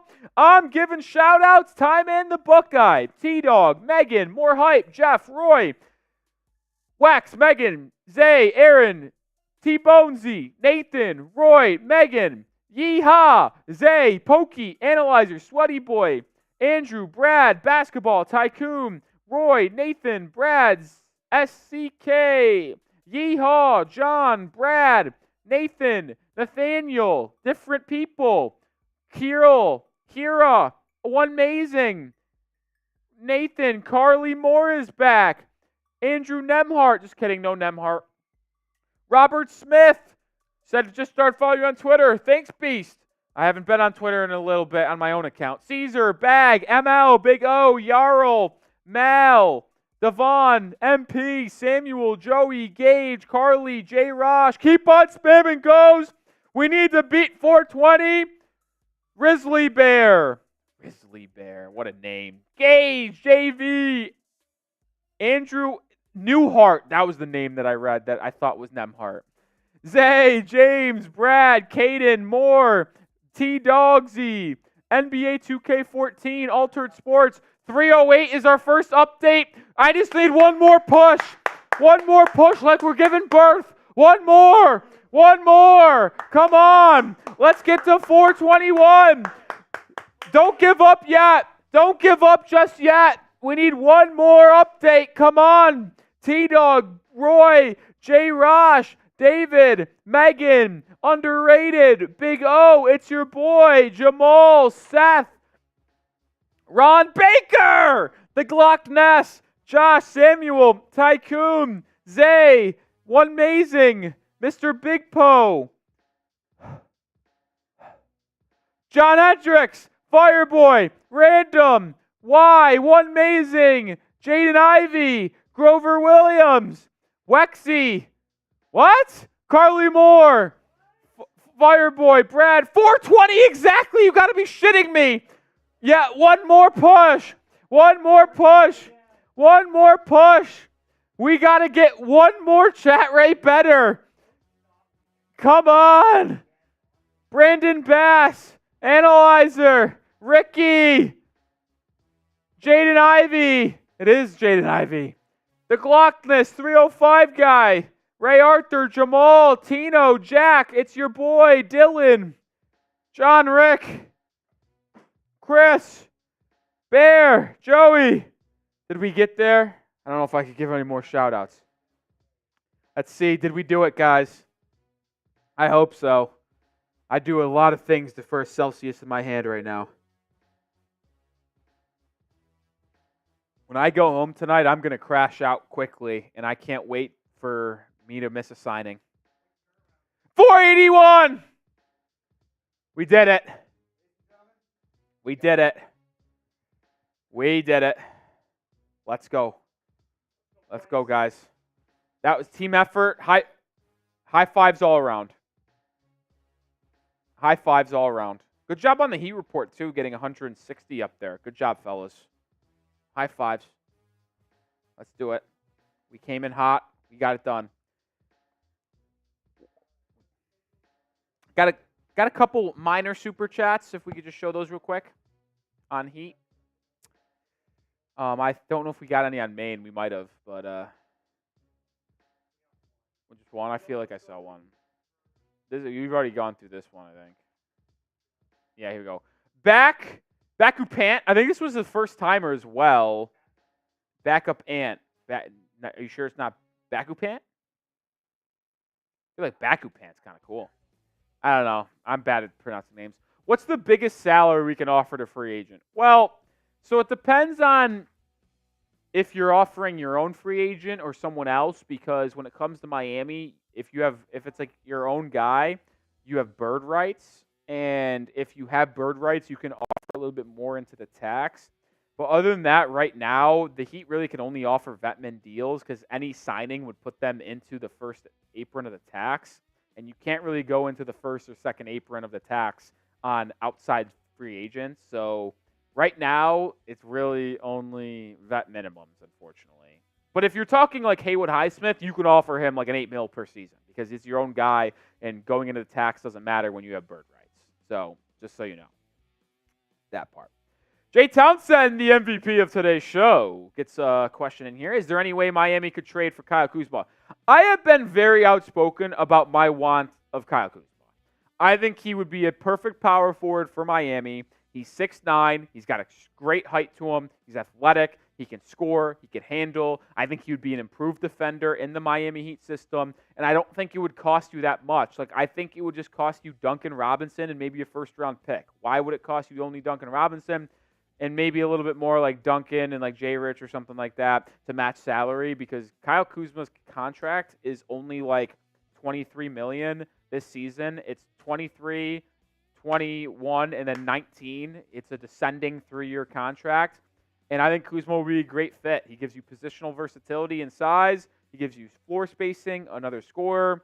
And maybe it's not Duncan Robinson. Maybe it's a Tyler Hero. Maybe it's a Tyler Hero in a second, or a Tyler Hero in a first, or a Terry Rozier in a first, Tyler Hero in a second. Like, either way, like, I think one of those moves would make you better. It's a lateral move where you're not going out to getting an all-star, an all-NBA guy, but you're getting someone that helps you more and fits your team better. Because and I'm fine trading Tyler or Terry for Kyle Kuzma, if I'm going to be completely honest, because what fits better? Tyler and Terry in the backcourt, or one of those two being the lead ball handler, and then Kuzma, Bam, and Jimmy in the front court? I think it's the latter. That's me personally. Maybe you guys disagree.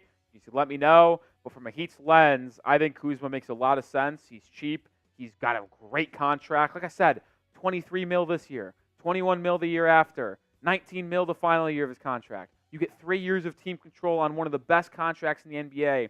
To me, this is a no-brainer. And if you are not getting Donovan Mitchell, he is my second trade option. I'll be honest. If you rank trade options, I did this video, by the way, on the Heat report. So if you want to go back and watch it, you can. But I power rank the best trade options for Miami. Mitchell's number one. He will always be number one. D-Mitch, please get him if possible. I put Kuzma 2. I put Trae Young 3. No, I think I put Lauri Markkanen 3. Trae Young 4. and then Brandon Ingram 5. So I still believe that pecking order. That pecking order has not changed. Even with the drafting of Kel'el Ware and adding some size, still doing that. Massive Matt with a $2 super chat in the Heat report. We're becoming pathetic in free agency. Just can't offer that much. Just can't. We're going to have to upgrade a team through the trade market. I know it's lame and boring to say that a team like Miami, who has got aspirations to win, can't really sign free agents. That's how it is. It's either the trade market or vet mints. That's really all it is. Jameer CP is on Maine. Should Orlando Magic sign a big-name player? Jameer, I have been on the Paul George to the Magic train so much, and I know everyone's reporting that the 76ers are the favorites. I believe that it should be the Magic. And maybe Paul George would rather go to Philly. But if I'm Orlando, I'm saying, listen, no state income tax, not as expensive to live in Orlando as it is in Philly. You get to mentor Paolo Banchero and Franz Wagner. You get paired up with KCP in the backcourt, which is just a terrific duo defensively and offensively in terms of shooting. Paul George is your main ball handler. It makes too much sense for him to go to Orlando, and I think the Magic would be a top 3-4 team in the Eastern Conference. Hell, I might even put them 2 if they sign Paul George to pair up with KCP, Franz Wagner, and Paolo. I think the Magic should go all in. I think they should. I will say this. We're also $3 away from $100 in Super Chats on our main chat sports channel. We got to get to the triple dig. Got to do it. Got to get the triple dig. Got to get the triple dig. All right, and now we're $1 away because Abraham with a $2 Super Chat. This is a Heat fan. Abraham, we're live on the Heat Report, our Heat channel. If you do not know, I am the host of the Heat Report. Shout out myself, Nic Rohloff. If you are a Heat fan, which it makes me feel like you are because you're saying Pat Riley, wake up and get somebody, subscribe to the Heat Report by Chat Sports and join us over there because we have a lot more fun. Also, a first-time Super Chat from Abraham. Shout out to you. Yeah, like I mentioned, I would love for Pat Riley to wake up and sign someone. I'm shocked they made a move today. I know it was just re-signing Kevin Love, but I got to be honest, I was stunned they even did anything today. I predicted they were going to do absolutely nothing, but at least they did that. Also, a $2 Super Chat on the Heat Report by Andy Amigo, first-timer. No text, so you don't. It's okay if you don't want to show it real now, but appreciate you, Andy Amigo, $2 Super Chat. 23 away from 700. Never been done on the channel. We're already past our barriers today. Could we get to a nice even 700? We'll see. Not gonna ask or beg. We've gotten more than enough today, but every cent does help us grow this channel. 12K subscribers and setting a new record today. What else can we do today? Literally, we've got 12K subscribers today, and we set a record for most super chats on a live show. Man, what a good day on the Heat Report. Even though the Heat haven't done anything really that impactful, it's been a good day for us here at the Heat Report. No, Andy, I just said, no, you didn't do anything wrong in your Super Chat. I just said no text. Like in your Super Chat, you didn't write out a little note. So it's like, if you wrote a note, we could show it on screen so everyone sees it. You just didn't write. Like if you put like a note, like "Let's go Heat," I saw you comment that after. Then we could have showed that. But we appreciate $2, Andy. All right, what are we doing here? Recapping? Is this like we're just talking? Okay, no cut here. Oh, I'll tell you what, when he comes back, I'm taking a breather. All right, James Harden kicked it off today with a 2-year, $70 million contract, returning to the Clippers. Man, we're struggling today. Well, I like this move for Los Angeles. Like losing Paul George, you couldn't lose James Harden as well, and it makes a lot of sense to bring him back. So it's going to be interesting to see how they build the rest of that roster around James Harden and Kawhi Leonard. That's really it. Kevin Love, the Love Doctor, returning back to Miami, 2-year, $8 million deal. The intriguing thing about this for Heat fans out there is that it is different than last year's 2-year deal. Because if you flash back 1 year ago today, the Heat re-signed Kevin Love after getting him in the buyout market on a 2-year deal. The one thing about that deal was that it was a 1+1. So 1 year guaranteed. The other was a player option. Kevin Love obviously opted out of that player option. But this 2-year deal with the Miami Heat is full 2 years. No team option, no player option, standard 2-year, $8 million or 2-year, $8 million deal for Kevin Love. Andre Drummond, the first person to ship and change teams, 2-year, $10 million deal with the Sixers. And I believe this is going to be like their biannual, I'd assume. Now, I'll say this. As much as I love Kevin Love returning to Miami for 2 for $8, it's kind of tough to justify Andre Drummond being 2 for 10 because, like, I like Love. He's able to space the floor, but Drummond's probably a better center because he can rebound better and he defends better. And he's one of the better 6-men or people off the bench last year for the Bulls. So, intriguing there. I'll say that. Kentavious Caldwell-Pope, the biggest news of the day outside of Paul George potentially and all that news and rumors, but the actual official stuff. KCP, 3-year, $66 million deal. It's a 2+1, so first 2 are guaranteed. Last year is a player option. Really like this move for Orlando as they look to add more help in the backcourt for Paolo Banchero and Franz Wagner. They strike first and maybe use that as a pitch to try to get Paul George to sign with them instead of Philadelphia. Eric Gordon signing with the 76ers. Details TBA. Is that to be announced, by the way? Okay, just curious. If you can't tell, I'm a very scatterbrained person at times. Like, I just randomly thought that, had to ask a question, even though we're in the middle of talking about Eric Gordon. He had a good year last year, though, for the Suns. Yeah, just hit the 5-hour mark. I mean, 5 hours live, and we have not had that much to talk about, folks. 11 points per game last season. Shot 38% from 3. Good ball player. I like his fit with the 76ers as the lead guy off the bench as the guard department with Jared McCain. Sure. Chris Paul, 1 year, $11 million deal.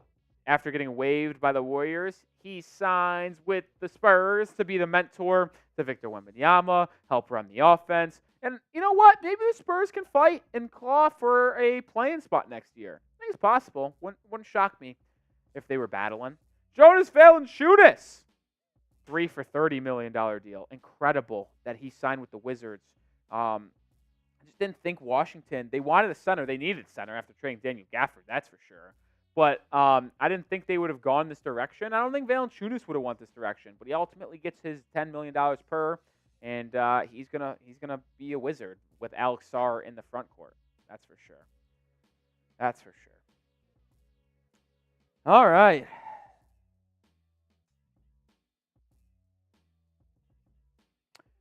Someone just did a flight tracker of the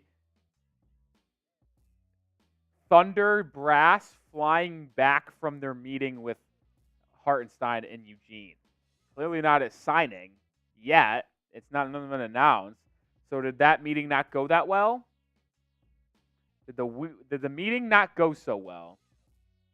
That's what I want to know. I tell you what, these streams would be much easier to do if I was able to be sitting down. No, it's not like it's fine. I'm going to battle through. It's for the longevity. Standing for 5 hours while nothing's even happening is just brutal. It's just brutal.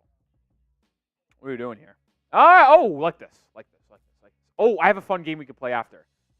We did get a $5 super chat on Heat, and I think we got another super chat on Maine, too. But name a random NBA player. Name a random NBA player, and I want you to name a random player, and then I am going to try to guess their college. I love playing this game. I love playing this. Isaac Okoro, Auburn. Bronny James, USC.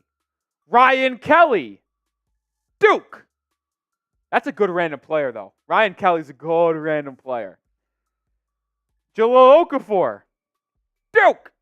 Jordan Walsh, Arkansas.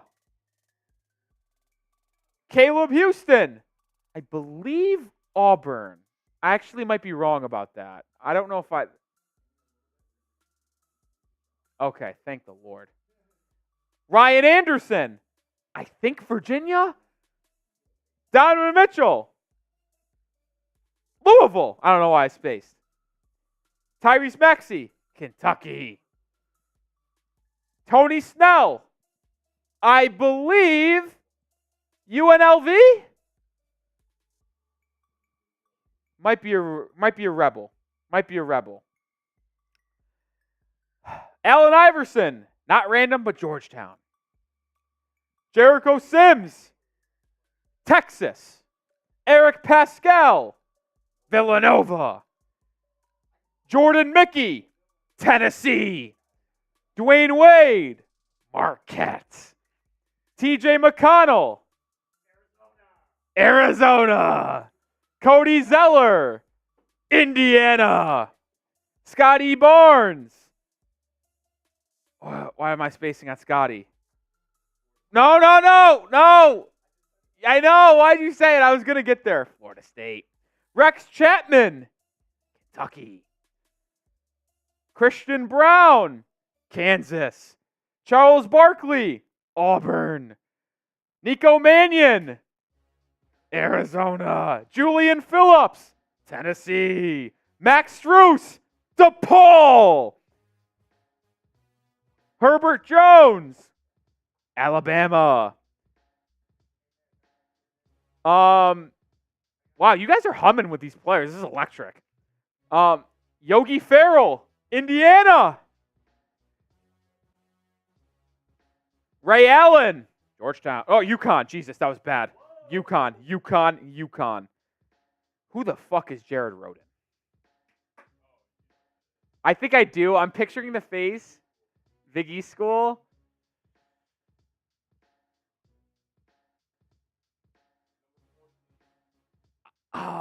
He didn't go to St. John's, did he? No, yeah, I didn't think so.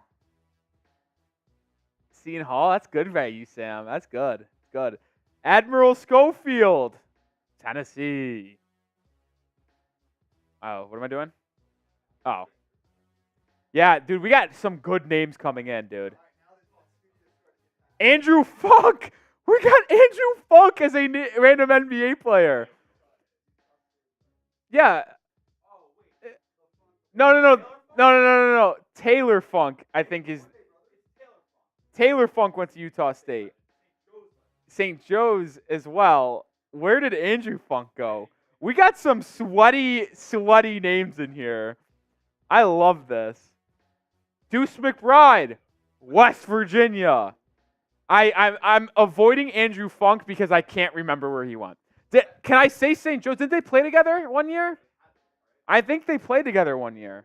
I'm an A10 guy. Jonathan Isaac, Florida State. Cody Martin, Nevada. Carson Edwards, Purdue. Raekwon Gray? Who is that? Scream Cincinnati, though. Scream Cincinnati. Rudy Gay, Connecticut. Rudy Gay's a Husky. Colin Gillespie, Villanova. Naz Reid, LSU. Johnny Flynn, what a name! The Syracuse Orangemen. That's an electric name. Jeremy Lamb, another Husky. We're getting a lot of Connecticut's here today. AJ Lawson, UNC. Oh, no, that's Ty Lawson. AJ Law, I think is the other Lawson. Yeah. Brandon Roy came out of high school, didn't he? Yeah, so that's not a college. Good random player, though. Pat Connaughton, Notre Dame. Alex Fudge is a Florida Gator. I only know that because I'm pretty sure he was a UDFA for Miami last year, and I had to talk about him. Yeah. Jarrett Culver, Texas Tech. Michael Redd, old school. I don't know where you went to school. All right, we are going to bring in Patrick Seatman. Oh, what's going on, everybody? I heard a lot of slander over the Patrick Williams extension earlier, and I think we have to get on here and defend his honor before we dive into anything else. But good to be here. Pretty slow day of day one of free agency, but still some exciting news. But this Paul George thing is going to break at midnight. Yeah, that's going to happen at – are you talking Eastern time or CT? I'll probably go CT. I think it's gonna be CT. 12. Oh, we didn't even do a call. We got 378,000. Hey. Let's go. Let's go, fellas. I feel like the chat really enjoyed the name a random NBA player game, and we're going to name colleges. Oh, yeah. There were some sweaty names in there. Dude. Kyle Guy, Virginia. Dude, Johnny Flynn, that's a name right there. I haven't heard in a while. Hughes. Ooh, Shumpert? You know where Shumpert went? I have no idea. Iman? I feel like he's like a MAC school for some reason. Like I want to, even though Cleveland State's not in a MAC school, I feel like I want to say Cleveland State. Wow, he went to Georgia Tech. Iman did? Yeah. That's I didn't know that. Yeah, I did not know he was at Georgia Tech. There we go. Yellow jacket. Mr. 1000 knew that. Let's ride. Ty Man the Buckeyes saying Skull Seeps in the Heat chat. Let's go, Ty That's Man. electric. That's electric. Michael All right. Finley. I'm hopping off here in a second. I'm probably going to end the Heat stream. Am I off just for a little bit, or is this off?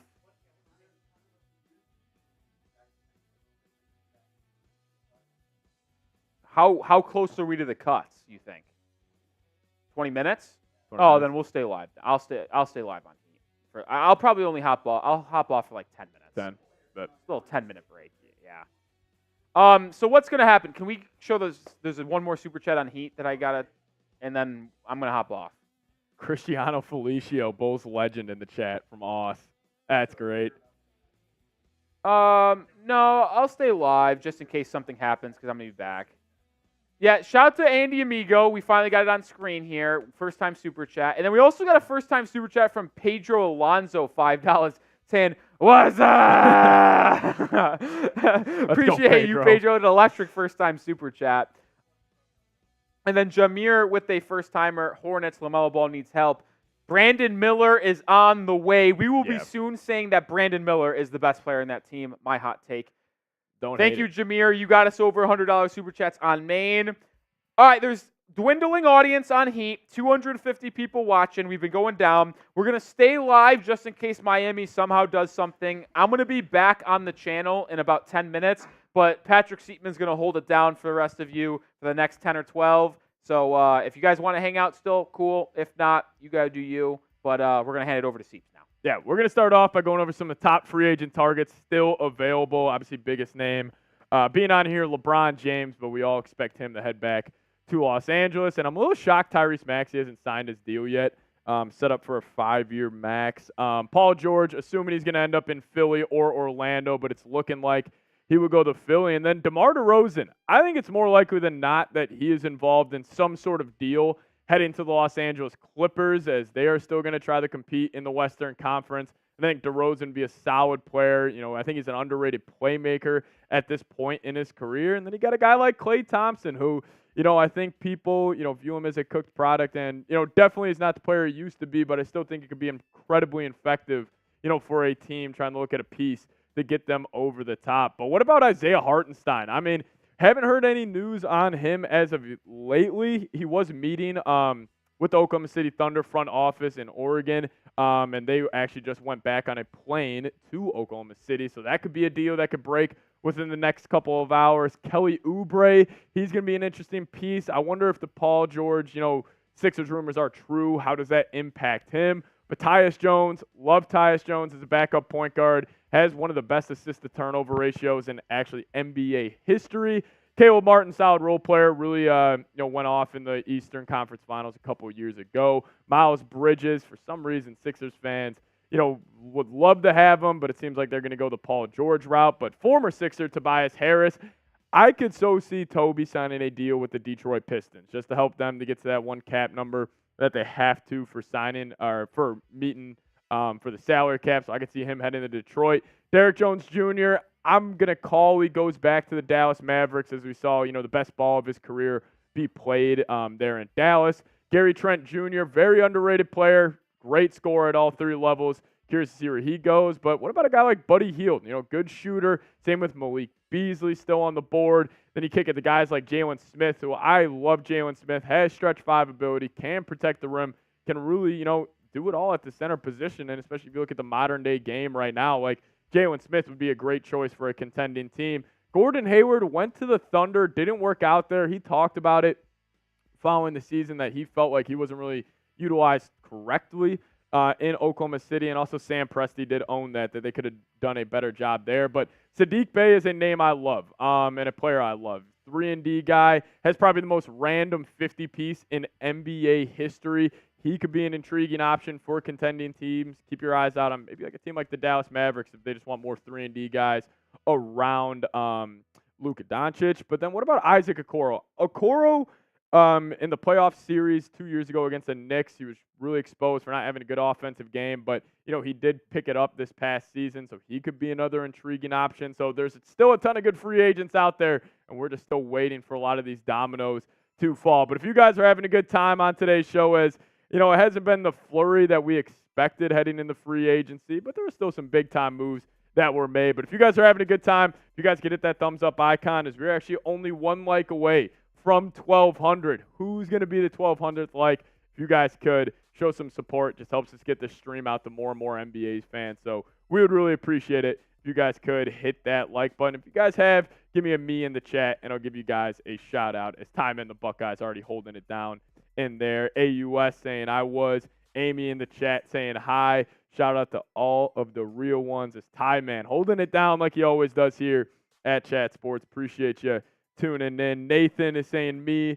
Card saying me. Lakers Nation saying, what's up, buddy? Let's hope we get Klay, bro, or Rob is cooking something spicy. Yeah, I think Klay Thompson, obviously with his dad, Michael, playing with the Los Angeles Lakers, I think that would be a great fit for him. As we know, shooters around LeBron James, they always thrive. And even though Klay is not the same player he was, creating shots for himself or, obviously not the same defender, I think he could thrive next to LeBron as just being that spot-up shooter. But Noli in the chat saying me. Appreciate you liking the show.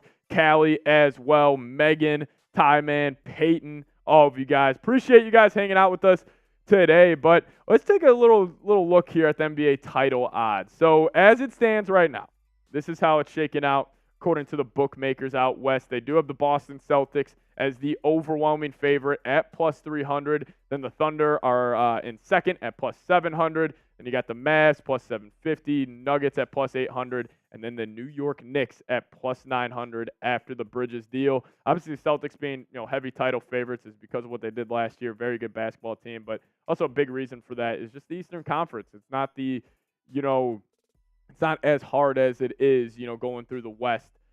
In comparison to the East. But I love the Thunder heading into the next season, especially if they could get a guy like Isaiah Hartenstein, some physicality at that front court. I think that would be a great pickup, for OKC. And if they could somehow get that done here shortly, I could see those title odds skyrocketing. Then the Mavericks at 3. I don't necessarily love the fit of Klay Thompson in Dallas. I do think it would help, but I don't know if that's a move that gets them over the top necessarily. But we did get reports that the Denver Nuggets were interested in trading for Russell Westbrook.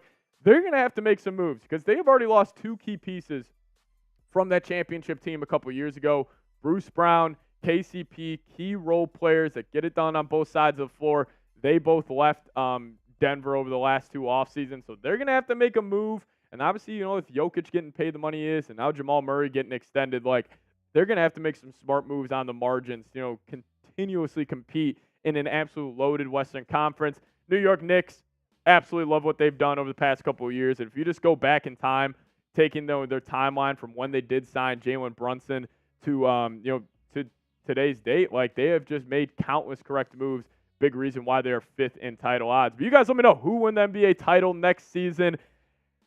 I don't necessarily have a prediction yet. We're probably going to wait until obviously these moves are finished, but if I had to call it right now, I hate calling for the Celtics repeat, but I think that would probably be my choice as it stands right now. They're a great basketball team. But you guys let me know who won the NBA title. Let me know what you guys think down below. As Tebo is saying, the Orlando Magic will win a title in 5 years. Yeah, the biggest piece for the Magic is obviously you want to get better players around Banchero, but I think their biggest question is, can Banchero take that leap where he's a top 7, top 6 player in the world, where he is a true number 1 option on a championship team? I think he will develop into that, but obviously that question is still out there. Ty Man's going with the Cavs.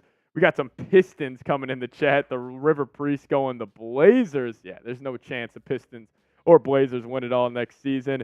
Megan's going the Suns. Suns are definitely an interesting spot. I like their draft of getting Ryan Dunn, the defensive, stud out of, Virginia. But I don't know. I just don't love the fit of Booker, Kevin Durant, and Bradley Beal. I think this Big Three era has died in the NBA. It's more about having, like, a solid top two and then a complete roster, around these guys. Joey saying the Timberwolves. What's up, Joey? How you doing? Thanks for tuning in. You're always on the Vikings chat. Holding it down there. I've loved the Timberwolves pickup of Rob Dillingham. I think that's just going to add a whole nother dynamic to their bench where, could you imagine if you're opposing team guard and you got to deal with Anthony Edwards, the freak athlete he is, the physical style of guard, and then you got Rob Dillingham coming in off the bench, the creative Lou Will-esque type of guard. Like, other guards in the Western Conference got to be looking at that group, just having nightmares about them at night. But Jacob's going with the Mavs. Nathan's going with the Seattle Supersonics. Yeah, that would be I would actually like to see another team or have a team go back to Seattle. I think it'd be good for the league. And then, yeah, Megan's rolling with the Suns. But we do have a super chat menu if you guys do want to support the program here at Chat Sports. Really helps us, go a long way here and just hiring new people and also just keeping the lights on here at the studios. But we said it, every 100 likes we get, as we are 55 away from our next Beers Cheers, $5. We'll talk about your team, whatever you guys want to talk about regarding your favorite ball club. $10, we'll spin the wheel. $20, we're taking shots. And then $100, I'll be willing to whip out a shot fund, put a beer in this pretty cool contraption, and then, it goes down the hatch. But this is the way you guys can support the show by super chatting. But Woj did have this report a little bit ago, about just under an hour ago, saying more than just unlikely, the Clippers and Paul George are moving on from each other. And, it's going to be curious to see what direction the Clippers go, because you still got Kawhi Leonard. You just brought back James Harden on a 2-year, $70 million deal. So clearly they have some sort of, plan to compete in the Western Conference next season. But with how the roster is shaking out right now, they are not going to be able to compete with the group they have. Could it be a guy like DeMar DeRozan? Maybe they try and swing Brandon Ingram, one of these, or maybe a guy like Lauri Markkanen. Maybe they try to swing big, but they have a new stadium open up next year with Steve Ballmer. They are going to be aggressive.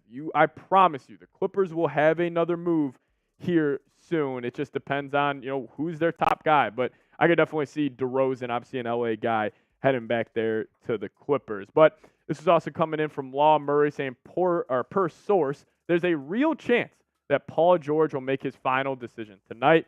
The expectation at some point is he would choose the Philadelphia 76ers. There are no other teams in the running at the moment. And I'll tell you what, if they are able to land Paul George, and I think it's 99.9% likely that that is the case, the real biggest concern for the Sixers would be health. Like, you would have a perfect trio. I think all their games would complement each other very well. You have the scoring guard in Tyrese Maxey, as we saw last season. He can handle that, massive workload. Then you would have Paul George on the perimeter, a great 3-and-D guy. He's great off ball. He's great on ball. And then you would have the powerhouse of, Joel Embiid being that hopefully a top 5 player in the world if he is able to stay healthy. But listen, Paul George, he's just been consistent over the past couple of years. Obviously, injury concerns and the age are the two biggest red flags surrounding him. But in 74 games this past season, he was pretty damn good. 22.6 points per game, 3.5 assists, 47% from the field, and shot the ball, lights out from beyond the arc at 41.3%. And, Paul George did have his, postseason struggles versus the Dallas Mavericks. He had a couple big moments, but, I think that's always been one of those things with Paul George is like, does his game elevate in the playoffs or does it stay the same? Well, if he would go to Philly, he's going to be the third option. He's not going to have all that pressure and that workload, around him to carry that team offensively and defensively. So, I think PG, his fit in Philly will be, seamless. I think it would end up working out for Philadelphia. And, maybe it would be an overpay for Philly to give him a 4-year max considering he is 34 years old. But, hey, Joel Embiid's already 31. And with the injury history he's had, like, you could make a good guess that his prime is probably over the next 3 years. And then, those big fellas, we have seen them fall off a cliff, pretty quickly. So I think Paul George, I think it makes a whole lot of sense for him. And then obviously just Philadelphia trying to take advantage of of Joel Embiid's, next couple of seasons. But let's talk about Klay Thompson here. Klay Thompson to me, I think he's gone, I think he's been overly criticized over the past, couple of months here. Obviously his playing tournament performance, like it was terrible, 0 for 10. We all know the stat line. It just wasn't good. It wasn't the same Klay Thompson we know, but I still think he could be very, very effective. Like him, his ability, he's still a top 5 shooter in the world right now, no doubt about it. He shot the lights out of the ball the second half of the season. I think there's just this misconception around Paul George that, yes, he is not the same player he was. He is not the elite, one of the best 3-and-D guys we had in the NBA, but he is still one of the best shooters. He is still he still has good size, at least on the defensive side of the floor. He can get deflections, play the passing lanes pretty well, and also he's a smart player. He's hit big-time shots over and over again in his NBA career. So I could see Klay definitely going to the Los Angeles Lakers, as I think he could see LeBron James as a guy that could, restore his reputation. Maybe Sam Brown saying he's a Maverick, but we'll see. That'll be a great fit. I mean, obviously Luka and LeBron command the offense in similar ways, and we're shooters around those types of guys. Like, they obviously have career years. I mean, I could imagine the looks Klay would get, playing next to Luka or a guy like LeBron. But you guys let me know which deal gets done first. Give me a PG for Paul George or a KT for Klay Thompson. If I had to call it, I'm probably going Paul George. I could see this deal getting done, within the next couple hours. But you guys let me know. It is going to be the live poll. We're going to reset it in the chat, so you guys let us know. Originally, you guys had Klay Thompson at 56% being the deal that gets done first. I'm assuming that's going to change a little bit. But Ohio Sportscast saying PG, Ty Man saying PG, Raging saying if PG goes to Philly, Maxey going to be a third option. I disagree. I think Maxey's going to be the clear second option on that team.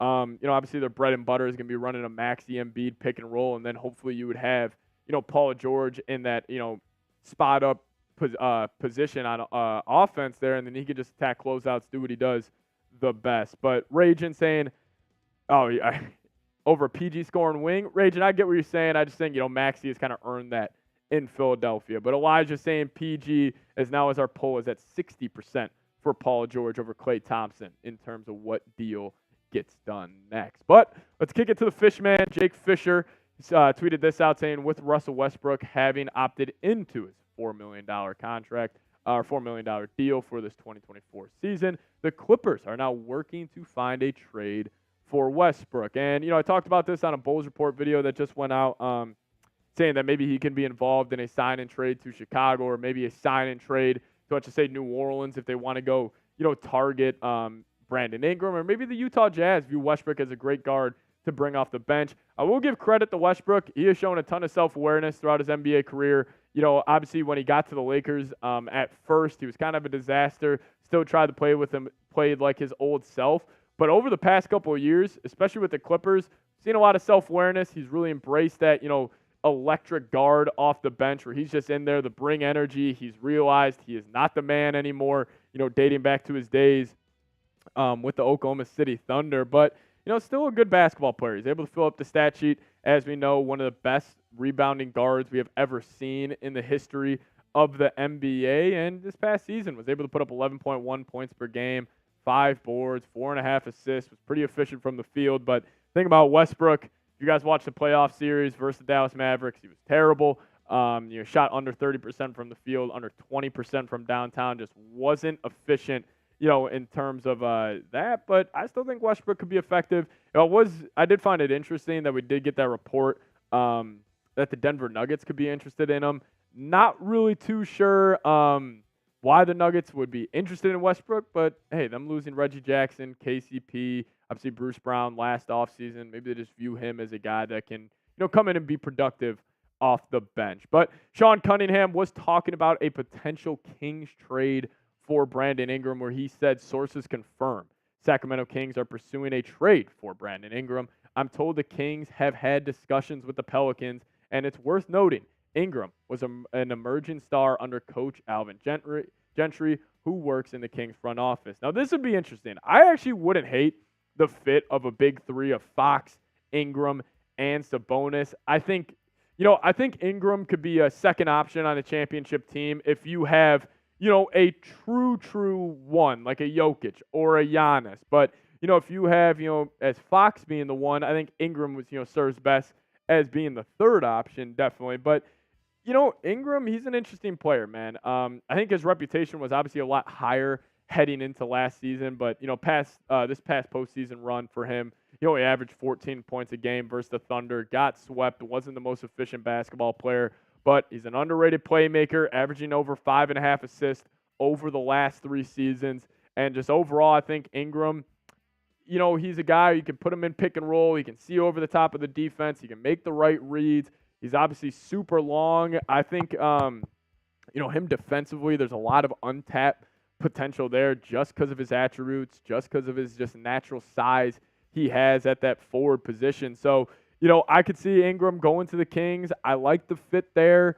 Would New Orleans send him there? Not really too sure of what a deal could look like. But, man, if Ingram goes to the Kings, that's just another team in the Western Conference who you do not want to play once postseason time comes around. But you guys let me know, who is your favorite signing of free agency so far? As Timothy sent a super chat, we'll get to that here in just a second. Appreciate you, my man. But you guys let me know, what was your favorite signing so far during free agency? Honestly, if I had to pick mine, and people are going to call this an overpay, and I just disagree. I'm going to go Chris Paul going to the Spurs.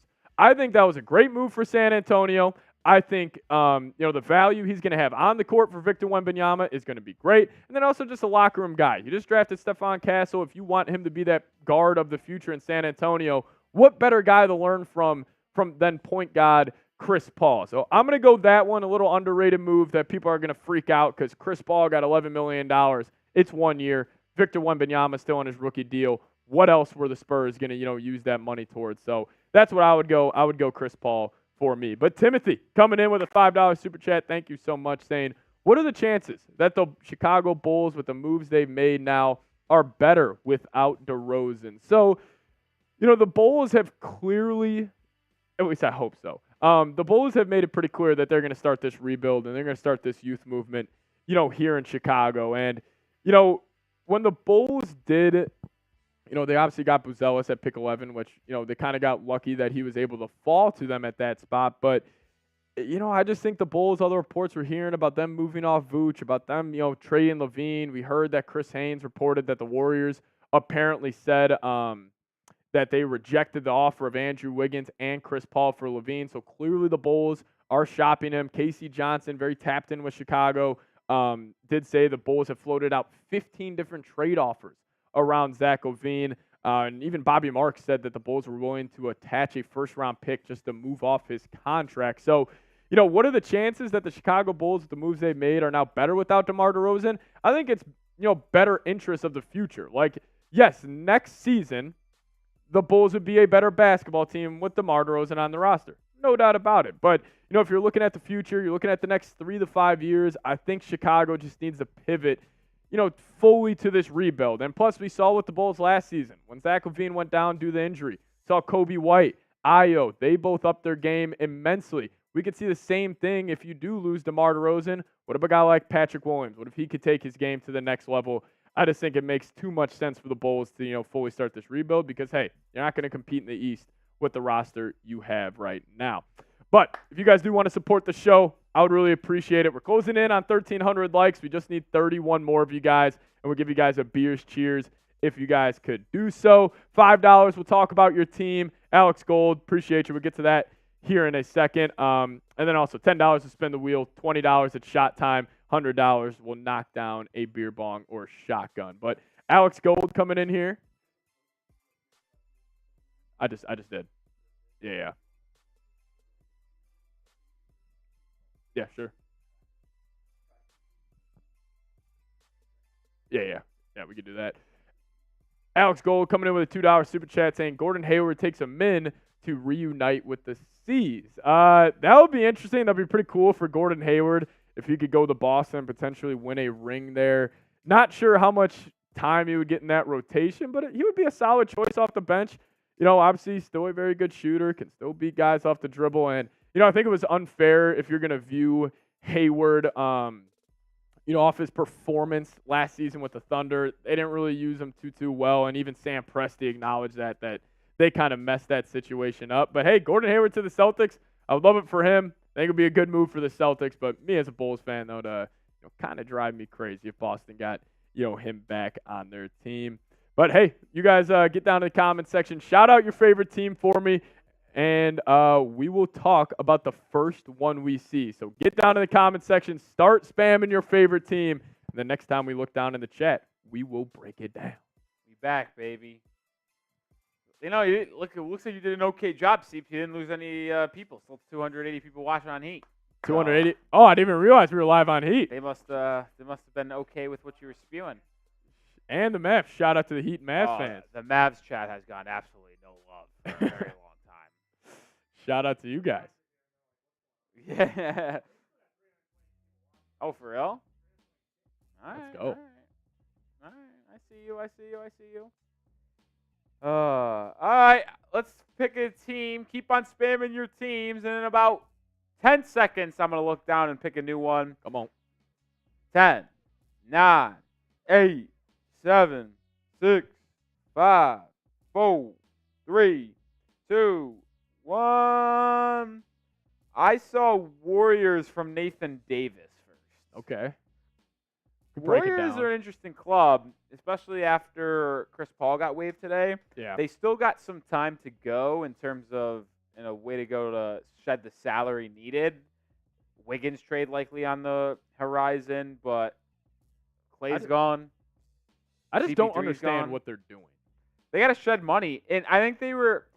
I don't think they'll improve. Like, I got to be honest, they would never, in a million years, get rid of Steph Curry. Yeah. But I don't know how they improve a team around him. It's almost like they should pick one way to go. If you're Steph Curry right now, obviously the Warriors organization has done wonders for you. They built their franchise around you for the last, 15 whatever years it is. But you're probably looking at it being like, I still got 2 to 3 more years of top 10 player in the world caliber basketball, and you're not doing anything.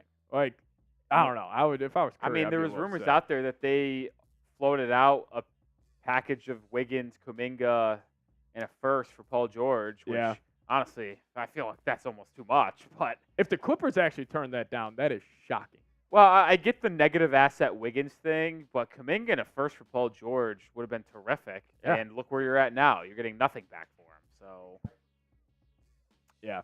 That was more of a Bulls tried. Yeah. Warriors shut that down. Maybe DeRozan, I don't know. Maybe a sign and trade. You're just not going to see a lot of activity from Golden State in the free agent market. It would have to be via trade. Maybe they're just banking on Kuminga taking that massive step, but I don't know. I just don't really understand what Golden State is doing.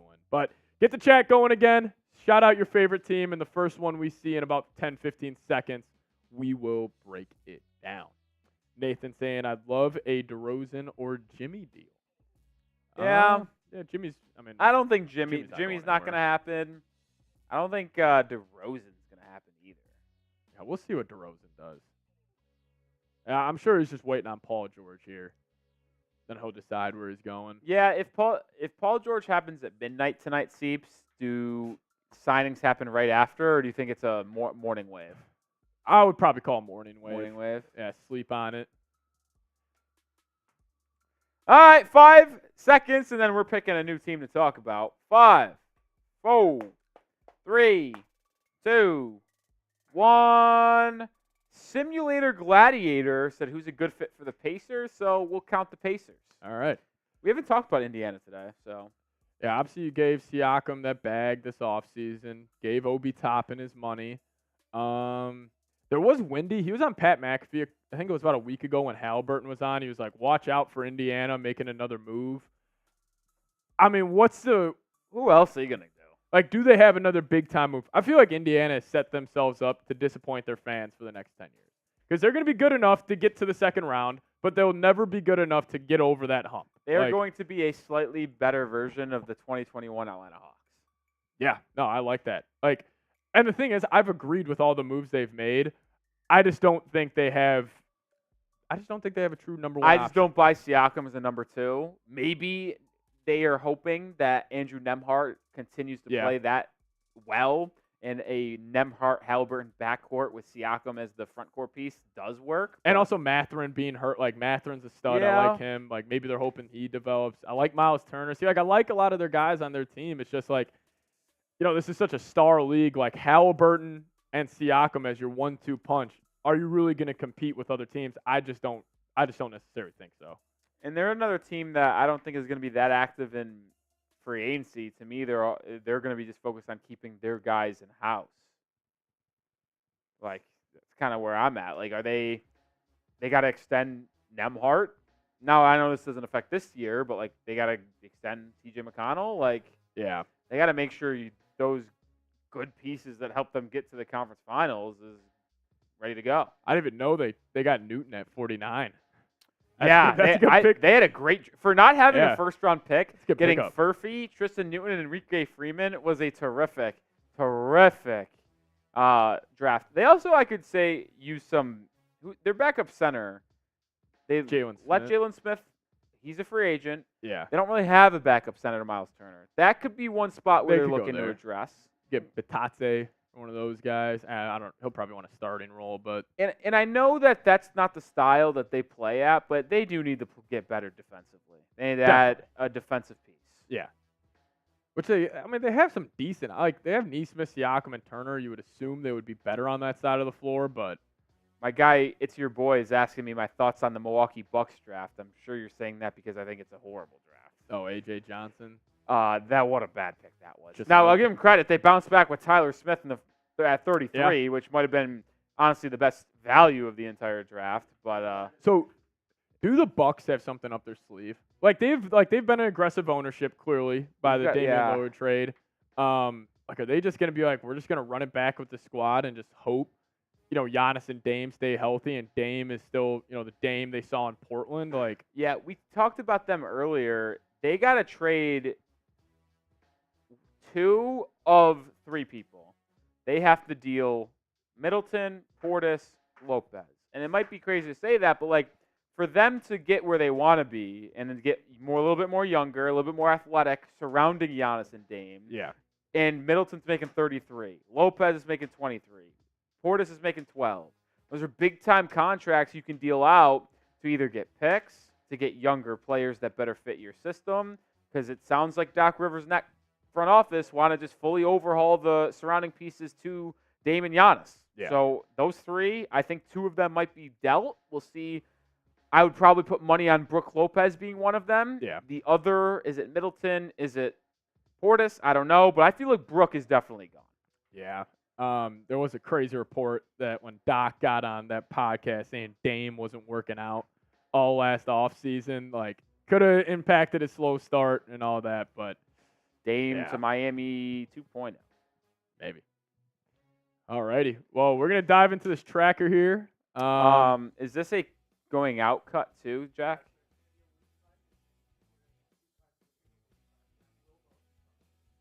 Okay. So we go. Okay, so we're tracker. Pause. Winners lose. Okay.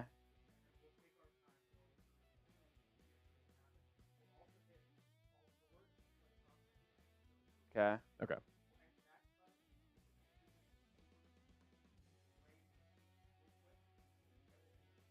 All right. Got Cool. it. Gotcha. Cool. Can't wait for someone to sign big time in this I know. hoop cut. You want to take the start of this? Yeah, I can start it off. Yeah. Yeah. Okay. Yeah, so what we're going to do here is you couldn't hear everything we were just talking about behind the scenes. We're going to go through all of the moves that happened today, starting with Alex Len. And then we're going to go into our day 1 free agency winners and losers. Spoiler, number 1 loser, all of us. Yeah. But we will get there eventually. So stay tuned. We're going to recap all of the moves that happened on day 1 and then give our winners and losers for that as well. So shout out to all the real ones still watching because I know it's been a long day and a slow day, but appreciate all you. Let's do it.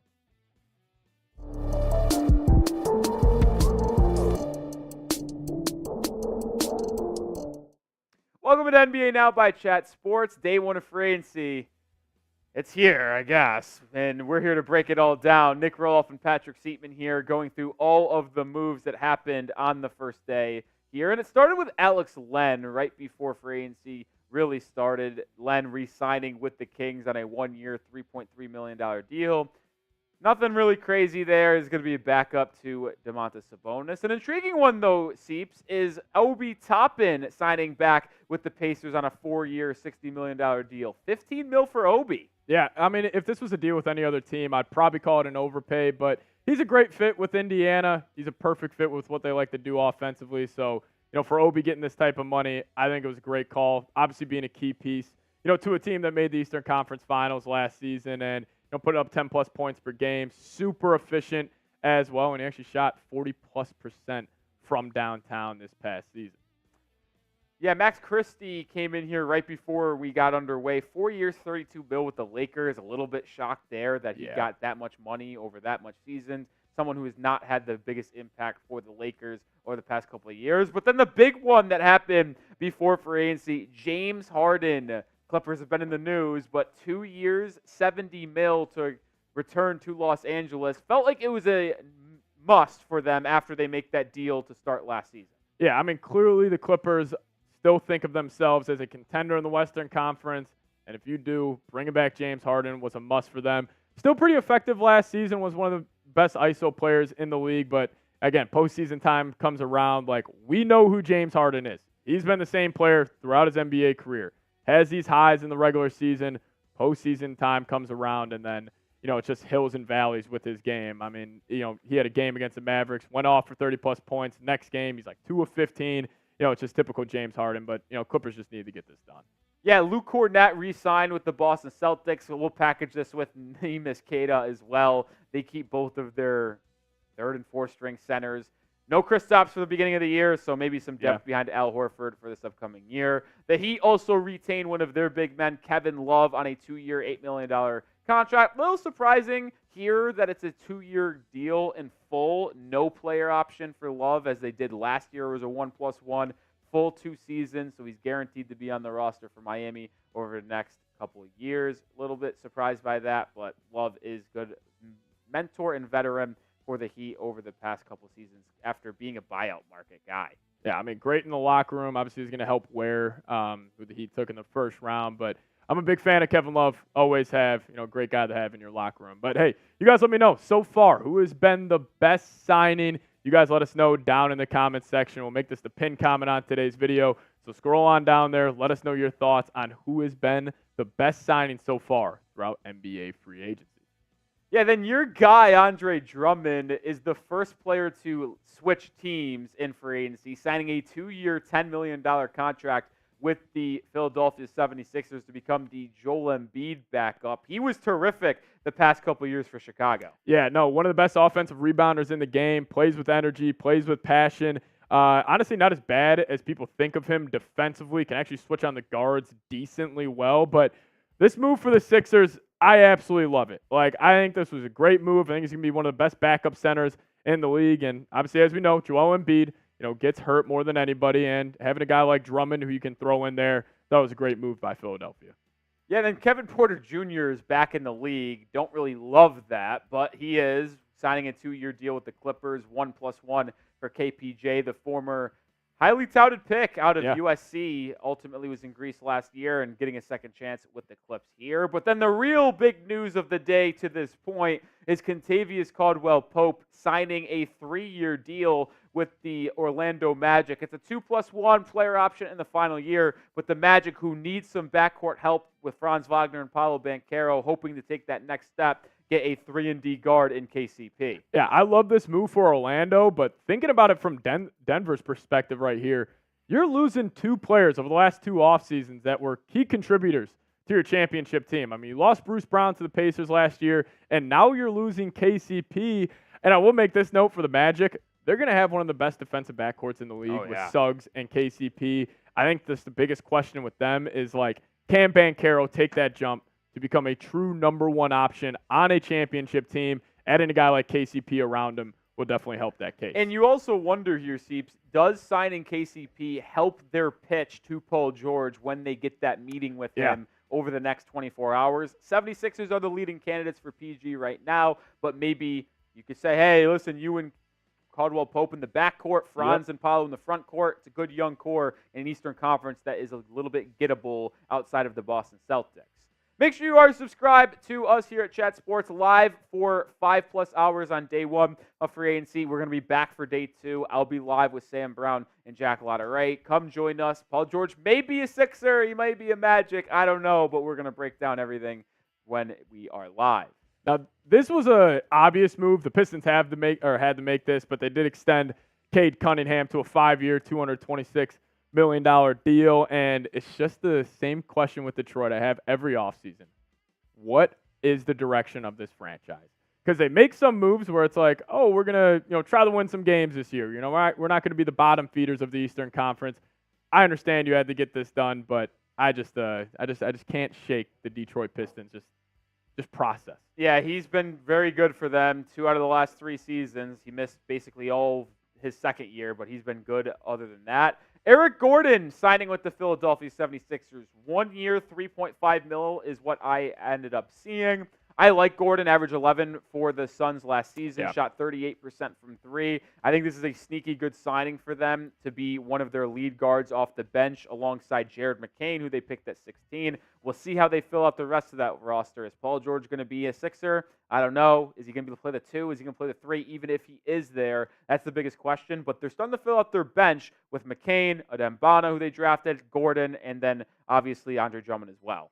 See, this is a move I love this move for San Antonio. I understand $11 million for Chris Paul, maybe a little rich for a lot of people, but you're talking about him just not only on the court, but also off the court. Like, he is going to be a mentor for Castle, who they took 4th overall this past draft, and also I bet you he's going to play a key development in Victor Wembanyama's development, having a guy who can throw him that lob and, maybe you just throw him in there 15, 20 minutes a game just to man that offense. And I absolutely love this for San Antonio. Obviously, they have a ton of structure within that organization, and I think that's what CP3 wants. Yeah, it makes sense. Said he was sold on the leadership of Greg Popovich, one of the greatest coaches of all time. It makes a lot of sense for CP3. It makes a lot of sense for the Spurs, so we'll see how that marriage ends up happening. Jonas Valanciunas, this one's very intriguing to me. 3 for 30. I get it from Washington's point of view because they need to add a center to help alongside Alex Sarr, who they took in the second overall pick. But from Valanciunas' perspective, what are you doing? Why are you signing with the Wizards? If at this stage of your career, why are you trying to bag chase? I would take $2 or $3 million less per season to try to play a contending team. And you're telling me a team wouldn't have tossed him 3 for 25? That is obviously in a better position to win games this upcoming season. I totally agree with you. I have no idea why Valanciunas took this. I mean, he still fills up the stat sheet. He's a walking double-double. This was in terms of a move that I did not see coming, was Valanciunas going to the damn Wizards. But, some of these teams in the East, man, the Wizards and the Pistons, they just all think the same. It is definitely the most head-scratching move of the day. Well, we are done with at least the signings that have happened. We can take a look at what may happen in the next 2 to 3 hours here. Clippers apparently out. No Paul George. They are parting their ways. And all the signs point to the Philadelphia 76ers. Shams had to know Chris Haynes, Woj, and then Law Murray as well, saying that there is a real chance that the decision from Paul George could be made today with the expectation that it is the Philadelphia 76ers. It really looks like it's between Philly and Orlando at this point, with it heavily going into the 76ers' favor. Makes a lot of sense. Fits perfectly next to Joel Embiid and Tyrese Maxey. It's a question of PG can live up to that hype in Philly, though. And also them having the additions of Eric Gordon and Andre Drummond. They're going to have a complete team. If they stay healthy throughout this entire season, obviously that is the biggest concern with that guy on screen and Joel Embiid. But, man, I love the fit of him in Philly. I think they're going to be a powerhouse if they stay healthy. And, I would call them the biggest threat to the Boston Celtics over the New York Knicks if they can get this done. Yeah, so we had this conversation. I'm curious to get your thoughts on it real quick. We believed, Harrison Graham and I, when we were live earlier, that they would be the number 2 team in the East above the Knicks. Would you concur with that? Yeah, I would agree with that. Just, I mean, the top end talent there is incredible. Like Maxey, Paul George, and Embiid, like that, they all complement each other's games very, very well. And it just comes down to health. Like if they can stay healthy, I think they're the biggest threat to the Boston Celtics in the East. So yeah, one more thing that we'll tie up here is Klay Thompson, the probably second biggest name, not the best free agent, but name at least. Him and the Warriors. Done, finito, not going to happen. And it feels like the Mavericks, Lakers, Clippers, and I guess the 76ers are going to be the teams interested in Thompson. I got to be honest, Clippers and 76ers, probably not going to happen. Feels like it's either going to be Dallas or the Lakers. Anthony F. Irwin says you never know until it's done, but it's sounding like the Lakers are a pretty distant second place to Dallas to land Klay Thompson. A lot of that cautious optimism has waned significantly since yesterday. I'll be very intrigued to see where Klay ends up. I'm kind of a little bit skeptical on either of those fits. I feel like he will have a decrease in volume and efficiency due to having unfamiliarity with that offense that he's been so tailored towards in Golden State. But I know you're a little bit higher on Klay than I am. Yeah, honestly, I think him going to Dallas or Los Angeles is the best choice for him. Play around a guy like Luka and LeBron who just generate offense at the highest level. I'll make this comparison. Everybody remembers when Ray Allen went to the Miami Heat. Oh, it's not the I same. could say the same it's thing not the about same. Klay Thompson. It's not the heading same. to whatever team he signs to. He is the most disrespected man in the Chat Sports offices as it stands right It now. is not the same. That is ridiculous. All right, whatever. Let's round out today's show with this. Paul George and Klay Thompson, two biggest names, two, I guess, people or dominoes to fall. Which deal gets done first? Type PG for Paul George, type KT for Klay. I'd probably go Paul George because it feels like it's going to be done in the next 12 to 24 hours. Hey, hell, it could be 2 or 3, but let me know your thoughts down below. All right, we got Brian saying Klay Thompson, Quincy Paul George, Deej Paul George. Thought he was talking to me. Let us know who you got signing first. I also think an underrated part of the reason why I'm going Paul George, Seeps, is Klay, even though we kind of know it feels like it's two teams, those two teams also have to agree on a sign and trade because it's going to have to be that way with either Los Angeles or Dallas. So that feels like it adds a little bit more of a wrinkle into it. Yeah, and plus I think this Paul George thing is coming, within the next couple of seconds as breaking news here. Yeah. Mason Plumlee signing with the Phoenix Suns. There we go. Not enough of a mover to change anything, so we're good there. That's actually a good pickup for Phoenix, though, because when you look at their center rotation, last year it was Yusuf Nurkic, who could be moved off of, if we're going to be honest, and then Drew Eubanks as their backup. I'm an Eubanks guy, to be honest, but Plumlee is a little bit better in my book. Plumlee, underrated playmaker. He can pass the rock. Yeah, sneaky good handle. I saw this on Twitter. It was like Mason Plumlee, his career highlights are like low-key nasty.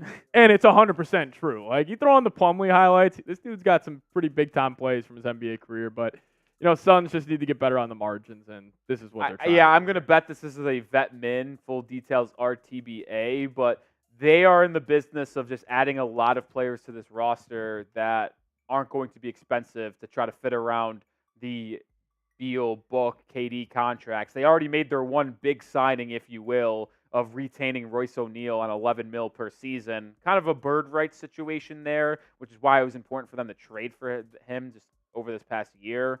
But when it comes to pure free agency guys and outside, it's going to likely be all vet mins for the Suns. Yeah. But we are going to be diving in the winners and losers here from day one of free agency. So that is going to be awesome, as we are all the biggest losers. I have no clue who the winners are. Gotcha. All right. Hold on. I see here. Yeah, winners and losers coming up in just a second. All right, you want me to intro this again? Yeah. Okay. All right, Jack, whenever you are ready. By the way, I get it. Take advantage of the breaking news, but breaking news from Adrian Wojnarowski and a Mason Plumlee photo. Yeah. 60 seconds. We got to push this fast. Yeah. As soon as you can. Get that cut.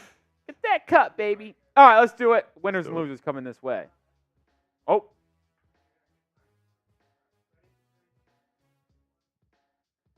Day one of free agency winners and losers. Nic Rohloff and Patrick Seatman here of Chat Sports. Not a lot of moves, but we do have some winners and losers grades to hand out.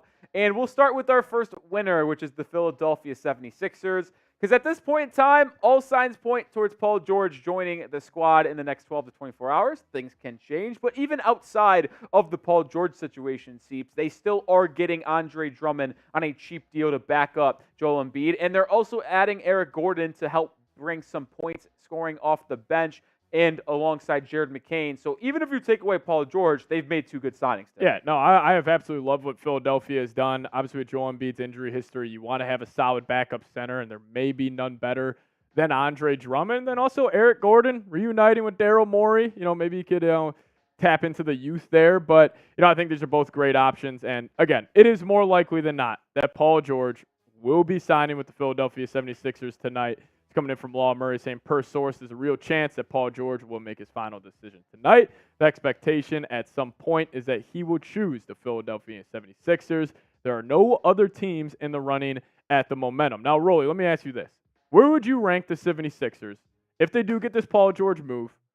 Where do they rank in the Eastern Conference? Yeah, I'm going to have them too. I'll have them right behind the Boston Celtics. I'll have them slightly above the New York Knicks. I just think you get a perfect fit next to Tyrese Maxey in that backcourt with Paul George. He can play the 2, he can play the 3. When Maxey heads to the bench, he could be your primary ball handler as well, letting McCain and Eric Gordon play off-ball, scoring, shooting role that they do so well. And Embiid, it's really just all dependent on his health, but assuming he's healthy and this squad is ready to go, I think they have what it takes to really compete in the East. And I really like Nick Nurse as a head coach. I would probably put him as the 3rd, 4th best coach in the East.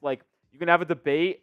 Eric Spoelstra's number 1 in Miami, but 2 through 4, Mazzulla, Nurse, Thibodeau, those are your top guys. I think Philly is primed to have a rebound season, and we don't want to get your hopes up, Sixers fans, but finally maybe pushing through that step and getting to the conference finals. Yeah, we'll see. But another winner for us here at Chat Sports is KCP, as he got the bag from the Orlando Magic, and I did not have the Magic on my, KCP destinations, but I think this was a great move for Orlando. A guy that's going to get it done on both sides of the floor. He's a winner, obviously, dating back to him winning a title with the Lakers and obviously recently with the Nuggets, but I love this move for Orlando. Yeah, 22 mil per on a 2+1 makes a lot of sense.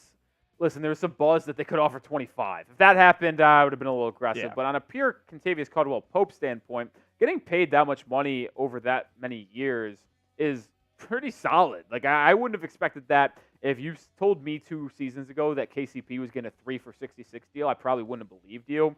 But he's just been a winner, man. 2-time champion in the last 4 years in that bubble season with the Lakers, and then last year with the Nuggets. We'll probably talk about Denver here in just a second as a loser potentially, but Caldwell-Pope forming a really good defensive backcourt in Orlando. And if I'm the Magic, I'm trying to get a deal done with Paul George if possible, because that would create a really good backcourt. Yeah, plus they're going to have one of the best defensive backcourts in the league now with Jalen Suggs and KCP. And plus, I'll make this note, if you're a role player, go play with Jokic because you will go get paid. I mean, we saw it Bruce Brown. He went and got the bag from Indiana. Now we're seeing KCP get the bag from the Magic. But hey, you guys let us know who is the biggest free agency winner from day one. Let me know your thoughts down in the comments section. As we are getting news as this is breaking right now, Najee Marshall just went to the Dallas Mavericks. Big pickup for them. Yeah, I'm not going to say they're the winner, but that is a big-time move for them, getting some wing or defense, and that is a good move to help shore up Luka Doncic and the crew. All right, moving up here, Chris Paul is a day one winner. He got waived, so I guess not great in that department because his contract is no longer guaranteed, but getting to join San Antonio at $11 million to mentor Wemby, get to play under Coach Popovich, I think it's a great fit for Paul in San Antonio, and I am very excited to see how he can work alongside Victor Wembanyama in the pick and roll. Yeah, and he's going to be a good mentor for Stephon Castle, and I like this move for both sides. I think it's a kind of cool way to end your career if you're Chris Paul. If you think Wemby has top 10 all-time potential, you could be like, hey, I was the point guard that was his mentor for his early days in San Antonio. And listen, I understand not the same player he once was, but he was still effective for the Warriors coming off the bench this past season. I mean, still averaging 7 assists per game. He can generate open looks for just about anybody in the league. So love the fit of Chris Paul heading to San Antonio. I think it was a great move, for both sides. Another winner here, the Washington Wizards. And we talked about it in our cut of our free agency tracker of Jonas Valanciunas going to Washington. And we didn't really understand it from Valanciunas' perspective. But from Washington's side, it is a good move. You're able to get him to be your starting center to help pair up with Alex Sarr, who I guess they had this in mind quite a bit because Alex Sarr didn't want to play center, and that was the reason why he was trying to steer away from Atlanta with the first overall selection. And I was like, well, it seems like he's going to play center in Washington anyway. But I guess they had the idea of adding Valanciunas the entire time. So you got your front court there, and you get to add some protection and rebounding to let Sarr do his thing defensively and develop as well as offensive. So I get it from the Wizards' perspective. Don't understand it from Valanciunas, but Washington is a winner in this deal. And I think it speaks to day one of NBA free agency that we have the Washington Wizards as a winner for signing Jonas Valanciunas. And I think it's a perfect segue to get us to our losers of day one of NBA free agency. Us, everybody in the studio here at Chat Sports, we got bamboozled. I'll say that. Bring back tampering. Yeah, I'll also say this. Adam Silver stinks. And it's really his fault for making this a Sunday 6 p.m. Eastern time 100%. anyway. But if we look deeper at the CBA, CJ McCollum, that freaking loser wanted to make small market teams have a better chance. No, let's just have what we have. No. We don't rock the boat. Famous saying. Shouldn't have rocked the boat. Yep. Make sure you are subscribed because we're going to tell it how it is. We have the latest news, the latest rumors around free agency, trade rumors. Hell, we had the NBA draft. We were live for both of those days as well. Make sure you are subscribed to the channel because we're going to break down everything that you need around the NBA. And we've had the Los Angeles Clippers covered all day long, and they are a day one loser. Even though I like the signing of James Harden and keeping him here for the next 2 years, you're losing Paul George. That's an automatic loser. And then you also have PJ Tucker and Russell Westbrook opting in, which means you now have to trade them. And it is rumored that they are looking for a trade. Russ has been linked to the Denver Nuggets. Tucker, who the hell knows? But either way, you make one good move in Harden, 2 tough moves in having those 2 guys opt in, and then Paul George leaving you. That's going to make you a loser. I mean, I like the move of Harden, but you're losing Paul George. You're banking on Kawhi being healthy now for all 82 games and an entire postseason run. Clippers, I can almost guarantee they will make the playoffs in the Western Conference as a 7th or 8th seed, and they will lose in round 1. That's just where I think it stands right now with them. Yeah, and then you obviously got this note, as we mentioned, Paul George leaving. If you don't believe us, believe Adrian Wojnarowski, who said more than just unlikely Clippers and Paul George are moving on from each other. Sources tell ESPN. Not going to try to harp on this for too much longer, but it is pretty clear that that marriage is over. Biggest free agency loser from day one. There's always someone. Us. The biggest loser might be us. You can say me in the comment section if you want. You can also type the Denver Nuggets, who lost Kentavious Caldwell-Pope. He was a winner, personally. But we want to look at this from more of a macro perspective, Steve, because over the past 2 years, they lost Bruce Brown after winning the championship, and then lose KCP now. That's back-to-back years of losing good, high-level role players, and they don't really have a plan to replace them other than Peyton Watson and Christian Brown in-house, and those two have just not been able to meet expectations to this point. And you're just banking on those guys taking a huge step up. And, they did bring back DeAndre Jordan. I don't know why. I think this is to help improve Jokic's on-off splits, if I'm being honest. Like, you bring back a guy like DeAndre Jordan, for that reason. But I'll tell you what, the Nuggets are in a tough spot right now, man. Obviously, you won that title now 2 years ago, but I just can't see a move that's going to get them back to the, favorite in the Western Conference. Yeah, I don't see it either. And their team they're going to need to replace someone on that perimeter in terms of defense and three-point shooting. They found their backup center when they took Durant Holmes, but the Nuggets are going to need to find a backup ball handler after Reggie Jackson is no longer with the squad. Yep. Rumored to be the Russell Westbrook team. I don't think that's that good of a replacement, and they're going to need some three-point shooting. You obviously hope Michael Porter Jr. can have a better playoff run because he kind of struggled down the stretch, but they're going to miss KCP in that backcourt defensively, as well as hitting his three-point shots, working so well off of Nikola Jokic and Jamal Murray. So they're going to be in a tough spot. They definitely have not improved since their last season. That's going to do it for day one, winners and losers. Make sure you are subscribed to the channel because we will be back tomorrow live for day 2 of NBA free agency. So hit that sub button and join us. We'll see you then. Alrighty, so big news broke during that. Najee Marshall. Shout out to the Xavier Musketeers. Oh, yeah. Plumlee, he did go to a one-year deal to the Phoenix Suns. Just a depth piece for them. They just need more guys like that as they're so, top heavy on that roster. Like the move for them. Good player to have next to Nurkic as a backup center. So, like that move. But, big move here for the Dallas Mavericks. Having another 3-and-D guy around Luka. Honestly, a great deal as well. 3 for 27. Shout out to the Xavier Musketeers. Najee Marshall getting paid. Yeah, and there's some interesting note here. What this means for Dallas is Derrick Jones Jr. is likely gone. So that doesn't seem like that's going to happen, but it does not take them out of the Klay Thompson sweepstakes. Wow. Najee Marshall, really underrated ball player, Seeps. Yeah. Getting him for $9 million per year is extremely good. He's an excellent defender. He's improved his three-point shot to make him more reliable and playable in crunch time down the stretch. I think he is going to find a good home Definitely in Dallas. You see it from McMahon here, saying using a significant chunk of their MLE. DJJ's decision to switch agents this week complicated the hopes of signing him due to the guideline of a 15-day wait, and then they're still interested in a sign-in trade for Klay Thompson as well. I'll be intrigued if they sign trade for Klay. Obviously, who starts at the 3? Is it going to be Najee or is it going to be Probably. Klay? That's a good question. Because DJJ started for them at the 3, PJ at the 4, Gaffer/Lively at the 5. I'd assume Najee. If you're paying that much money to Klay, though, are you paying him to True. be your sixth man, or are you paying him to start? I don't know. That's I would interesting. start Najee because he's a better fit and a connecting piece between your Yeah. front court and back court there.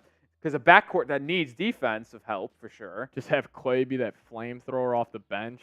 Yeah, that's But interesting. does that turn Klay away from wanting to go from to Dallas? Yeah. It's a good question. I do love this pickup, though, for the Mavs. I mean, Najee's a hell of an athlete. Sneaky good handle as well.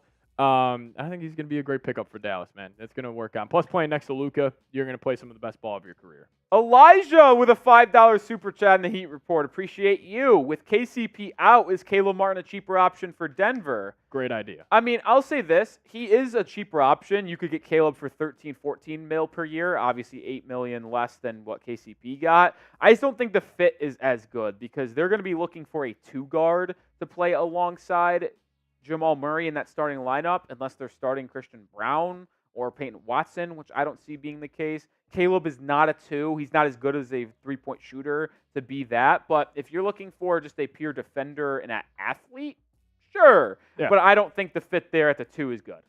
Yeah. Caleb Martin could be an interesting choice for Denver, though. I mean, they got It would honestly kill me as a Heat fan to see him go to Denver. Yeah. But it's also like Gabe Vincent heading to Los Angeles, to be honest. So. But make sure you guys are subscribed here to the Chat Sports. We're going to have you guys covered. Yeah, we're about to go on a loop. Yep. Okay. Yeah. We're going to sign off on our Mavs and Heat channels. If you guys are watching on the main Chat Sports YouTube page right now, we're going to go on a loop, go back over the tracker and the winners and losers from day one. So appreciate y'all for tuning in. Yeah, I'll say bye to my Heat fans here and let them know we'll probably be live tomorrow as well because I'm going to be live on main. So, hell, might as well be live on Heat too and simulcast it. So, we'll see you tomorrow on the Heat channel. Appreciate everyone for coming today. Record-breaking stream, by the way, which is just ridiculous. $687 in Super Chats. Didn't see that one coming, Look at folks. the Heat fans. I mean, just unbelievable. Shout out to Jay Townsend. Shout out to, let me pull out the name because there's a name that I didn't see before that I wanted to make sure. It's that Miami money. Oh, yeah, I guess so. It's your boy said, what was the Heat numbers for the battle? Yeah, we just absolutely dominated them. It was close for a split second, but that's about it. Appreciate it. We'll see y'all tomorrow with another watch or another live show. Are you good, Jack? Because, okay. Alrighty. All right. Peace out, Heat fans. Peace out, Mavs fans. NBA fans. Get caught up with the latest in the NBA. We're staying here live. See you then.